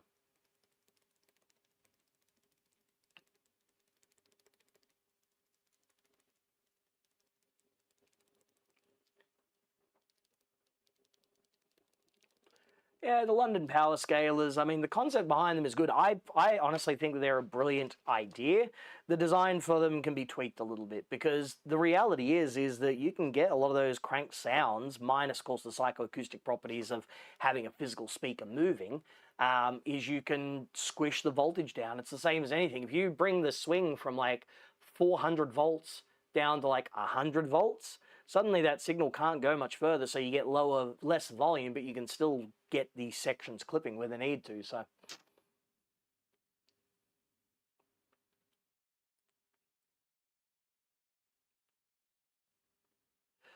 Yeah, well, the thing is with the like the dropping it down that low, when you implement them and you're going to do the bias thing, and you got to actually have the bias scaling too. If you get the bias scaling all right, you can get them so they work pretty well. It's just real fiddly to do. The crossover distortion, if you're going for low volume but high like gain, like that kind of breakup, just adds extra harmonics to it. I mean, part of the thing that makes like things like the Boss HM2 sound the way it does is it's got a pair of anti-parallel diodes in the signal path which act as a noise gate, but they actually also add crossover distortion. Engel amps do it as well. Engel amps on their high gain channels, their gate is literally just a pair of anti-parallel diodes. Yeah, cathode bias, yeah, not great. Because you can only get so far before like it's not going to conduct entirely correctly. Yeah, definitely like with a fixed bias, yep. Whoa. Okay, I reconnected everything I need to. I'll keep the light, those out of the way for the light because it's inconsequential right this second. Get in the hole.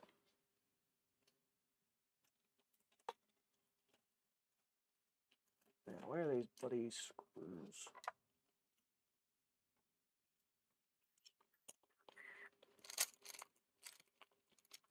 There goes one.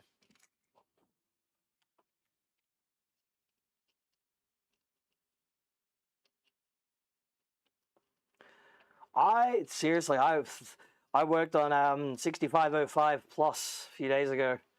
Customer came and picked it up. That I have never come across this issue before on a high gain amp head like type thing. The tubes were so microphonic that they didn't like necessarily ring when you played them, but they were susceptible to low frequencies. So you put the amp on top of the cabinet, you turn it up, don't play anything, and it would start going. and then start like howling type feedback, like a low frequency feedback. It was wild. They were just that microphonic.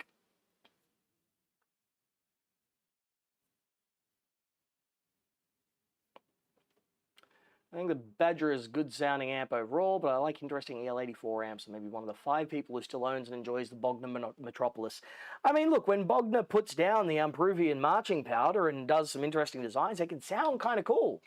Just, it'd be nice if there was actually some, like, support documentation for it. You know, it actually, like, you could, so you knew what was going on with them.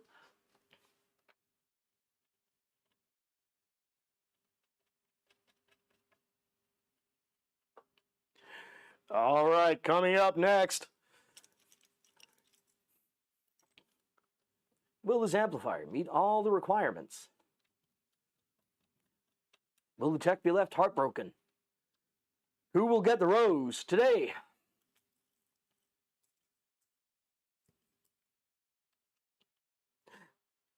You get oscillation, and you get oscillation, and you get oscillation. It's gonna be that. It's gonna be like non-stop oscillation everywhere, probably.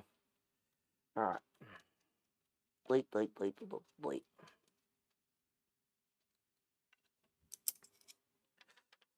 All of this before I can even just test it again.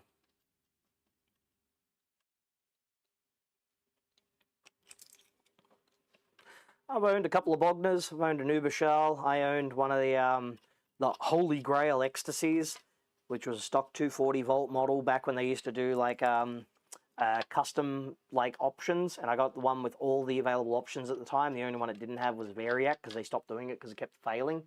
But yeah, and I owned that, and I owned a Uberschall. I've owned a Shiva, or 3. Yeah, I've owned 3 of them over the years. Yeah, all right. I still love the Uberschall, but I think that the Hughes and Kettner Warp X/Warp T is a better implementation of the same circuit. Sounds just as good, and it's a third the price.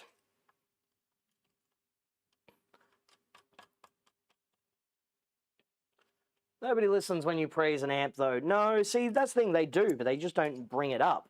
You just notice when people say that you only hate things because they're the loud voices.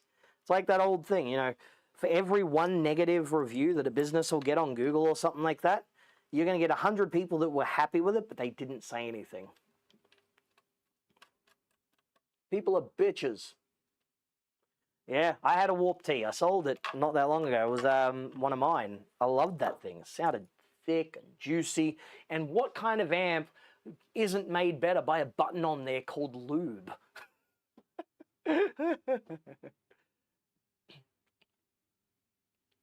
Have any of you tried to analyze the Carbon Legacy? Yes, I've worked on all 3 models, the V1, the V2, and the V3, including the V3 Mini. They're cool. You know, they're just standard Carbon amps. They're nothing spectacular. They're competently made to a degree. And the price point they were at was always good because they're direct to consumer. They were cheap. They worked well.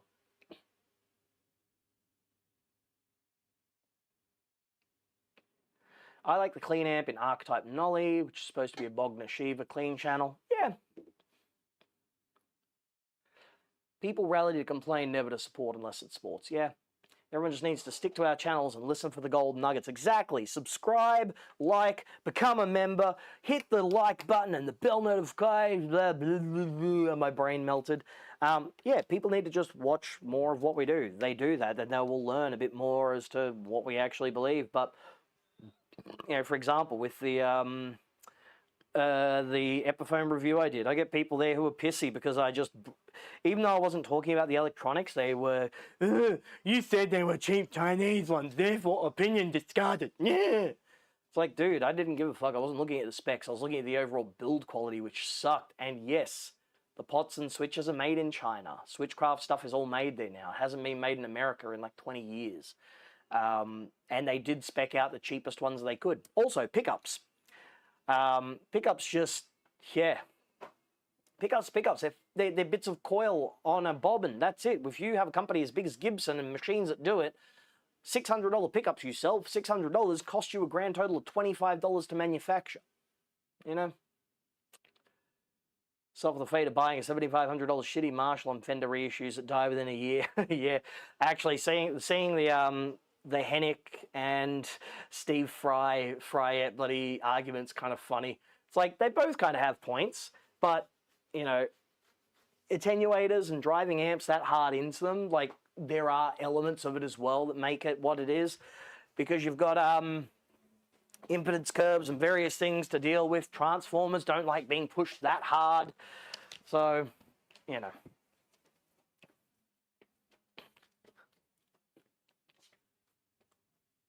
Yeah, speaking of pickups and various things, right? I've received a bunch of stock for some things. Where is it?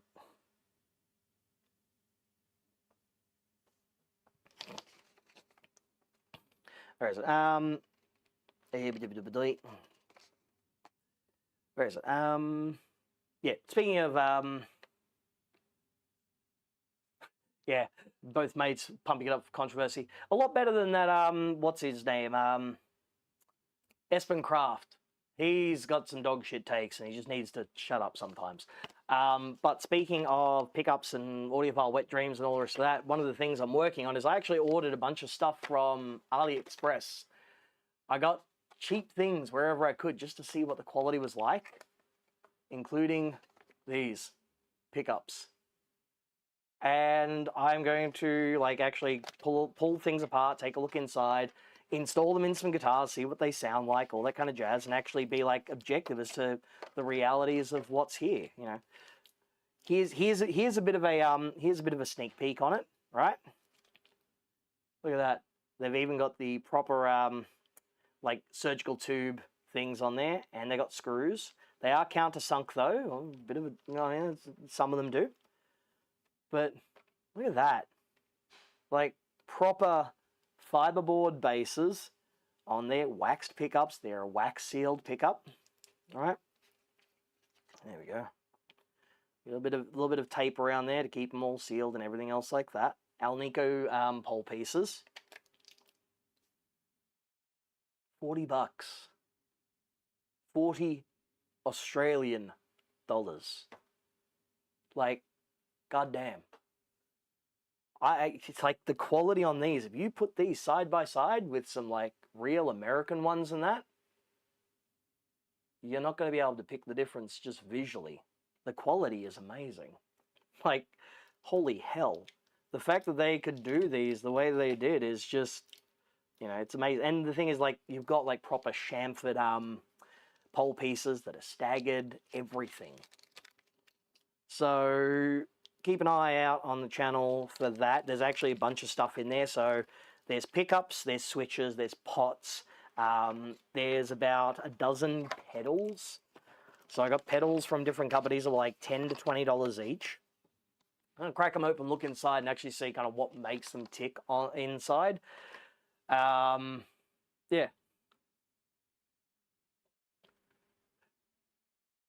I'm perfectly happy with Lucas PFS and Geica hot rails, inexpensive and good compared to high-end pickups recording an album. The guitarist couldn't tell which was which. Exactly. Good pickups are good pickups, and it's not that hard to make a good pickup. Like, seriously, you can just, that's it.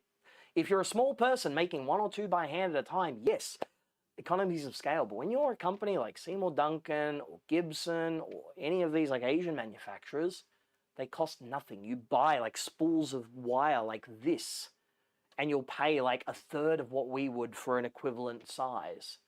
And then you've got the magnets, cost nothing, you know, the fiberboard, and you've got machines that'll do a dozen pickups at a time, you know.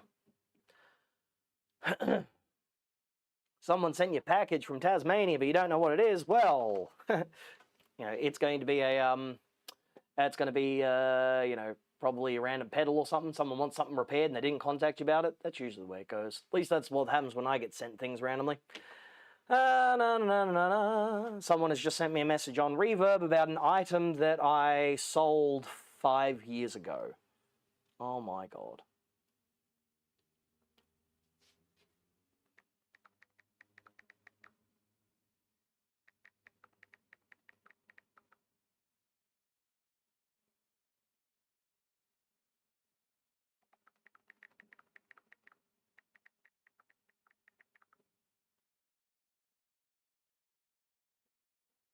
Seriously, why do people just why do people like send a message going, I want to know about this product? What do you mean? It's sold in 2019. Oh yeah. Right. Righto. Let's test some stuff. Make sure everything's all plugged up and connected as it needs to be. Make sure there's nothing in the way it's going to shock me or kill me. There we go. You can stay there.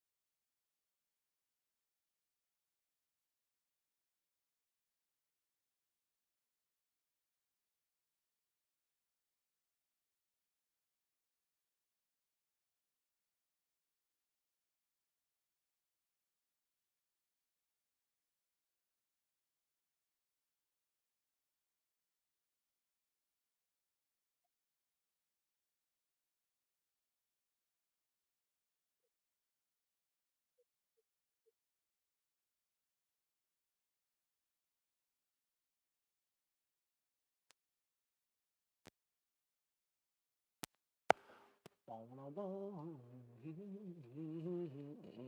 right, how's that? Can we hear me?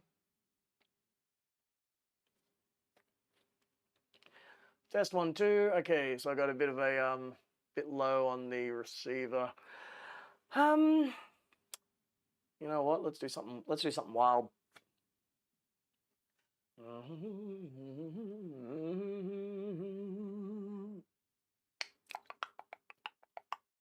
So is it actually that that's dead, or is it the which one is which? Ah, yeah, fuck.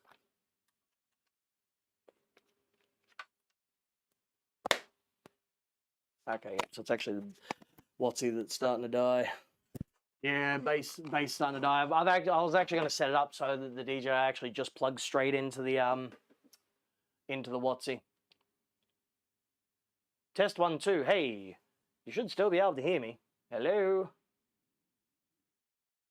Yeah, see, this was charged up, but we've been going for 4 hours, which is about in line with kind of what you expect for running these.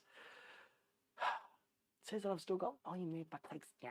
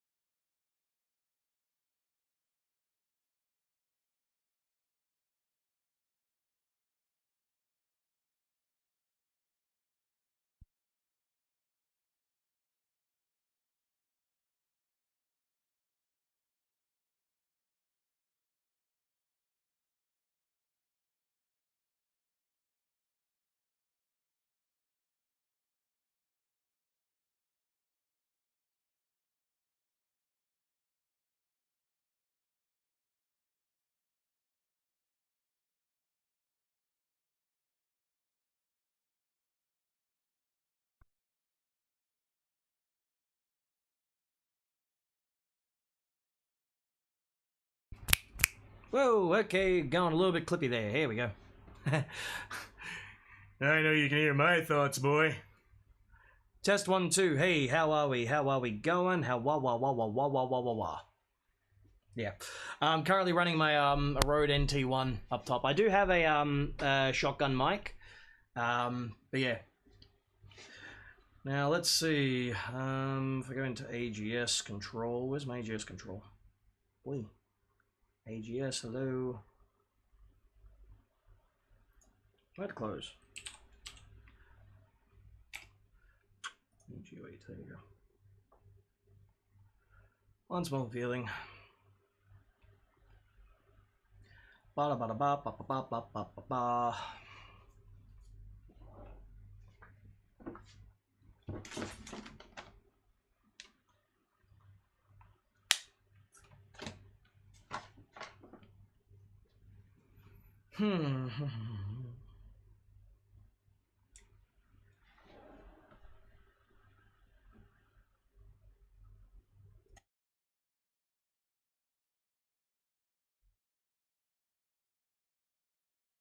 All right, test 1, 2, 1, 2.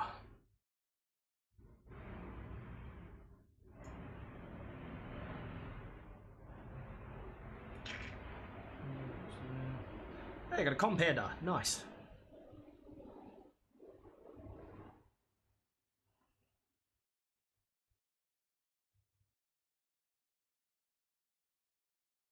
Don't have noise reducer on this though. Test 1, 2, 1, 2.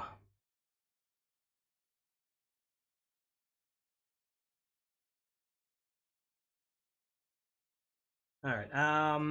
Yeah. So should have some output going out there. All right. How we go now? Test 1, 2.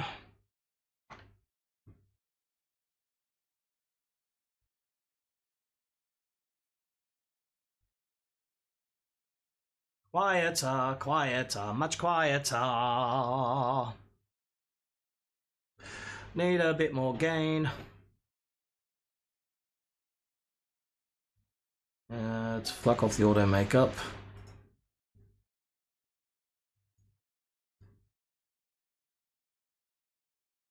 Wah. Alright, let's see how we go. A little bit more gain needed there. 1, 2, 1, 2, hey!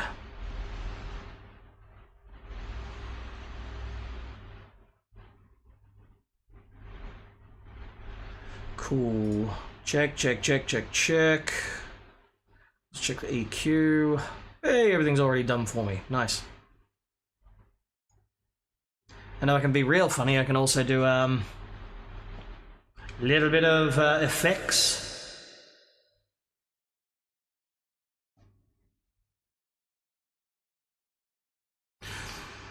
We are in this place here.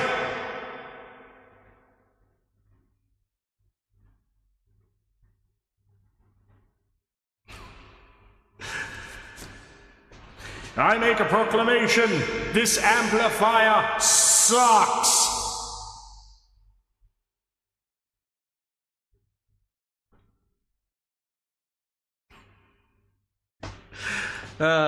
It's fun. It's fun what I can do with this thing. I'm most likely gonna actually change out the the Rode and put in the shotgun at some point. But this is just like testing, making sure everything's all working there. So sweet. That'll do for the moment. It's a bit noisy, a bit echoey, but whatever. No one cares. Alright, let's just give this thing a quick power up and just make sure I haven't blown anything up.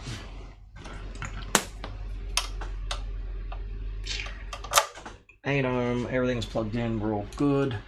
They can just hang there. That can go there for the moment. Plugged in, it's plugged in. Nothing else hanging out where it needs to. Okay, it's good there, it's good. Power. Oh, please. So you got someone who came in who wanted to ask if you did car servicing every single day, almost without fail. When I was in Campbelltown, oh, do you do what? Do you cut keys here? Oh, do you fix this? Oh, seriously. It got to a point where it's like there hasn't been a key cutting shop here in 8 years, and people were still coming in there. And I'd look and I just pointed at the equipment on the walls, like, does it look like I do? Like, fuck, man.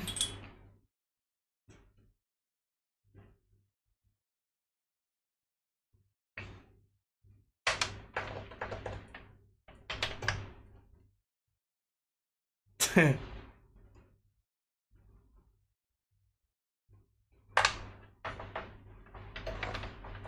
like people don't like actually just look inside the shop and go, huh, okay, so I'm assuming that this place that sells products I'm not familiar with probably doesn't sell stuff for keys.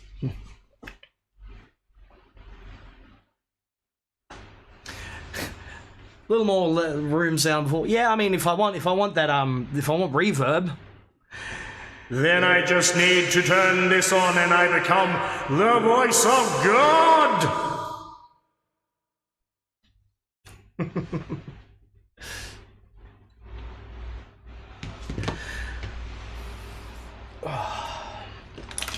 Keys for the yammy. Okay, up there. Getting down. Mr. Dude. Okay. Come here, pal meter. Let's watch this shit nice and slowly. Please don't blow up. Please don't explode. Please don't kill me. Please. Wait. Alright. Whoo-wee. Down to 0. Power plug in.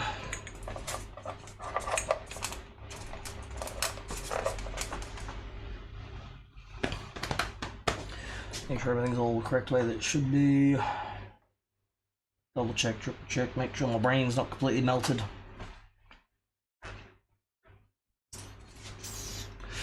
Alright, let's see if I shorted anything.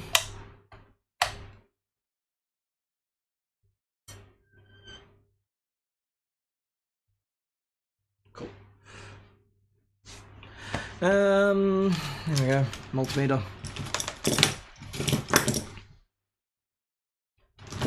Oh, please, you make more money than I do. You just need to stop buying stock from Steve. Gotcha. Alright, let's confirm everything is where it needs to be and doing what it needs to do. 67 volts there, which is good. 28 there, yep. 66 there, yep.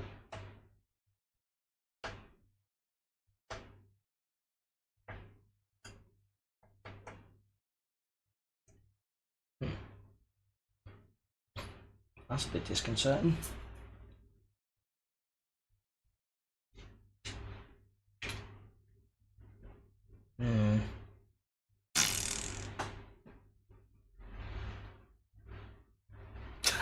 Ah, yes, the Metatron. That was such a good movie. Finally, it's getting distribution again, which is good.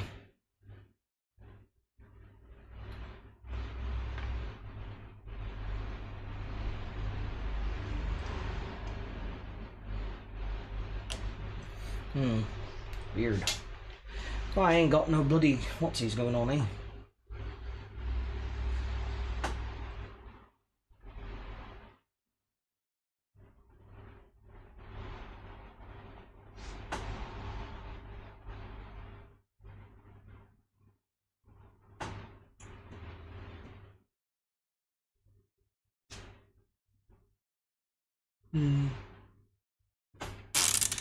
Something's going on there, it's a bit funky. Why have I got nobody, I've got no AC. Green, yeah, green is down. Because it's barely just passing the forward voltage drop. Yeah, nice. PT-15's a good amp. You know, like I said, Sir does good stuff. His guitars are excellent. Yeah, he's a great dude. Been lucky enough to have a chat with him about some stuff because I had a Sir guitar that unfortunately got damaged here in the shop. Got that all sorted and repaired. And yeah, I was looking at actually stocking Sir instruments before I kind of like got out of most all of the new retail side of things because it ain't worth it.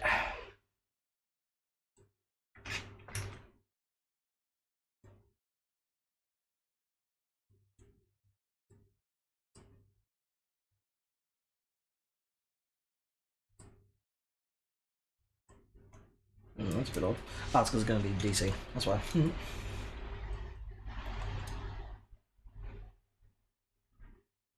Yep. Yeah, the 2.5 is going to be around that kind of area.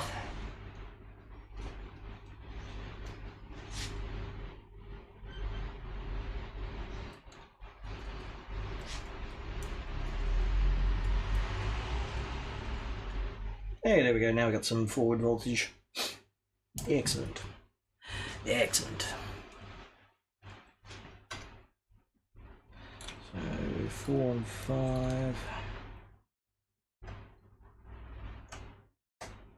Good. Excellent. Excellent, excellent, excellent.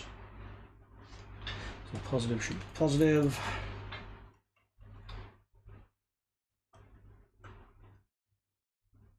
Cool. Okay. I'm just going to keep an eye on all the necessary voltages. Multiple multimeters come in handy. I ain't got no output tube then. Suppose I better put those in.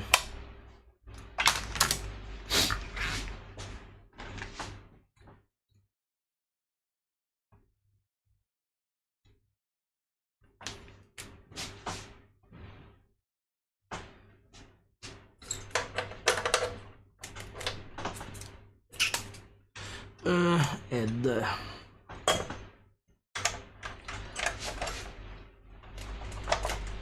sweet.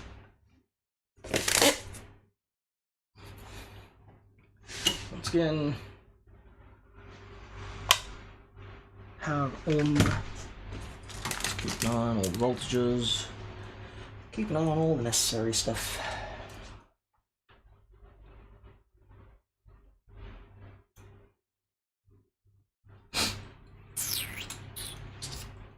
Where's the ground point? I can 12 to. Here we go. Ground point there.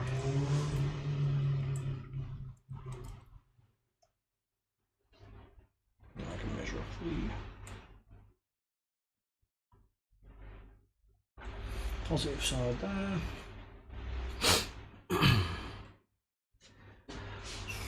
Another one here.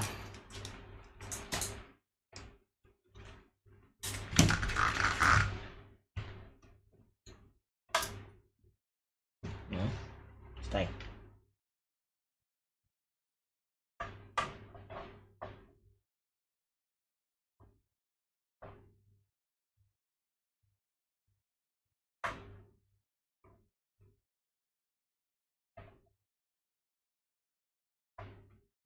Go.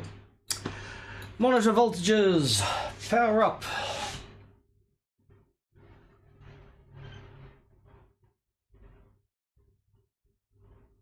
There we go. Forward voltages happening.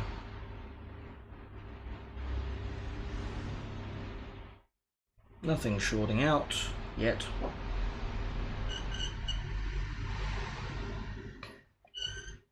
Halfway up.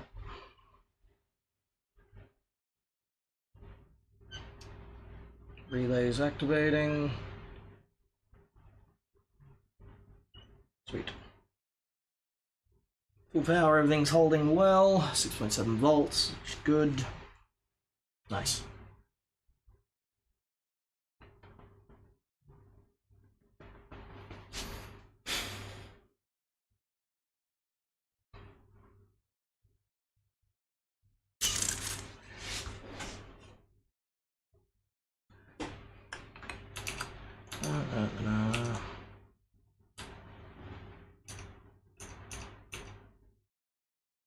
go. Where's that output? There we go. Pin 3 and pin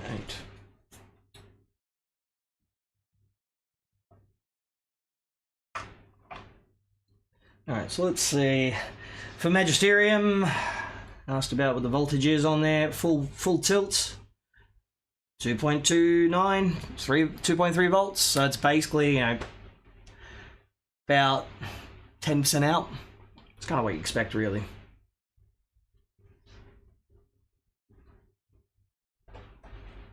Yeah, there you go, 2.3 volts. Not the worst thing in the world. Alright, let's kill some power there.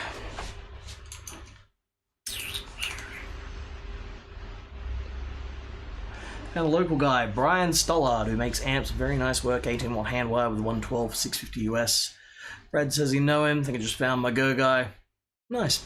I don't know if I know him personally. Maybe I know him, maybe I know his brand and that, but if Brad says he's good to go, then yeah, he's good to go. There's only one time that Brad messed that up. Only one time. Alright, now let's see how this damn Mamma Jamma sounds through the bench cab. 8 ohms in there. That's gonna be number 2.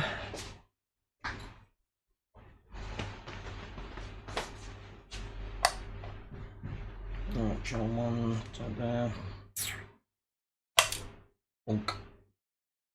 You'd think after all this time that I still wouldn't have quite such hesitations in turning on equipment that I already know works or whatever else, or stuff that I've worked on. But no! See, a little monkey brain still decides it wants to mess with stuff. Alright, let's see.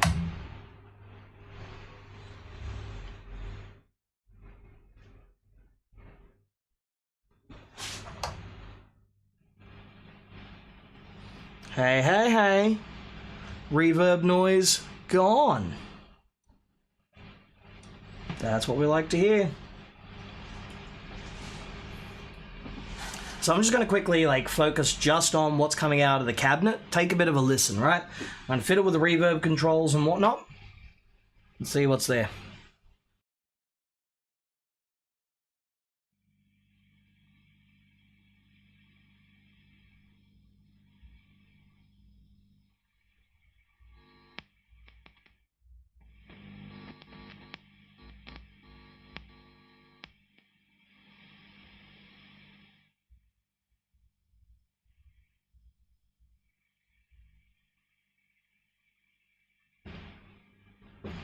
Awesome. So that, much like I suspected, the issues with the noise in the reverb circuit came from those FETs that were failing.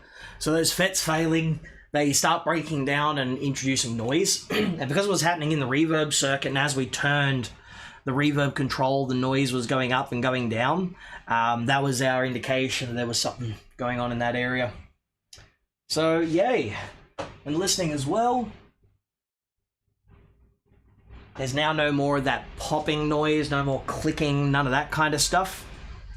Which is excellent, that's what we want.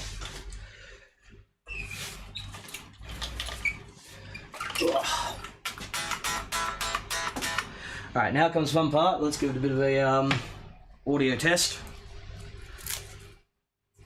Getting some random pops and that are coming most likely from... What is that coming from? That's weird. Probably just external noise loading up, so...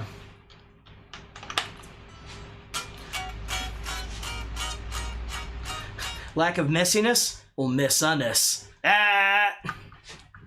Alright. Volume down, input into input. There we go.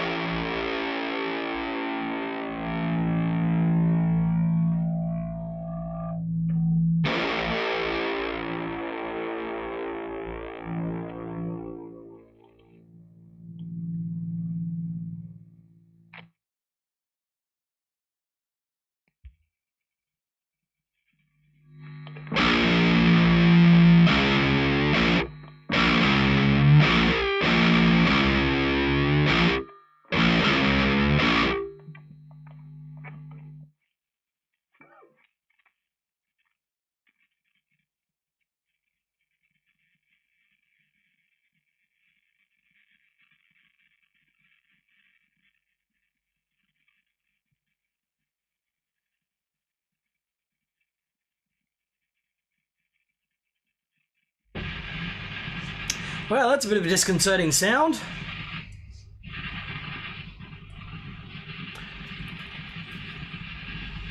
Yeah, sleep and all those kinds of guys. There, we got some noise. Got some noise on the contour. Yeah, of course. This is why I don't bolt everything back together. So if I switch out of it with no contour, no noise. Switch into channel 2 with the contour, noise. Alright, so it appears as though we have more FETs that need replacing. This is what makes these amps expensive to repair. You get in there, you do some of it, and then suddenly you've got to do more. Oh my god, seriously. You bastards.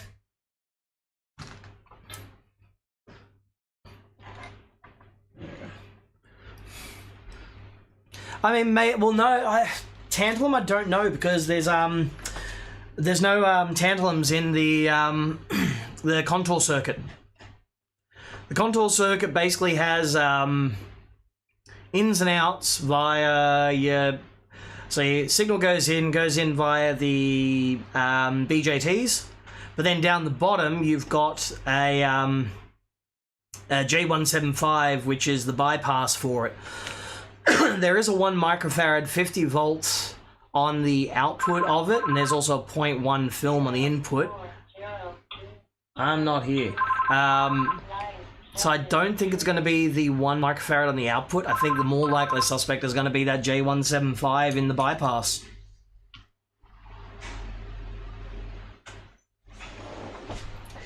Yeah, this amp, it sounds like there's a blanket on it. It sounds half dead.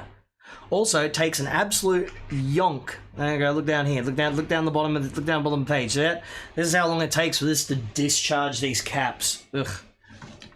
All right, let's hurry the process along because I ain't got all day. I'm getting hungry.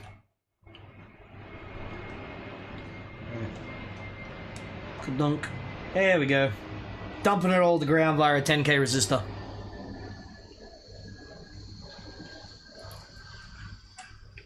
Well, I mean, yes and no. He's buying his amp back in a better condition. Would I do it personally? No. For example, if I were going to go out there and I'm going to go buy a second-hand car today, right? And I had a choice between a really, really well, like, you know, good quality, newer, kind of like Euro car, like a BMW or some shit like that, or an older Toyota that needed some work, I'd still buy the older Toyota. Why? Because they're worth it. You put the money in. Yeah, you got an older car. It may not be necessarily worth it from resale value, but I know that they're going to last. This is definitely not a Toyota. This is an Italian car. An Italian car that's been modified by Americans. So it has issues. But he likes the amp, he likes the sound, so it's my job to fix it. You know? These still secondhand in Australia, you're gonna set you back $1,500. You're not gonna get one for less than that. He's not gonna be paying that much. He's gonna get like 2, maybe 3 hours labor in this top to bottom. By the time it's all said and done. Yeah, it's a Fiat. Fiat. Alright, so where's that J175 in the contour circuit located? 175 near a 4K and a 2K resistor.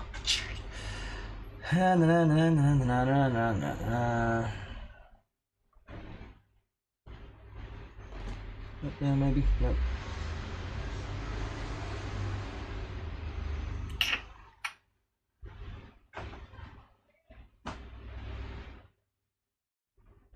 Gives me 20.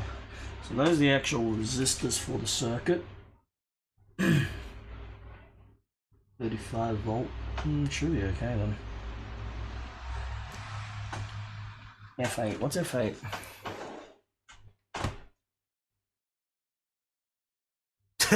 It's a Cybertruck. Oh god.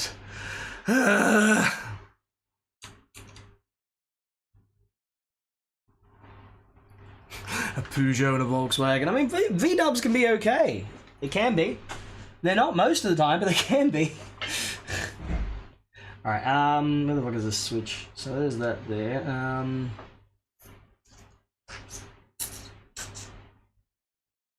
Where'd you bloody put this fucking resistor? It's fucking, what's he? That's 33k, that's that, so that's connecting to that. And then what are the other sides connected to? They should get the weird. CR. Wait, what was it? J175. This is J17E. Might be able to CR then.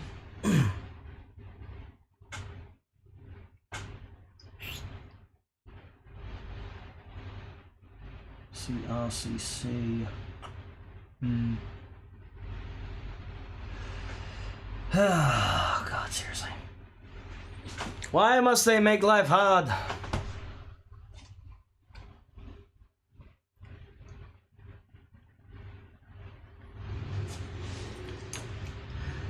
Yeah, it's like old Mercedes and BMWs as well. The old ones, damn, they just last forever. Nowadays, haha, no.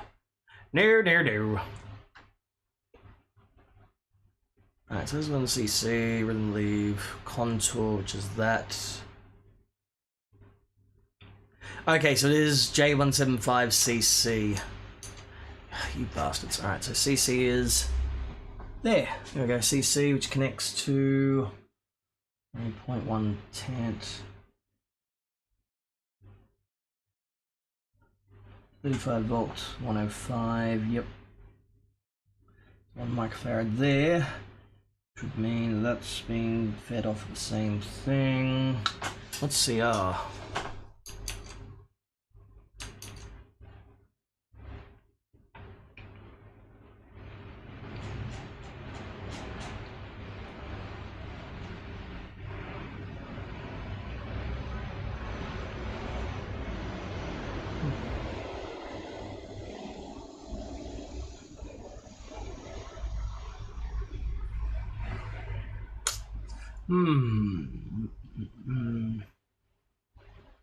That's the pad. Channel switch mute for the duck circuit. Okay, there we go, CR.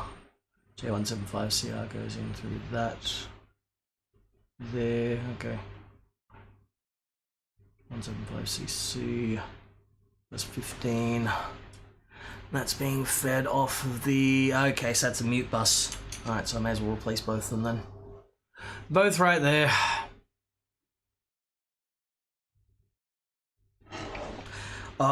Seriously, I am so sick of seeing these big, massive yank wank tanks on Aussie roads.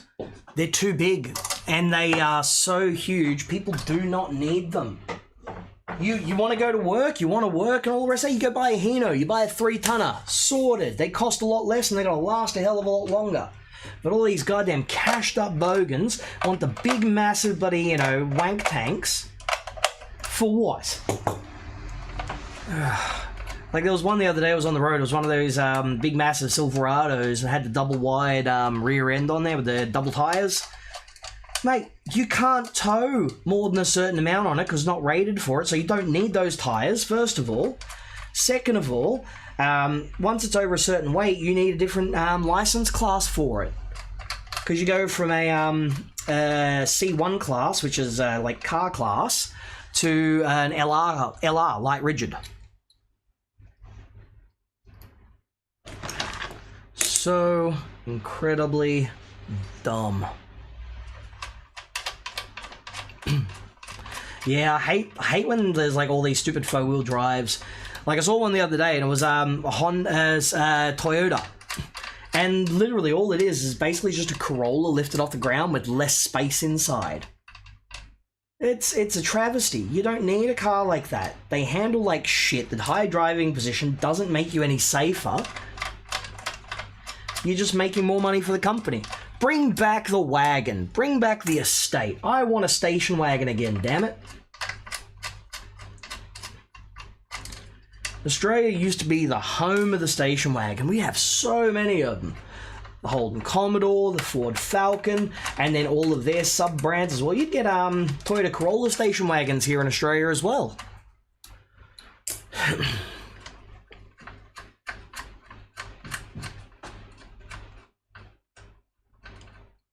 Bring back the mighty panel van. Seriously, we need a panel van again.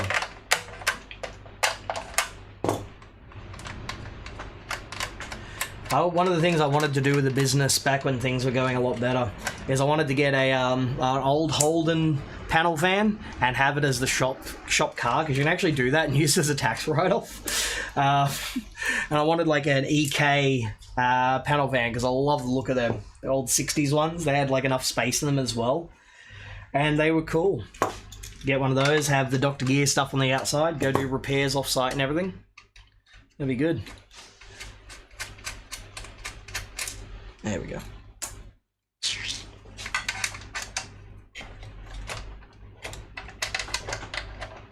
Oh, yeah, helps I pull these tubes. Friends of Rom had an EH. Nice.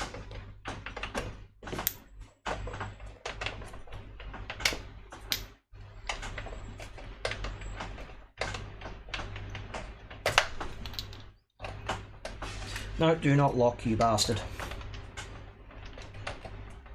Come on.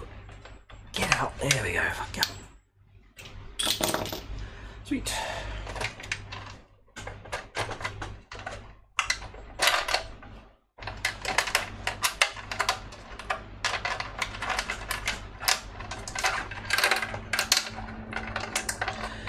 Elon's had way too much ketamine. Pleases bullshit too much, and this is what happens with people who are that incredibly rich. They get so rich and they think that it's because of their own skill and ability. So they are literally, you know, they get high on their own supply. They think they're gods. I haven't taken this morning yet to look at the news and how fucked everything is right now, so I've kind of kept my brain just nice and empty this morning. I will look at things undoubtedly after the stream and just go, oh dear God. I'll catch up on the latest Vosh stream, because Vosh is good.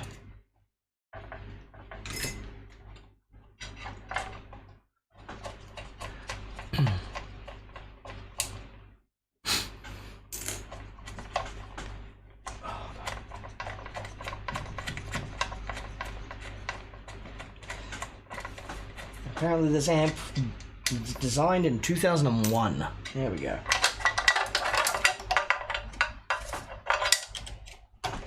Alrighty, let's pull out these fucking stupid boxies. Down there. There we go.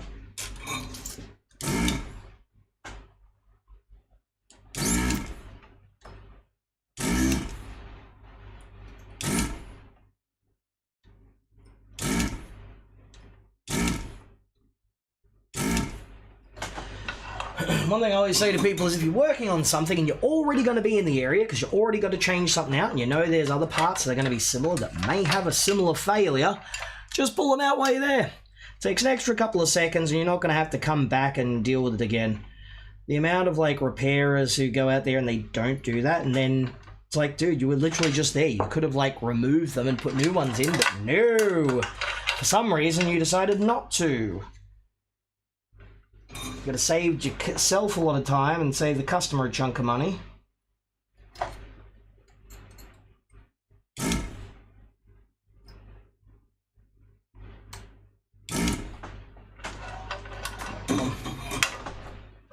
Hey Terry, how are we, mate?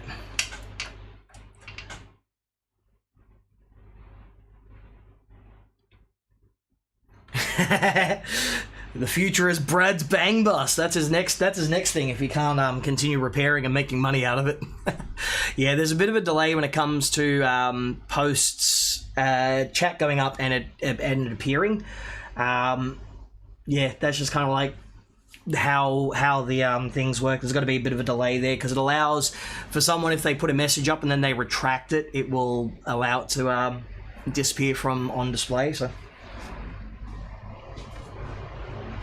where was I? I need J175s. There we go. Wünsch.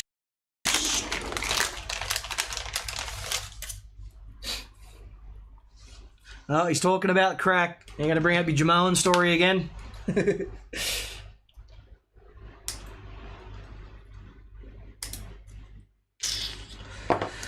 Okay, J175s, that should hopefully do the jobby.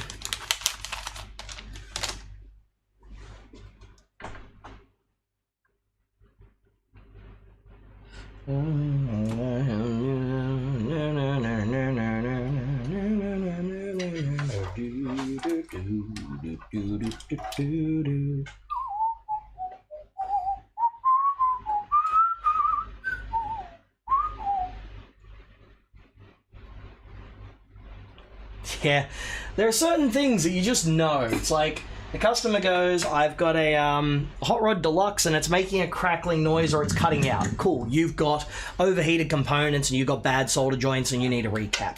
I've got a a Marshall that's that keeps blowing fuses, JCM 2000. Well, my friend, you need a new board. Mesa, oh, it's making weird crackling noises. Well, you probably need new JFETs, potentially new coupling caps, potentially there's an issue with an opto isolator, potentially there's some bad resistors in the path there, potentially there's bad tantalums. Actually, that's probably a bad thing. That's probably a bad example, but you know.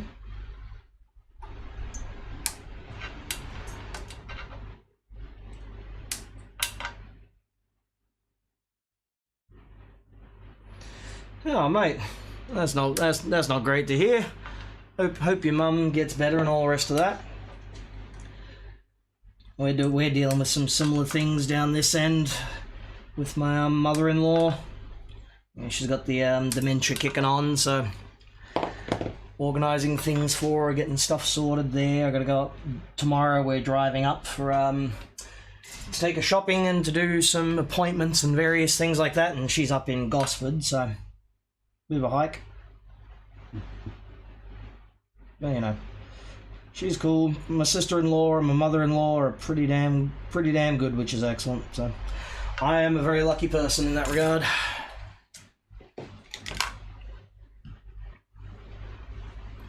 Like I said, if it wasn't for my mother-in-law, I wouldn't be able to go on holidays this time around. So.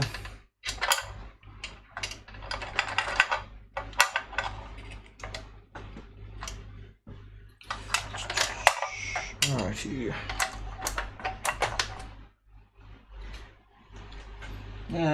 They're a bit leaning therapies, but they're fine.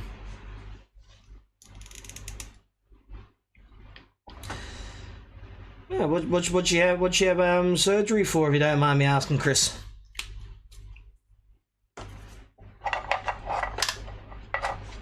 Hopefully it wasn't anything major. It was more like a quality of life type thing.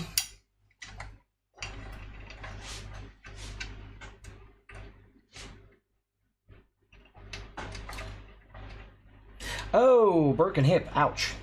Yep. Mother-in-law, same situation. That's actually one of the things that caused her dementia to actually start accelerating. Interesting fact, trauma can cause things like dementia and that to actually start accelerating. She was down in Tasmania on holiday and she fell, broke a hip, and that was something that actually started causing her dementia to sort of accelerate a bit. She was stuck down there for a couple of weeks and having to be down there.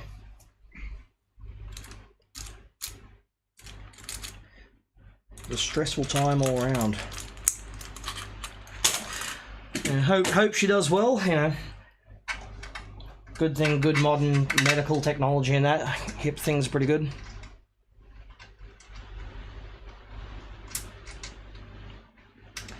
Bloody hell.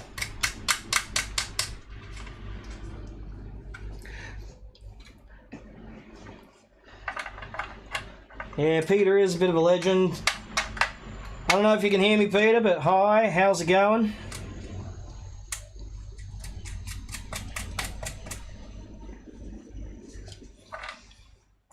I need to come up and borrow the tube tester at some point to test my stash of tubes. I'm going to sell some of them off and use some of them for other things. So.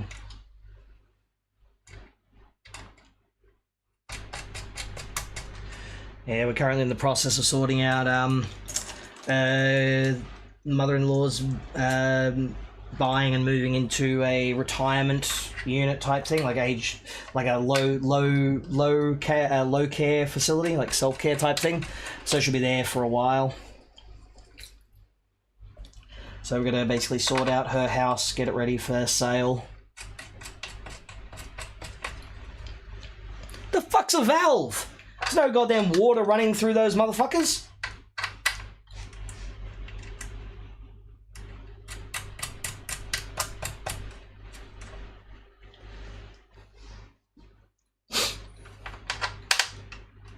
A valve is a mechanical device that has an actuator on there to allow the flow of a liquid or gas through it.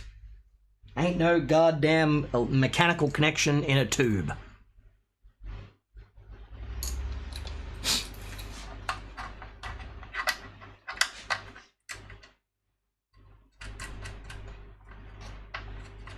So you guys had like cool parents. I had my grandmother, and I loved her to death, but she was the most technologically illiterate person, and we grew up very poor, so everything that I know came from having to learn how to fix things and becoming like interested by things. There was stuff I couldn't buy, I couldn't do, I couldn't use. You know, and as far as my family went, my biological father was an alcoholic, bloody, gambling, fucking woman-beating piece of shit. You know, and then any of the other members of my family that may have had jobs or whatever else like that, I was never really connected with, so... I wish I had, you know, I imagine what I would have been like as a person if I had have had, like, you know, family that wasn't quite so messed up. Because, damn, I got pretty far just getting on my own back and learning what I did out of nothing. I'd be like fucking, like, you know, mega mind freak by this point if I had, like, you know, a bit more opportunity growing up.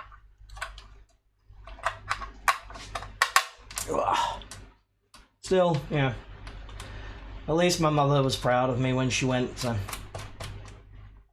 Like she always said, yeah, she was proud of the fact that she got 3 kids to 18 without an addiction or a conviction. And out of the 3 of us, I'm the one who's in the worst position. I got a younger brother who's like, who's 26 this year. He's an officer in the Navy doing all good. I got a sister who's 34, going on 35 this year. She's in middle management in the banking sector, married to someone who's in like upper middle management at DHL. And then, you know, she got my niece who's like an absolute terror now, because she's like 16 almost. And then there's me. I run a music shop that ain't doing very well. And of course I'm always going to be a cunt. God, that's just me. That's why people like me. Or actually why they really don't. A lot of people really don't like me, but such is life. But hey, you know what? I could have at least been a, you know, a cunt with like, you know, maybe a nice fucking property somewhere. The problem is a lot of people who are quote unquote successful that come from fucked up backgrounds, a lot of it comes from luck. You need luck. You can do as great as you can and be the most talented person on earth, but unless you have that lucky moment or something that comes up that allows you to step out beyond your station, you're not going to get ahead, you know. It's going to be the kind of thing where you can, you know, I've got all the best intentions in the world, but not having enough money in a capitalist system prevents those things. Not having the, you know, the connections to be able to do things, you know, that others can. Etc., etc., etc. You know, there's no such thing as a self-made billionaire. You look behind all of them and they all came from something. That'll do for a moment. Oh.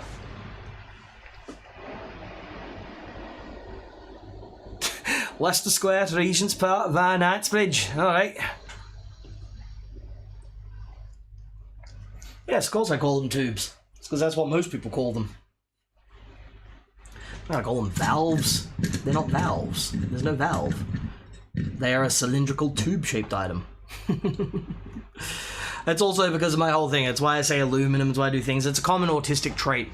Somehow, a lot of us end up with like a faux American accents. We pick up on certain ways to pronounce things, and that's just how we do. Like, if you spoke to my niece, who's, like, you know, further on the autism spectrum than I am, you'd think that she was born and raised in America. Oh. Okay, so make sure we're not going to short anything out there. Make sure everything's all still plugged in where it needs to be. Yep, that's good, that's good. Let's not lock it in place. Let's put some tubes in.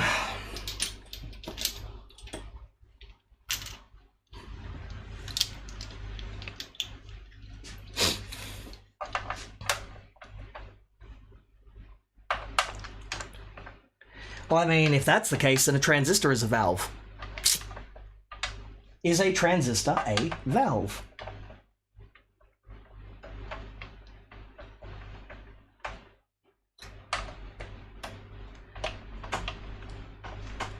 Tuba. It's a tuba. It's not a tuba. Hey, stop it. Stop whining. Stop whining about this. We call them what we do. We call them tubes. Hey.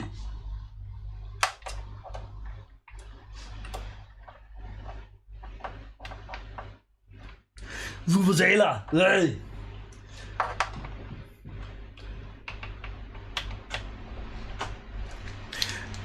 Boo boo boo vuvuzela, boo boo vuvuzela. When my baby's not you, da da da da da da da da da. I don't know the words. Look, there's only one Aussie that knows the words to all of those musicals, and that's Hugh Jackman, the most manly person in Australia.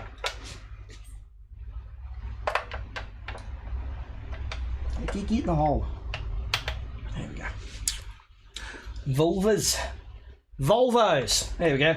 We just made ourselves up some, some electronics rhyming slang.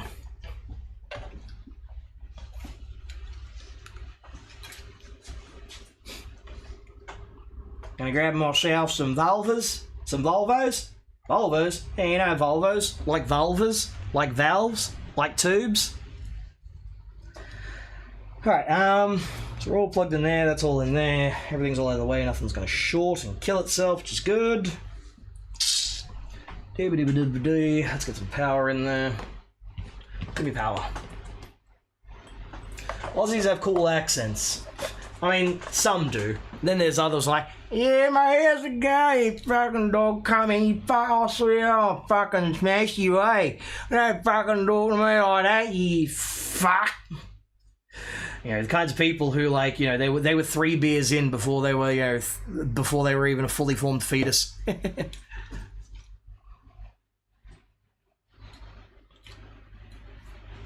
Somebody stop me! Well, I mean, if you insist.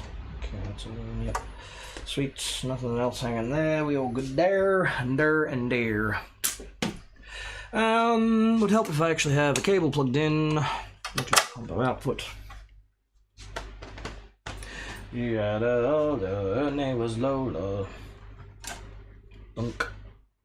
Nothing in the way. Go. Zoop. Lights on.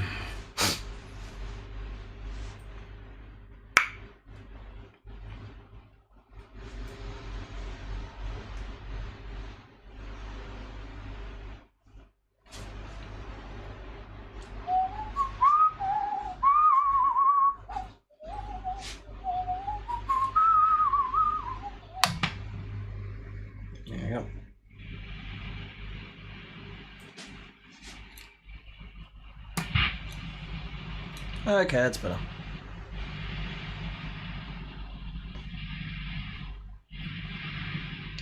Noise gone.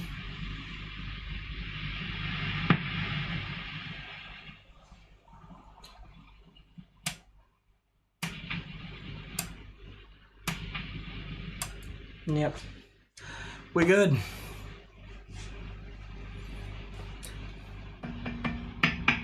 Oh, that's a bit funky. Ooh. So V2 is a bit microphonic. Actually, very microphonic. You can actually hear it rattling.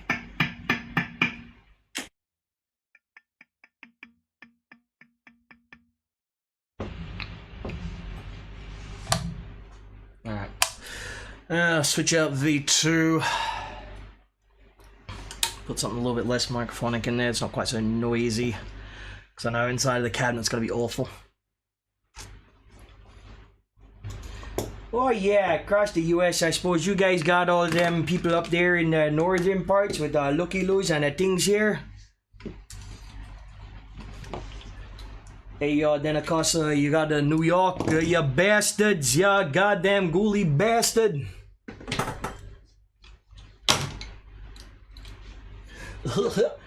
There goes gonna head down south, gonna go down way down south there to all the Alabama and the things and the whatnot.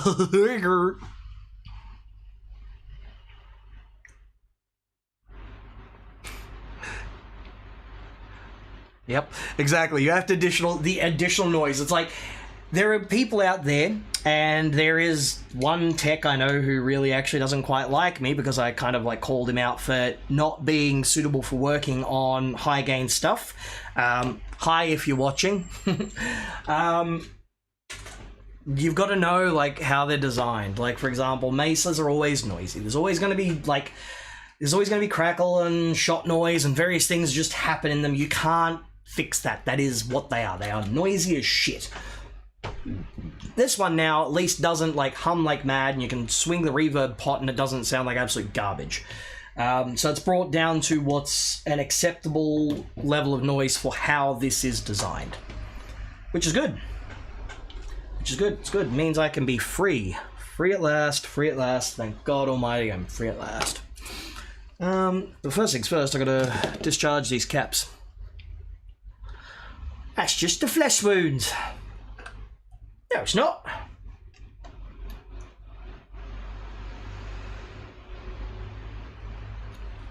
Her name was Lola.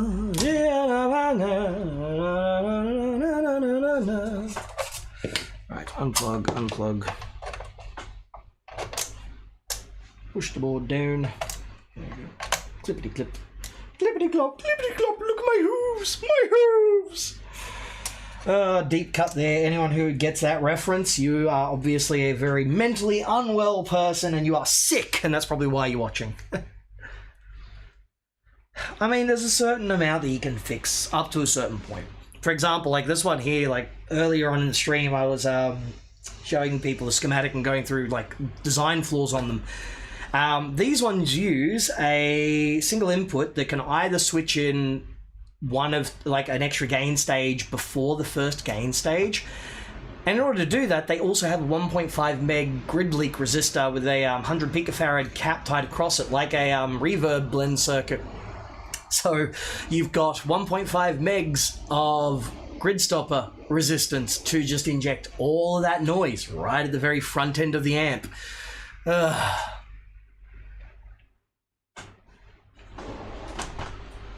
Hey look, I'm Chris Cuomo, and tonight we're talking about this, huh? You don't like it? Kiss my ass.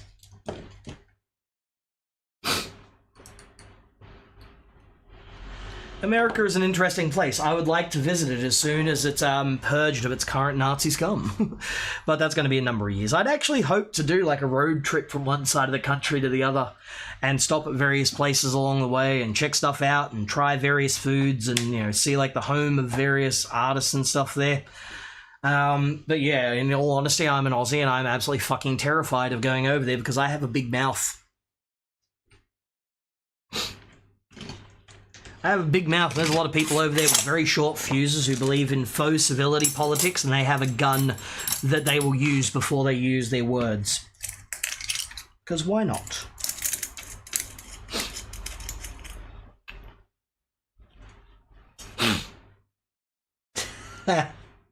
Yup.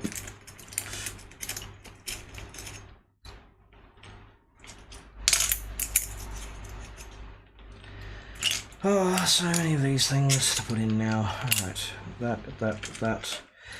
This one, that's a screw. Yeah, that's a bit screwy, yeah. Yeah, what's up, Doc?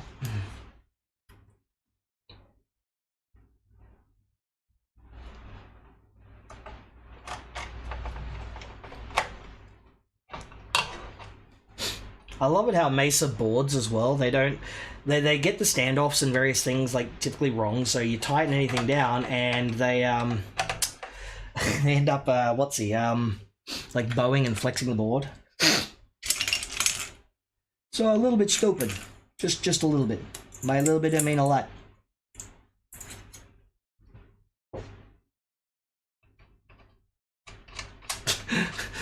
Do a edit of that scene from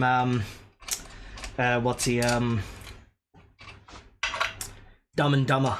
Hey, you wanna know what the most annoying sound in the world is? And it's just a Mesa riff.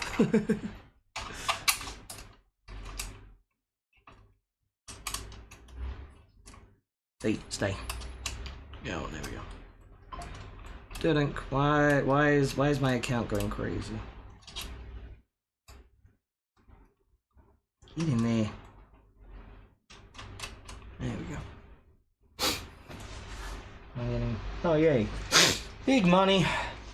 Big money.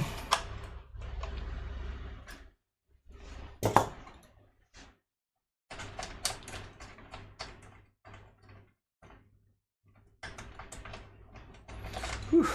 Oh wow, it's like 1:30. No wonder I'm hungry. I haven't eaten since 6:30 this morning. And again, I'm sure I can survive because, you know, I'm not exactly a small fella. Probably do without food immediately. Get in the hole, you bastard. Oh, seriously. Come on. There we go. Stupid bloody thing.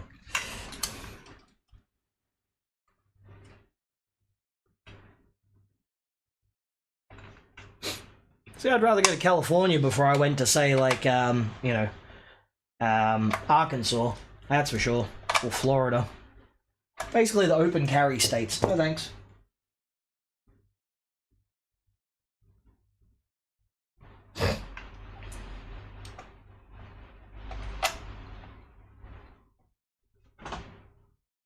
So that one only had one locker. No, I was actually kind of contemplating going to NAM next year. Except I want to drag Brad along, but he probably won't come because he's a killjoy like that. I wanted to go to NAM, and I wanted to carry a screwdriver around with me. I wanted to see how many companies would let me actually like open them up and look inside the products and like pick their brains on technical stuff.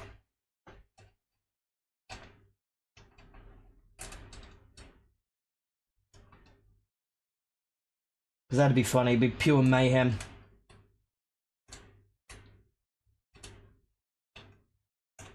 Oh, there you bastard. Come on, thank you, finally.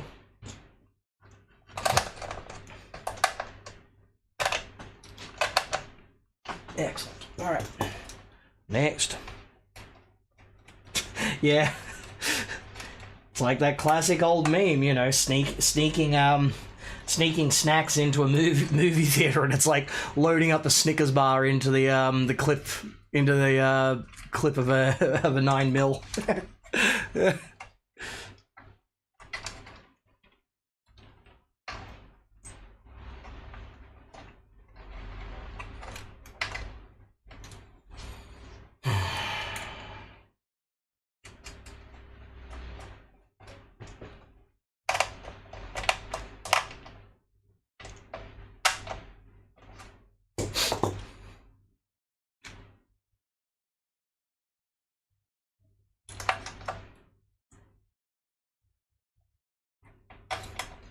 Mesa Caps, the marathon for people with weak bladders.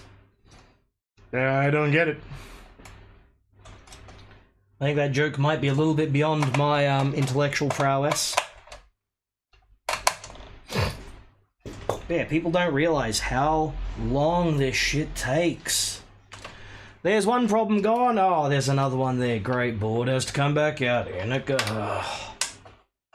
Thankfully, this one didn't require mounds and mounds of work. It's just fiddly stuff, so. And I can't exactly say exactly what solved the problem. It was going to be like one or more of those J175s, but hey, I did also replace the 5532s just in case. Just for posterity. I'm already there. I'm going to save my headache jumping in there. Oh, right. Gotcha. I haven't seen Monty Python in years. I've seen like some of it, but it was kind of like, as far as British comedy goes for me, I love a chunk of it, but I'm more like Red Dwarf, Blackadder, British Empire, IT Crowd, Father Ted, Black Books. God, I love Black Books so much. What else? Yeah, chunk more others. Yeah, California is one of those places. You know, the US is so vast in how it is, and it is like crazy. Like, what is it, in California, you go up north, and that's where all the Republicans are. You go in the middle, that's where all, like, the capitalist hellhole is. And then you go down south, and that's where the other capitalist hellhole is, but you have really good Mexican food.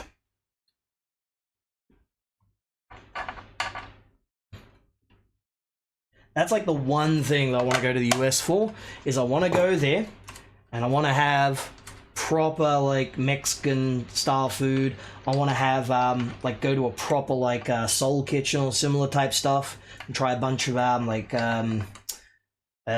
black barbecue and various things from various places, just if anything, just so I can, like, go to Lyle that, yeah, it's all right. That's all right. Barbecue's okay. Let's do it still rather than Aussie barbecue, but you know.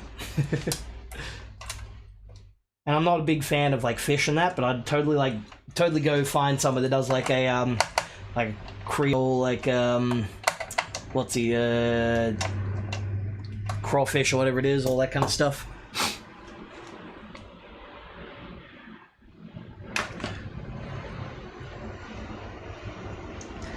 Yeah, see, like, doing that kind of, like, drive to see the scenery, that's what I love. That's what I'm a big fan of. Like, that's what we're doing in Japan as well. Like, the areas that we're traveling to in Kyushu and similar, they're areas where there's a lot of nice scenery. You can just, like, jump in a car and just go, wow, that's cool. Here in Australia, you can kind of do that, but, like, a lot of the stuff is very, very off the beaten path, so you gotta, like, really get past it.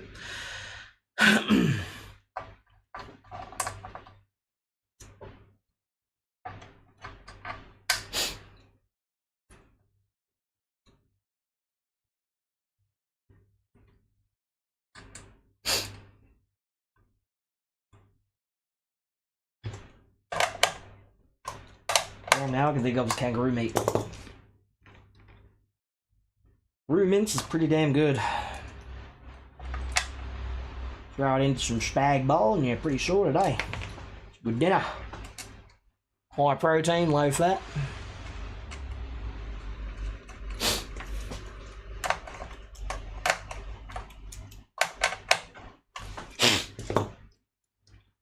Whew. Final stretch, thank God.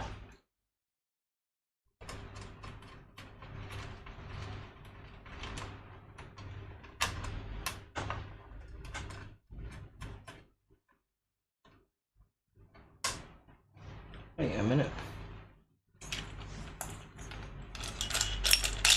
To appear, I am missing a lock washer.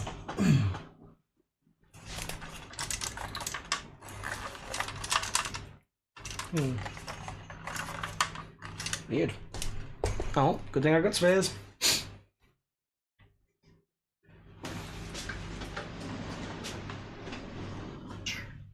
Oh yeah. Oh, hot sauce. There we go.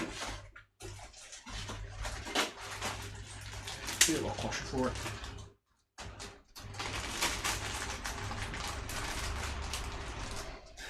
Yeah, spoiled Mexican food. There is actually a place down the road from where I live that is like authentic Mexican, run by Mexican people, all that kind of jazz.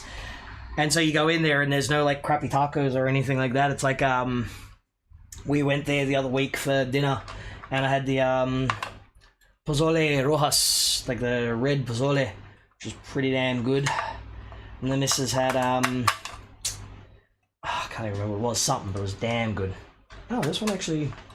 Oh my god, they're all different shaft. Of course.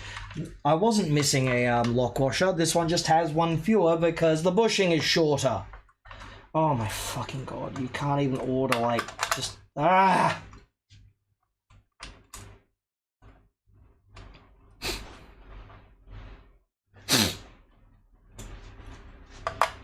Yeah, America isn't so much one country. It's basically like 51 little fiefdoms.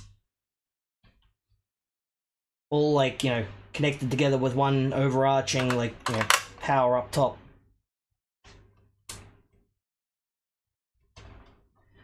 Unlike Australia, where about the closest we have differentiating us is like whether you call a sliced piece of potato that's thinly sliced and battered and deep fried, whether you call it a potato scallop, a fish cake, a potato scallop, a potato cake, or there's a third name that someone else calls them, which is really dumb, but you know. Yeah, under is definitely the key word there, isn't it? Ugh. Yeesh. See, the problem is when America sneezes, the world catches a cold. We're going to be screwed here in Australia, like, so badly.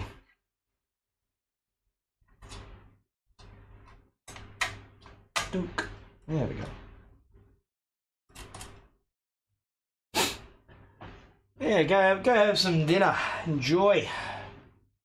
I am getting famished right now, so I'm probably going to finish bolting this together and then go grab me some lunch.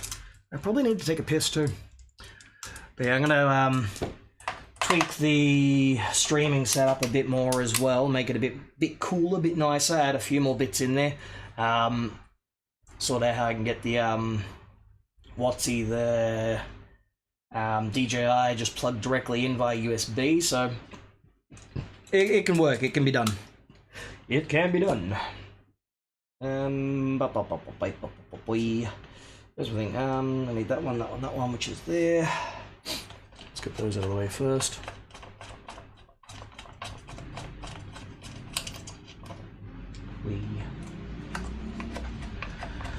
Alrighty. I've been going at this for 5.5 hours. How's that for a champion effort?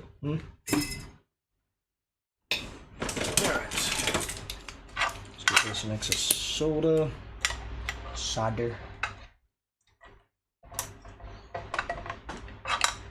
melting, you bastard.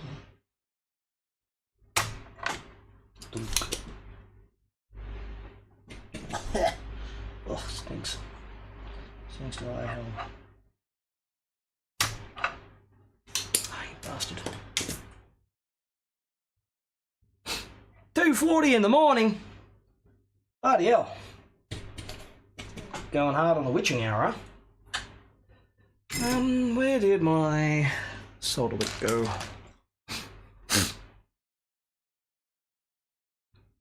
I mean, look, plastic shafts can be fine. Yeah, there's nothing wrong with the plastic shaft because they are good for like isolation. Yeah, I mean, they're good for isolation. They're good for that. They can be fine. Plastic works well. Metal shafts can be just as problematic and can break easily too.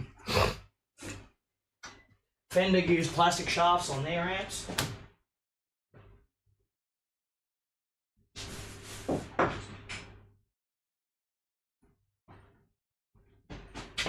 Old black-faced and silver-faced amps. CTS pots had nylon shafts on there.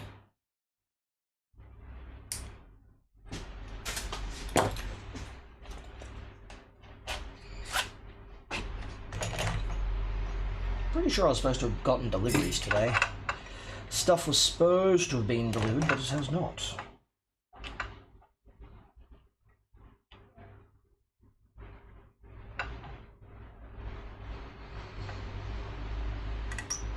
There we go, you bloody thing. Cute. Our cats are not allowed in the bedroom. Oh god no, because one of them likes to attack while we're asleep, so no. The other one's just an absolute spaz, so no. They had their spot outside. It honestly took probably about, god, almost 18 months until the black cat finally gave up and realized no, we were not letting her in the bedroom. We'd go to bed at night and actually put stuff on the carpet out front of the bedroom so that she couldn't like tear it up, because she kept going wild on it. It didn't stop her for like 18 months. Little bitch. But I love her. She's cute.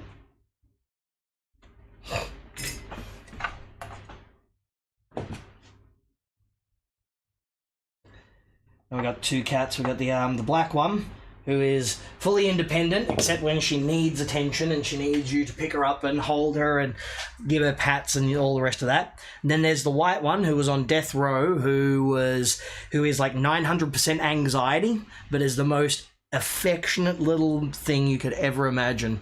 He freaks out when he hears a noise or you move too quickly, but he also wants to come up and he wants to like headbutt you and like rub his face against you, and he wants kisses. And then like I'll sit down of an evening on the couch and then finally he just randomly goes, okay, now's the time, and he comes up and he plonks himself on my lap, and he will not move.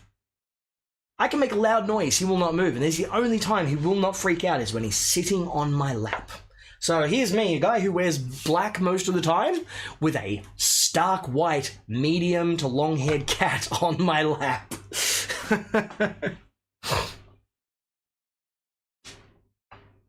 And then, of course, there's my dog Ava, who is very, very old.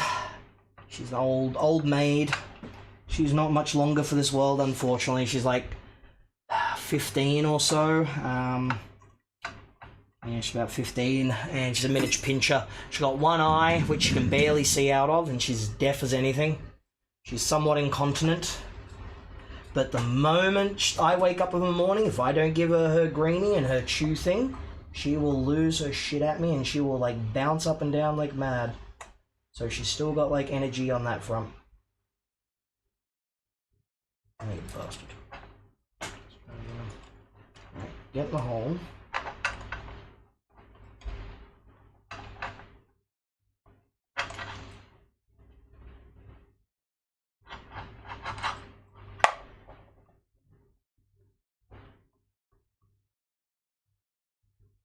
There we go.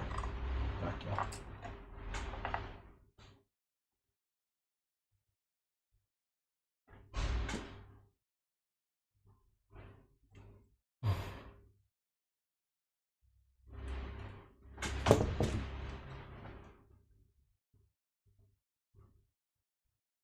That'll do.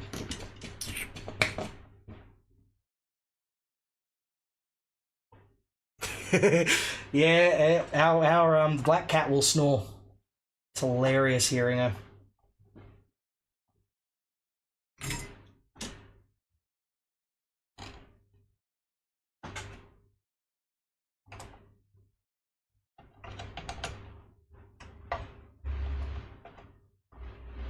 Get there, fuck you.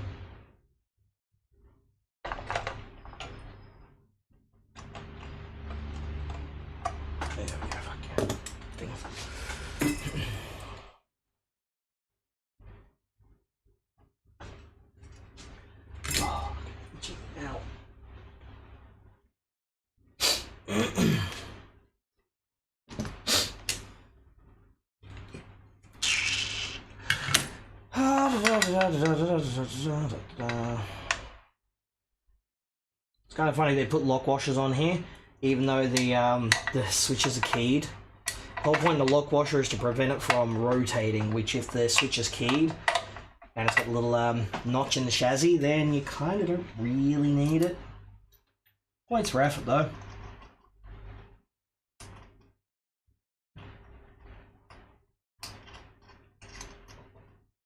There we go.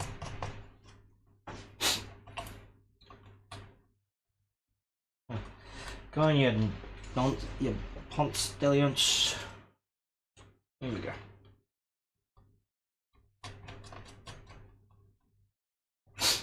Okay. Set those down quickly. Make sure all the others are tightened.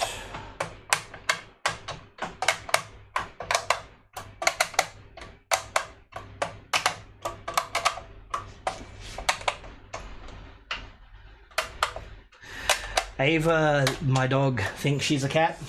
She grew up with cats, so she absolutely like goes like crazy like them.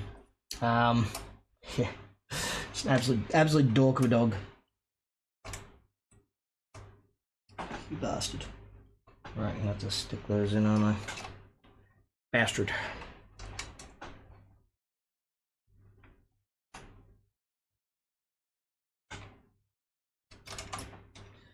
again. Mesa failing at fucking envelope design.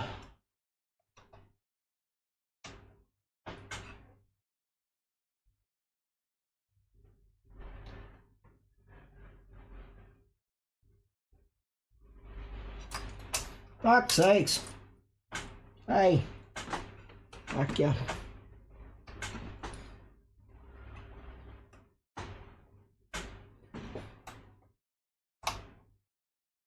Alright, let's get a little bit of that silicone on there then.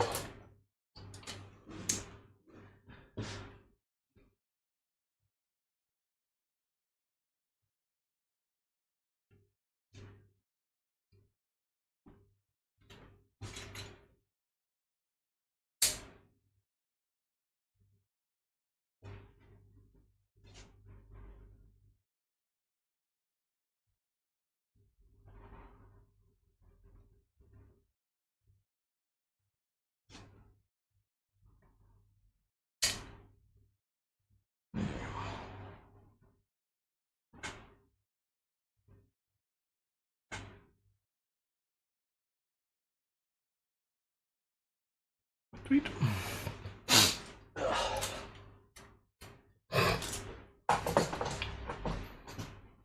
I had hay fever issues when younger. Turns out I'm allergic to cat dander in the fur. No!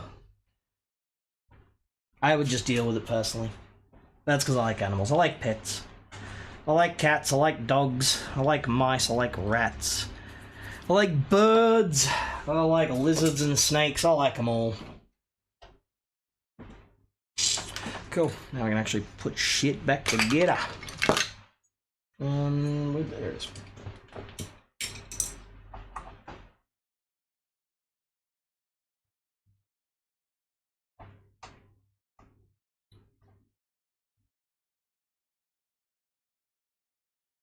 There she goes. Hey, vey.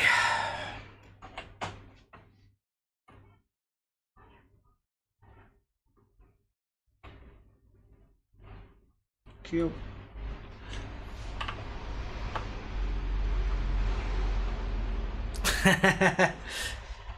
Yeah, but you know what? It's fine. This is just what happened. This is what it's like when you got, you know, products that need to be worked on. It's not like I'm not gonna charge money for what I do. Obviously, I'm not gonna charge for every minute I've worked on this because I've spent so much time, like, you know, bumblefucking around. But I know how much time has gone into this because I've done this job before. You know, I know how long it's gonna take to deal with a Mesa amp. That's just, yeah, it's one of those things you just know. You've done enough of them. You go, all right, cool.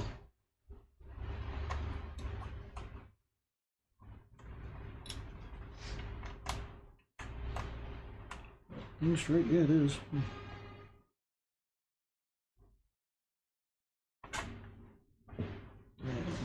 That's good as getting. When I was a kid, I was exposed to so many animals and environments, I'm immune to most allergens. Yeah, I don't have any allergies or anything, but when I work on these amps, my nose does get itchy. I think that's more just a dermatitis-y type thing. Yeah.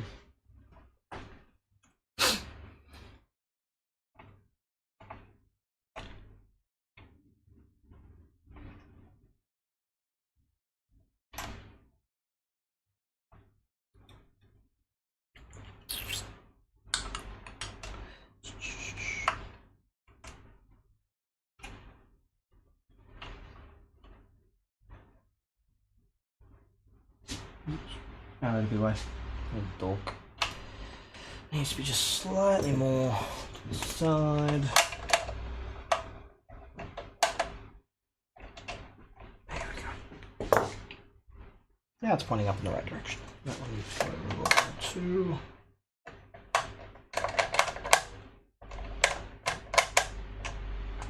There we go.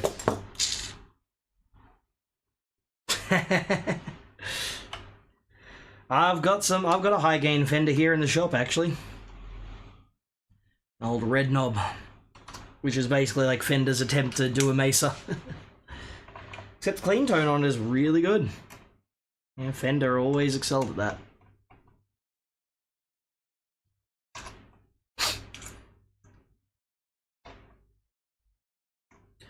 No, could be worse. Could be like the guy who had an SLO that needed to be repaired, and instead of actually like repairing it and like just understanding what the noise floor and everything was meant to be, he kneecapped it, lowered the gain on it, and then like increased the gain of the clean channel rather than actually fixing the problem. That was a funny one. He's still mad at me about that. Not the customer, the tech. Why, thank you. It's an interesting thing, you know. Some people find it zen watching other people's work. Some people are just absolute, you know, malevolent assholes who just want to watch someone torture themselves whilst fixing something. Alright, let's get rid of this V2, because this thing is as noisy as all goddamn hell. I need a better quality V2. What have I currently got on hand?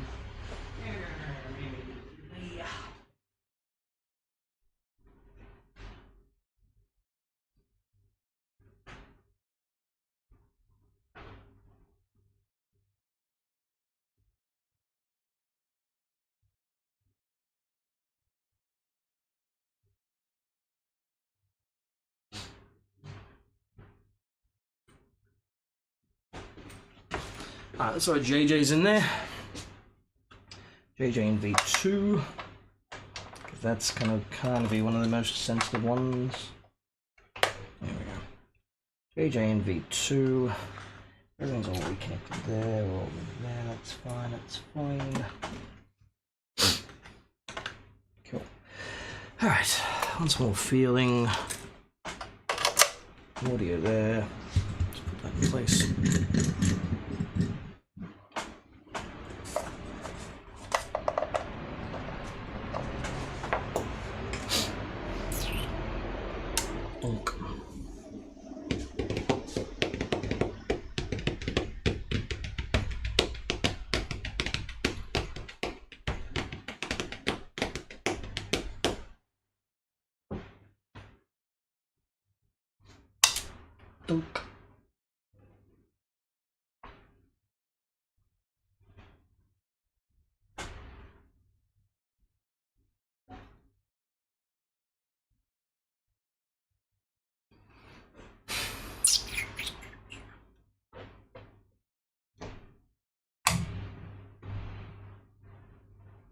Yep, that's a Mesa.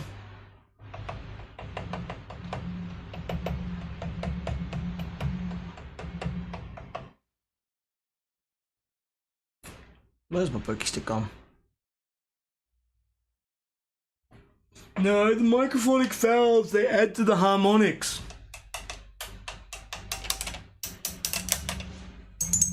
Oh. We got microphonic output tubes. That's not good.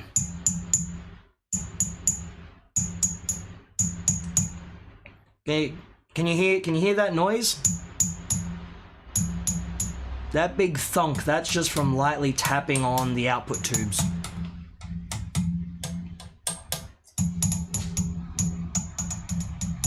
So they're going to need replacing as well. Let's just check out channel 2 just to make sure that that V2 is now... Oh my god. That's how microphonic this is. I can tap the bench. Listen. And that's coming through the speaker. My god.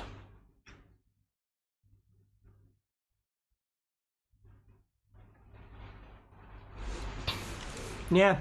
Nice thing, like the SLO, for what it was and for the design that he did, it's incredibly low noise. Couple of tweaks here and there, and they're great. The problem was that this one was the one that was on, that I did a video on the channel. And instead of actually, like, you know, assessing the problem and knowing kind of what the noise is to be expected on them, he did a bunch of tweaks and mods that weren't good on an $8,000 plus amplifier. Yeah, so instead of like dealing with the problem, he did that, because what happened was the caps were failing because it was 20 plus years old, and the low voltage cap, what was happening was, because it's all LDR based, the low voltage cap after about 20 minutes would lose its capacitance, and suddenly you'd get a high amount of ripple, like basically like there was no capacitance on there. So when you were on the clean channel, the dirty channel would actually bleed into it, but it was bleeding in at a couple of 100 times a second. Sorry, let's try that again. At 100 times a second, because it was at rectified frequency. So yeah, that's where the noise was actually coming from. Recapped it, did that, pulled out the old mods, and suddenly it was working again. Yeah, what can you do?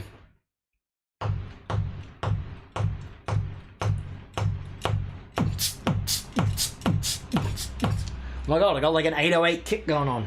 Metasonics, buy it and then sell it for $1,000. No, there are tube testers you can do microphonics tests on.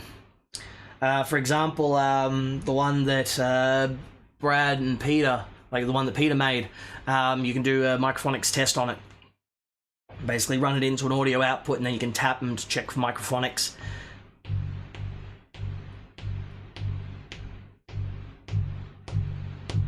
Wow.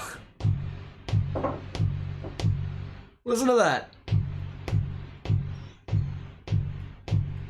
That's fat.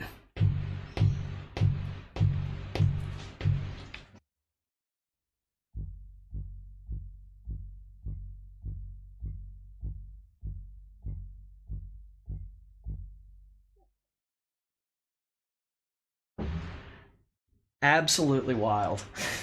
Alright, cool. V2, let's go into channel 2 then. Top, like a mofo.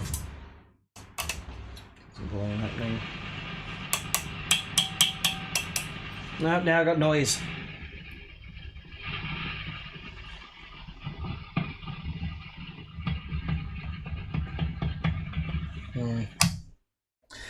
I think we might have bad V2. It might be noisy. I'll put V2 back in.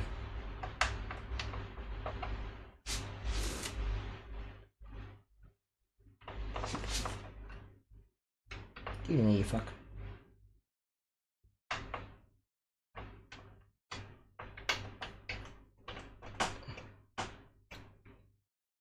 That might have a warm up.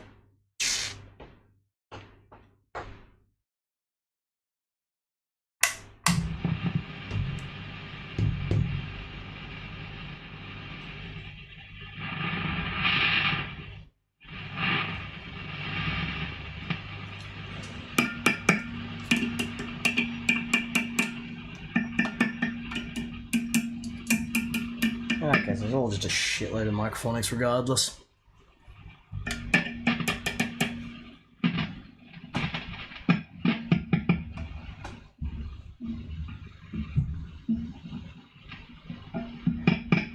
Yep, alright.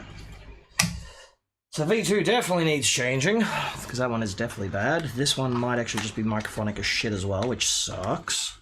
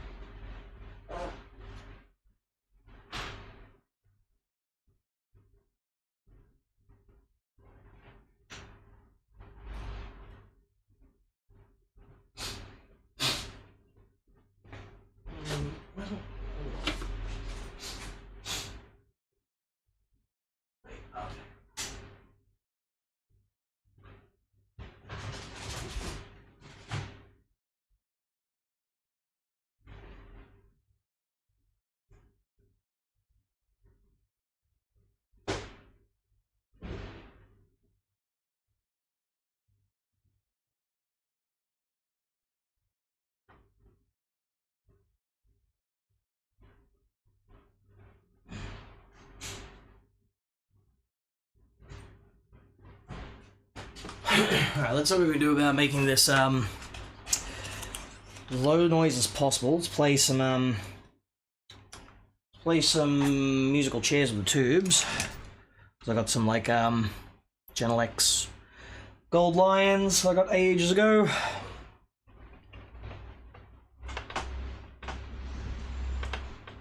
Come on, there you come. Alright, so this is a bad one. Where's my marker? There we go.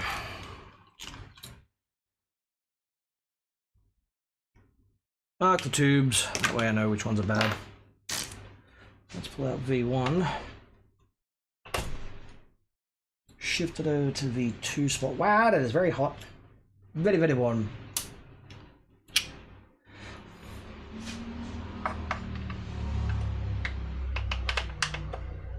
Okay. Okay, let's put this gold line in V1.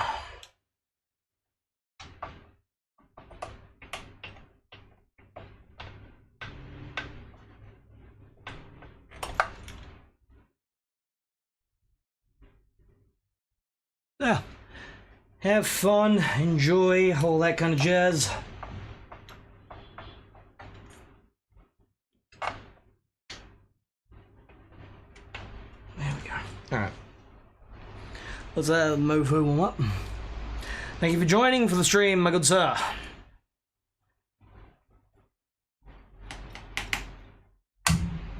Honk. Alright, so we don't have a huge amount of noise there. Wow, that's even worse. Tink, tink. Okay, so it looks like I got so many microphonic tubes. Alright, so I think that one is going to have to go into the test range to see what's going on there. Yeah, it is kind of like a steel drum.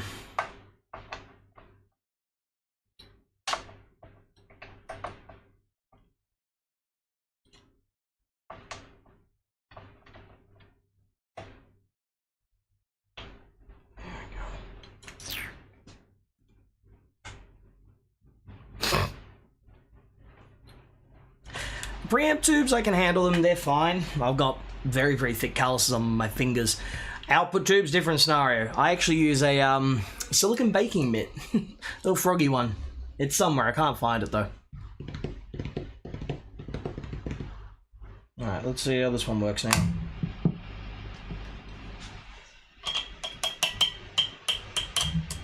Okay, so that's less microphonic. Still not ideal, but you know.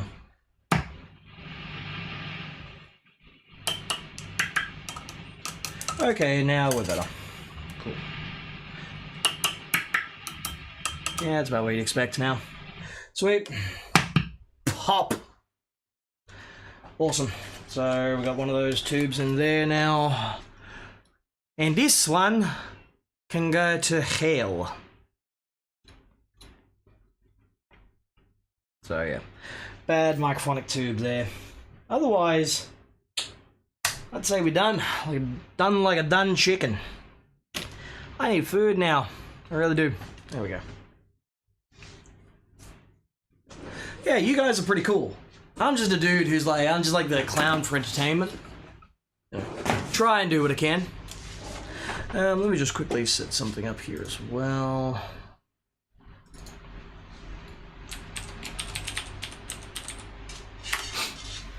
Wow!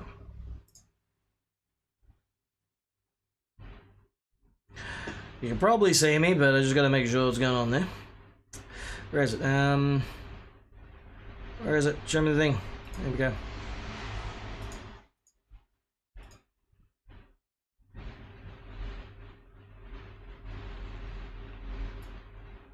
No. No. No. Not what I want.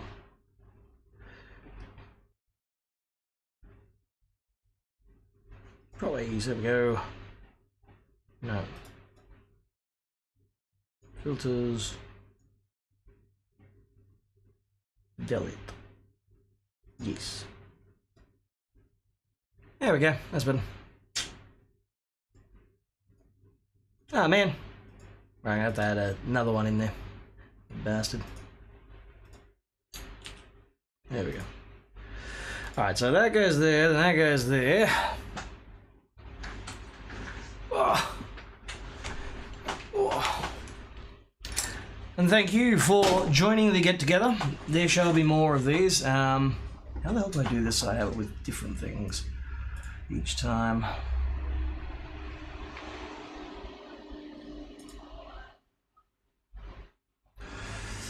Okay, that there we go. There we go. Which we go, that there.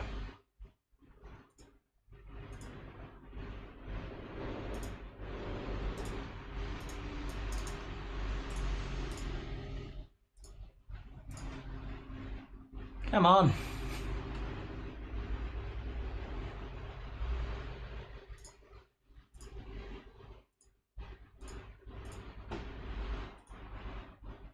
There. Why are you not working? Anything? Vosh bad! Vosh bad!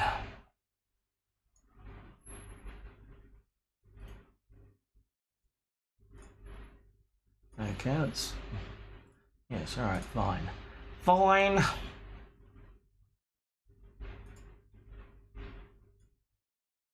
Alright, now do that there. Existing that. So how do I do it so that each one is different on each thing? I've forgotten. My brain ain't working. Oh, whatever. Where?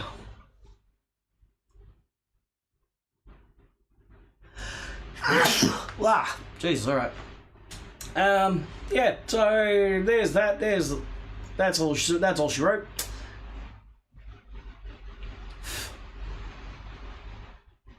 Yeah, I actually want to start doing some streams where I just like do more like talking type stuff, answering questions, because there are a lot of things where people just want to know, and you know, there's things that I know that other techs might know, and vice versa. There are other things that techs know that I don't know, so that's why I always try and learn whatever I can. I'm gonna go get some lunch. I'm gonna get some food. Thanks for joining me and all the rest of that. Like I said, of course, I've got the streams coming up from Japan in like 3 and a bit weeks. Oh, crazy times. So yeah, make sure you got the notifications turned on, bell icons, all that kind of jazz.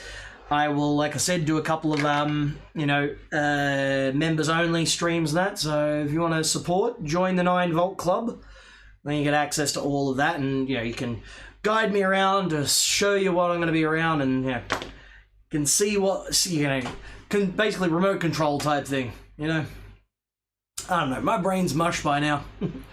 The time has come to go home. Thank you muchly for joining again. See ya.